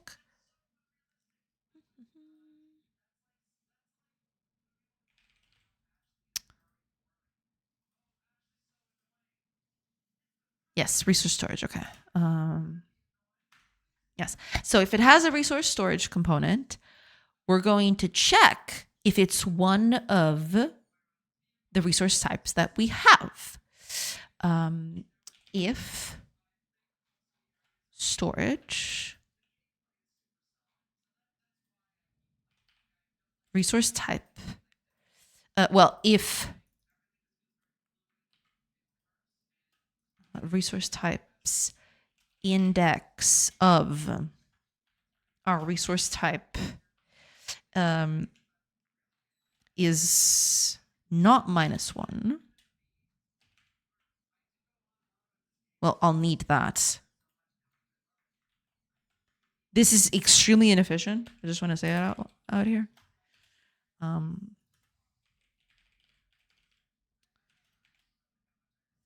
But we'll workshop it later. So if resource index is not -1, that means that, yes, that is one of the resource types that we need. Which means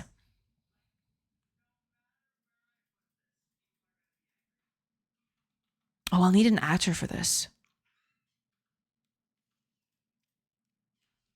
I forgot about that.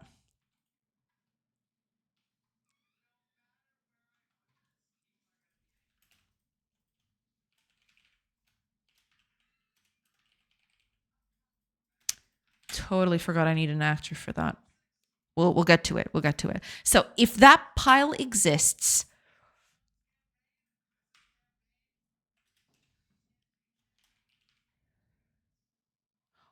we're just going to place it in immediately. Well, not immediately.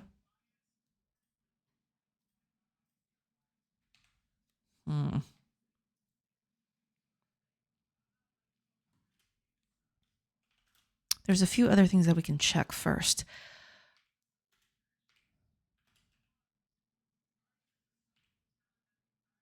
Get storable quantity is greater than 0. So that means there's space in it. But first of all, I want to check. Well, no, I can't do that directly without messing with everything. But okay. If its storable quantity is greater than 0, and if it's one of the resource types that we want, then,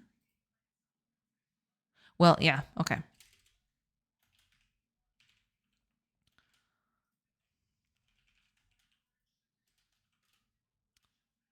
Let's call this target entities. List of int would be target quantities. And finally, a list of vector3. Not offsets, but interaction positions. There we go. So what happens here? Exactly. Okay. We're going to dump as much as possible of that resource in there. So target entities, add, well, that entity, right? I need this too. This is kind of silly.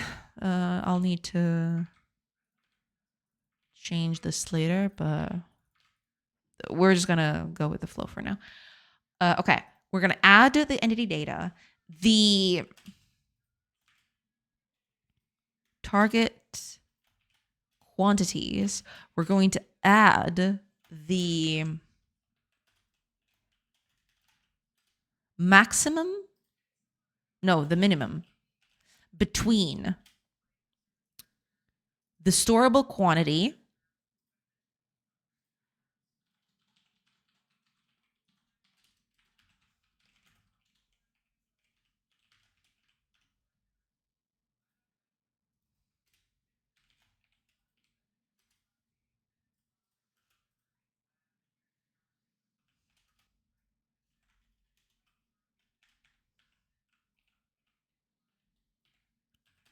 continue. Get this out of here. Okay, because then we're going to use that here.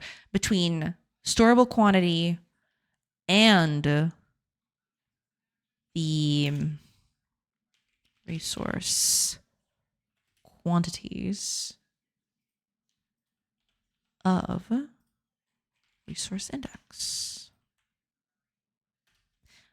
And well, there's the positioning.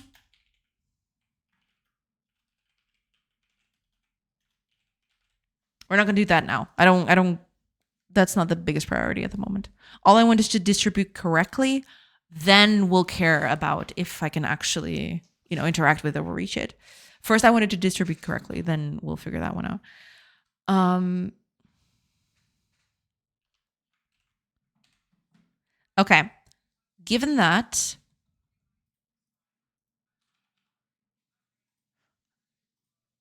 I want to.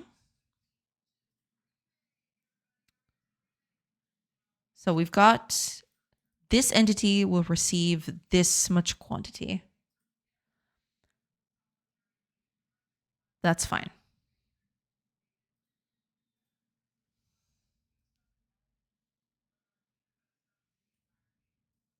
Now,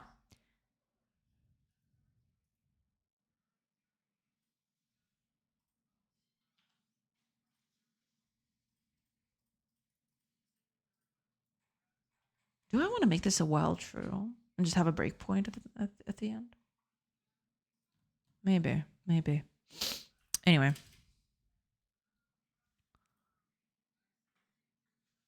Now, I think I'm actually going to do that actually. Oh, well, yeah. And also the resources quantity remaining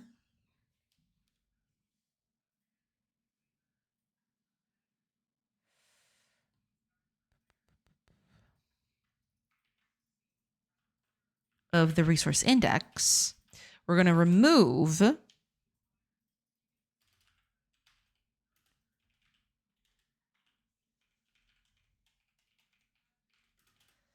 going to take this out of here because we want to add it here, but also remove it from the quantities remaining. And yes, this also is quantities remaining instead of that one, because that one's not able to be changed. Now, if the sum of this is 0, well, lesser or equal to 0, but whatever, then we can get out a break.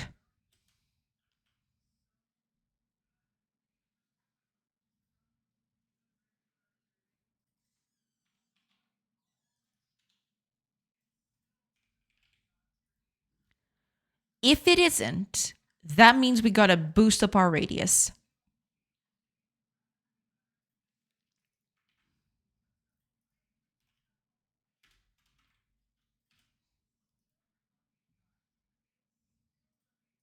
And then we go back to the beginning.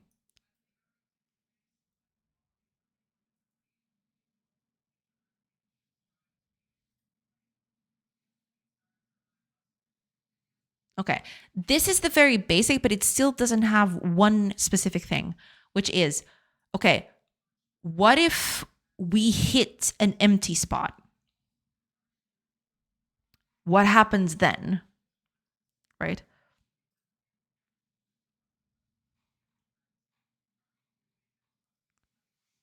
But we'll get to that in a bit.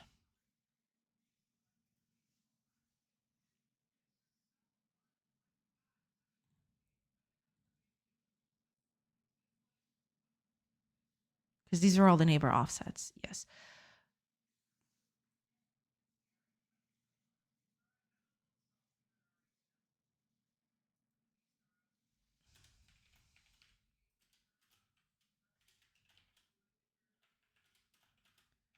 Greater than 0. We do this. Otherwise, I think I'm in the correct spot, right? Maybe? Yes. So if there are no entities here, that means that's an empty spot, which means we can drop something off there. What are we going to drop there?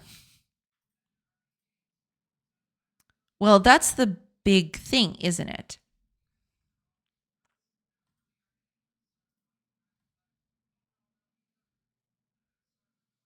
I think I'm going to wait until everything is completed.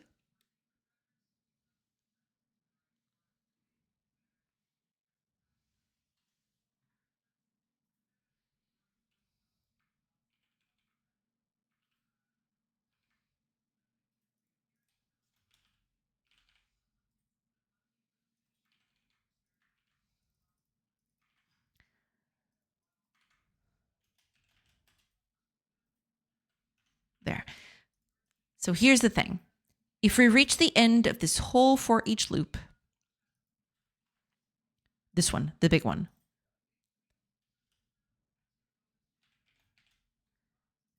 if our empty neighbor offsets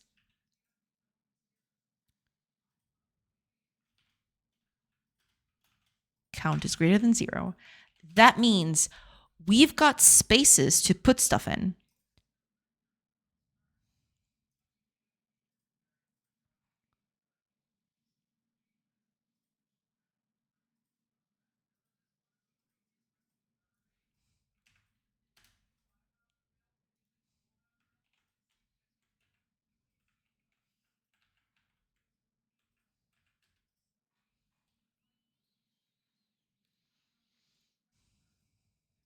And if you've got stuff to put in,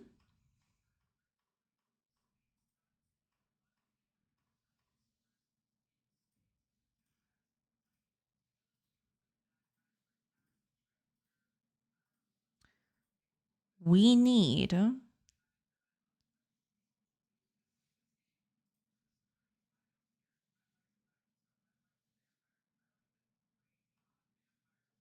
wait, hold on.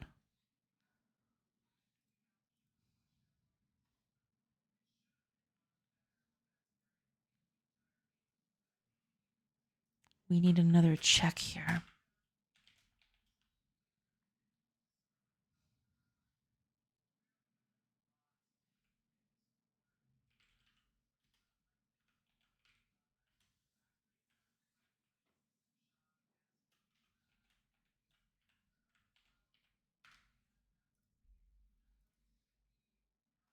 We don't want to store if it's at 0.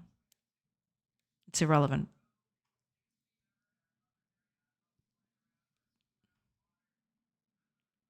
So if there are empty, well, we only care if they're empty if there's still stuff to put in.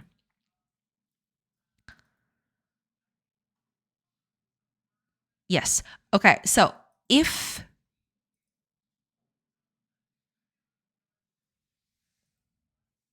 we still have stuff to dump in and there are empty spaces, we're going to try to fill up those spaces. Severin, welcome in.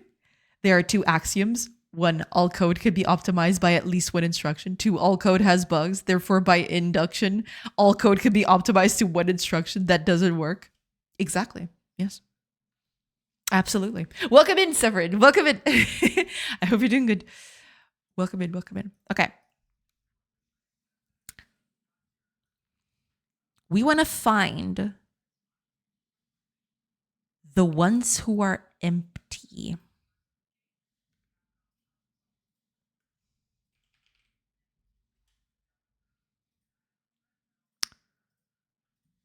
Thanks for the warm welcome. No problem. No problem at all. Welcome in. Welcome in.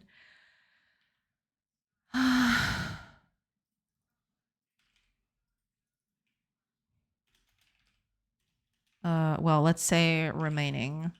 Sure. Remaining. Sounds good. You're the only one that thinks of your code? Not really. No. Hi, Estelle. Welcome. Welcome. Yeah, I mean, no, there's probably a lot of people out there that do the same thing.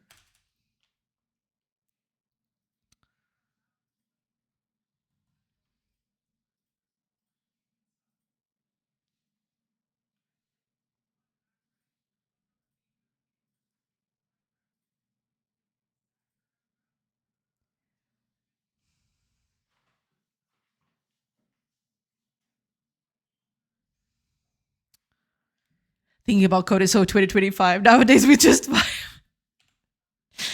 So I've heard. I don't particularly enjoy doing that though.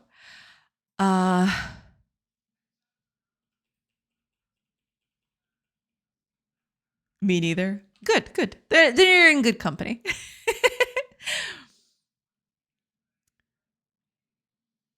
uh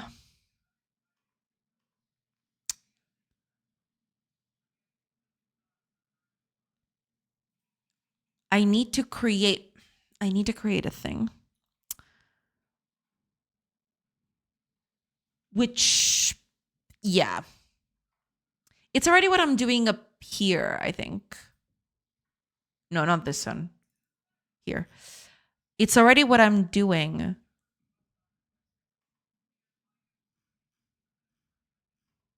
Here.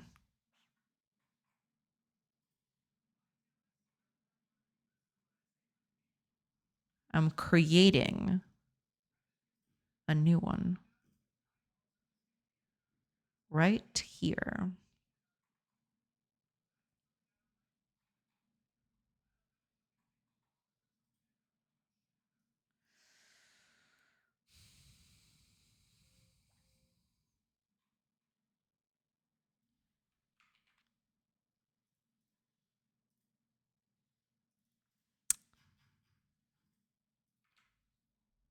Not exactly this, but we'll get there.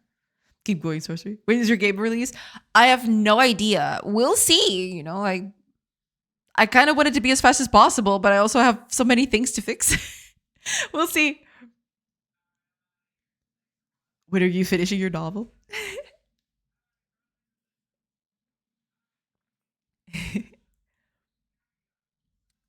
All right. This would be the final position, which we need to calculate like this. Well,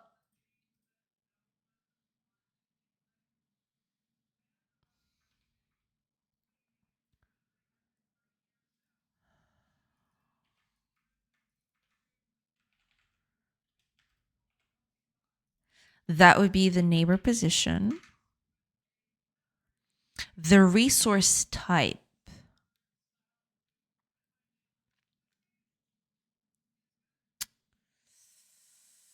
I need to turn this into a for loop.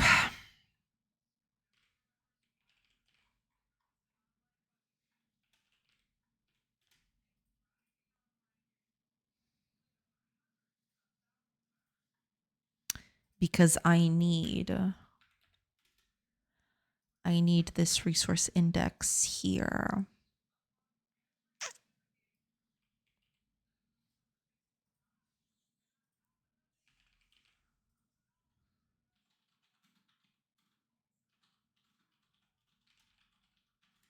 Types of the resource index. Quantity. That's the quantity we start with, right?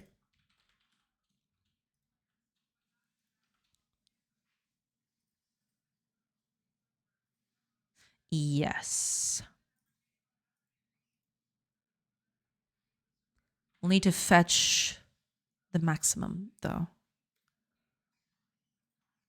Yeah, somebody else who does pre-increment for their for loops. You know, I just got used to it. No, it's second nature to me.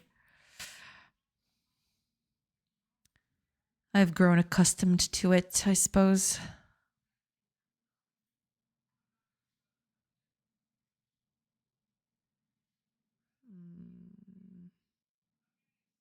Me too. Yeah. You know, it's just a little squeeze of performance in some cases. I don't think that works as much anymore. Previously, it was kind of like a performance thing, but nowadays I don't think it's that useful. I don't know. I just got used to it. So, yeah. Performance? Never. Where we're going, we don't need performance. It's all good. It's all good.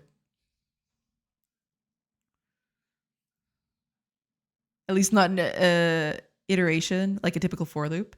Yeah.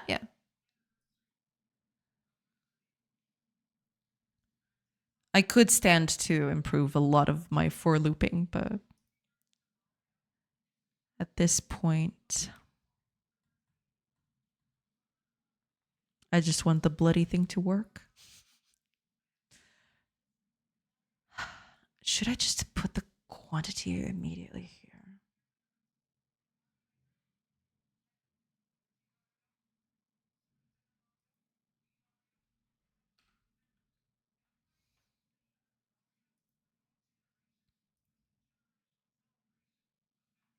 I got the resource capacity here, but okay. Fine. I'm saying I'm an assembly language expert and machine optimization expert, and it would be pretty much never. Even in normal compilers, optimize better than post increment, at least in isolation. Ah, gotcha. Optimize better than post increment, at least in isolation. Gotcha. Makes sense. It'd be the same. Fair enough.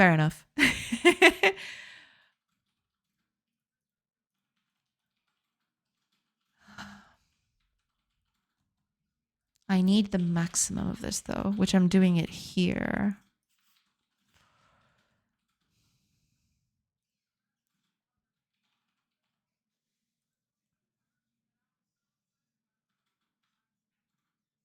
I should.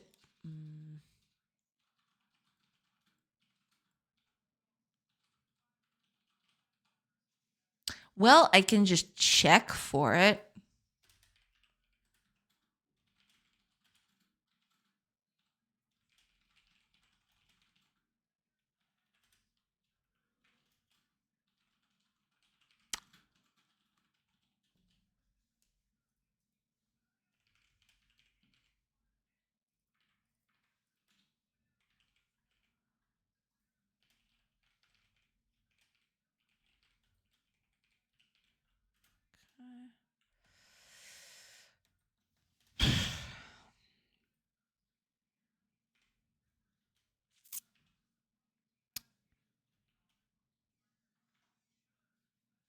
I could reserve immediately, but I don't want to do that. What I want to do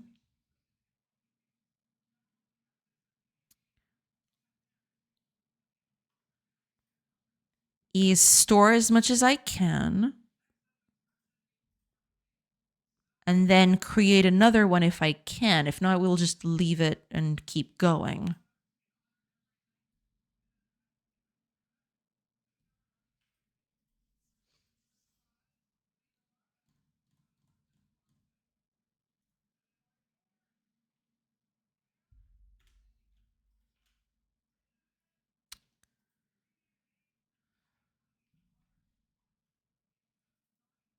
Do I have that?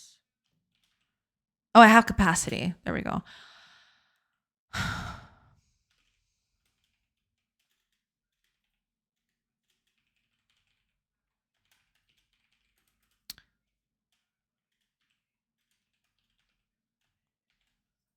Between capacity and the remaining bit.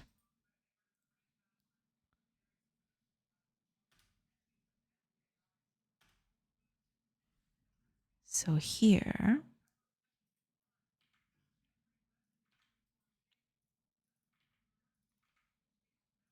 and our quantity to store. We'll need the interaction position later as well, but that's for later.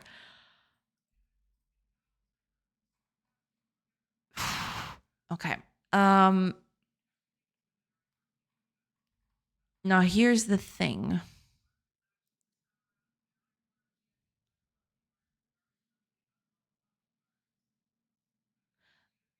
I need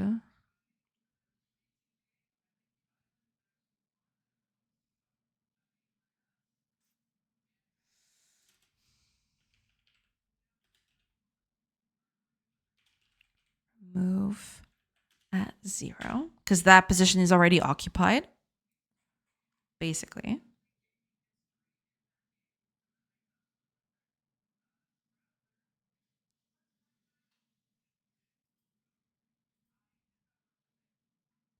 And then what you want to do,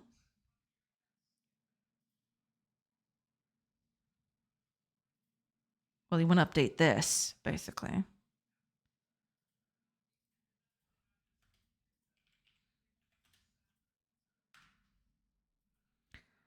You do that. You remove that position because that's been filled with a new entity right here.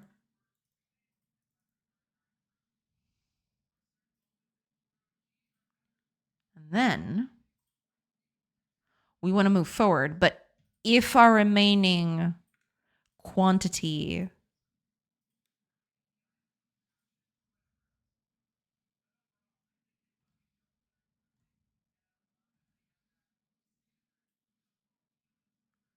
right, yeah. If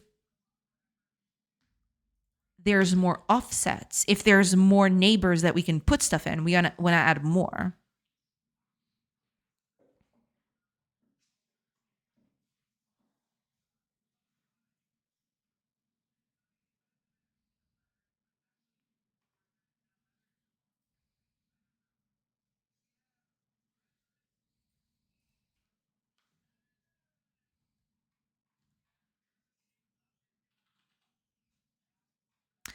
And over here at the end, tell me about the project. If you're not sick of that question. No, not at all. I could show you. Oh, I have it running here. Okay. Hopefully it doesn't crash. I am in the middle of just doing a bunch of things, but hopefully it won't crash. That'd be nice. So it's basically a colony sim where, it's your basic run-of-the-mill colony sim. You've got your villagers. You can ask them to gather resources. They will go ahead and, gather them, but also you can then use them to craft new materials to work with. You can build with those materials as well. So you can, after you've cleared up some space here, I'm going to just fast forward this whole thing. But yeah, after you've cleared up some space, you can actually build with those resources. So we can go over here and, create a little wall of sorts, and then they'll deliver the resources to it. They'll build it, yada, yada, all of those things. And then you can create structures with this. You can build in height. So for example, we've got this house over here. This house comes pre-built, but basically you can do this if you really set your mind to it. So you can build in height and all of that. You can create a bunch of structures with different materials. And right now I'm working on the material refinement, sort of. Because you can see here, I have this crafting bench where a villager is using wood to create wooden tools. And yeah, I'm basically working on that. I want, when a villager creates a new resource out of nothing, I want them to drop those resources off at the closest space available, or an empty one if none are possible. And yeah, that's what I'm currently doing. I'm just going around the villager to see if I can drop off stuff anywhere. Yeah. Got a lot of animations going. I like the minimalist animations. Well, thank you. Yeah, I mean, those are a pain to create, but it gives them, I like the way it gives them a bit of stuff, kind of like life a little bit.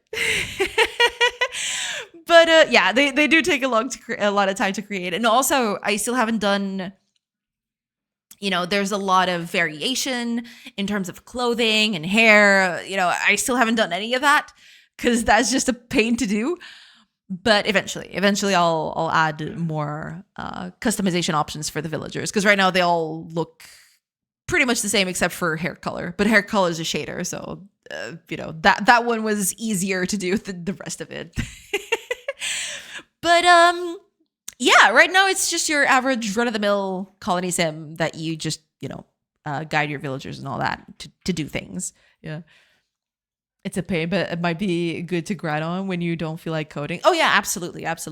Yeah. It is something that I want to add to a lot when I finish the more pressing coding tasks. I definitely want to try and, see if I can improve on not just improve the animations, but also the art in general, right? It definitely needs a bit of an improvement of sorts.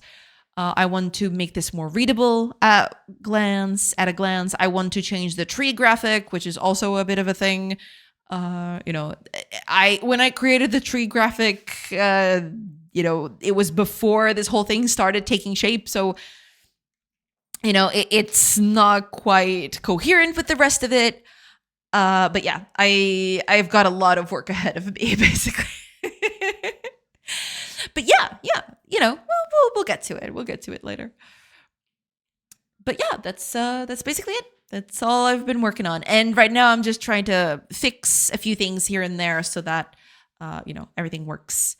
And you can get the villagers can drop resources pretty much anywhere. That's basically what I'm trying to do at the moment. Yeah. But yeah. After you deliver resources, then the villagers come on and they start building things. Don't mind them just being inside of the wall while they're building. That's not supposed to happen, but that is something I still need to fix. Crazy behind what to create procedural trees to have variety. I have thought about that. I have definitely thought about that. I want to do that too, but we'll see. We'll see if I manage, or at least manage anytime soon. Because, yeah, that would be something very cool that I'd like to have, yeah. Not a high priority item, but a good rat hole. Oh, for sure. Yeah, it is something I'd very much like to do, but that's going to take some time. So, yeah, because trees are becoming a bit of a problem, too, because of the layering system. Previously, when I created this tree, the whole building system wasn't even like this. This game has had a ton of changes over time. But for example, if I plant a tree right here, as it grows, the layering system kind of gets all weird. And you can see it kind of embeds into the wall when it's not supposed to do that. You can see that happening right there. Yeah, that's not supposed to happen. So besides the fact making them procedural, I have to make them layered as well, which I haven't done that. Yeah.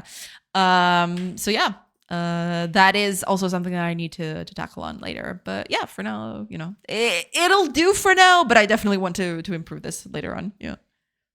You need to make them go transparent. That's too, yeah. But if I do them, I kind of wanted to do them like I'm doing with the buildings here. As you've got these layers that it cuts through, and you'd be able to have the trees also cut as they, as you go up and down.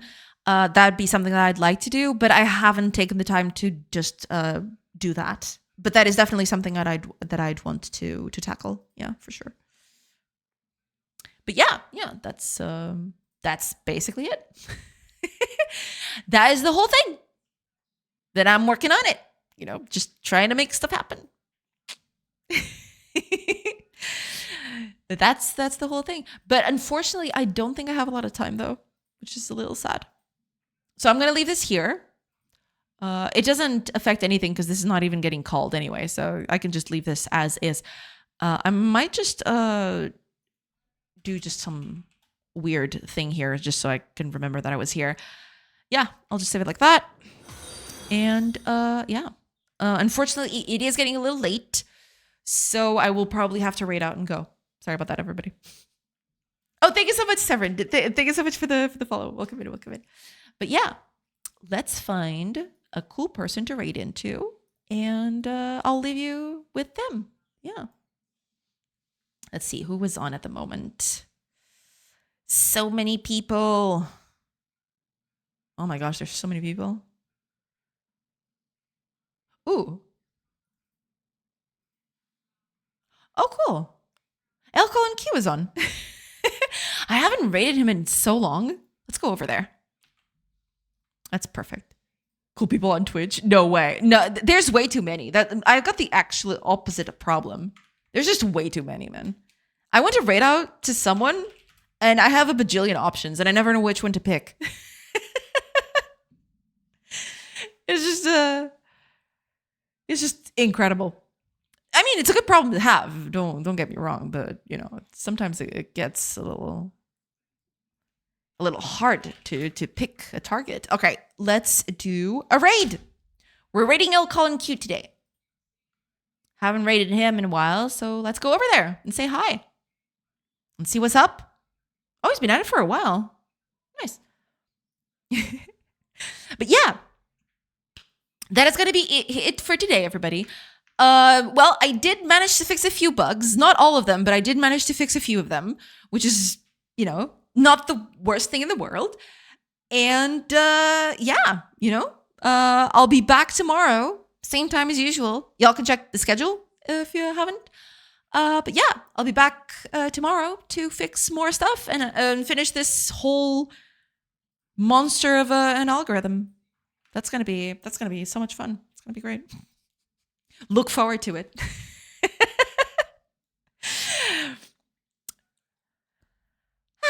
But yeah, ads are gonna start soon, and I can't snooze them anymore. So yeah, thank you so much for being here, everybody. I hope you have a great rest of your day, and thank you so much for sticking with me. You know, while I go through all of these boring bugs. I hope you have a great rest of your day, and I'll catch you on tomorrow for some more game development shenanigans. So, time to go. Bye, everybody. Now let's raid. Let's go. Before the ads start. Let's do it.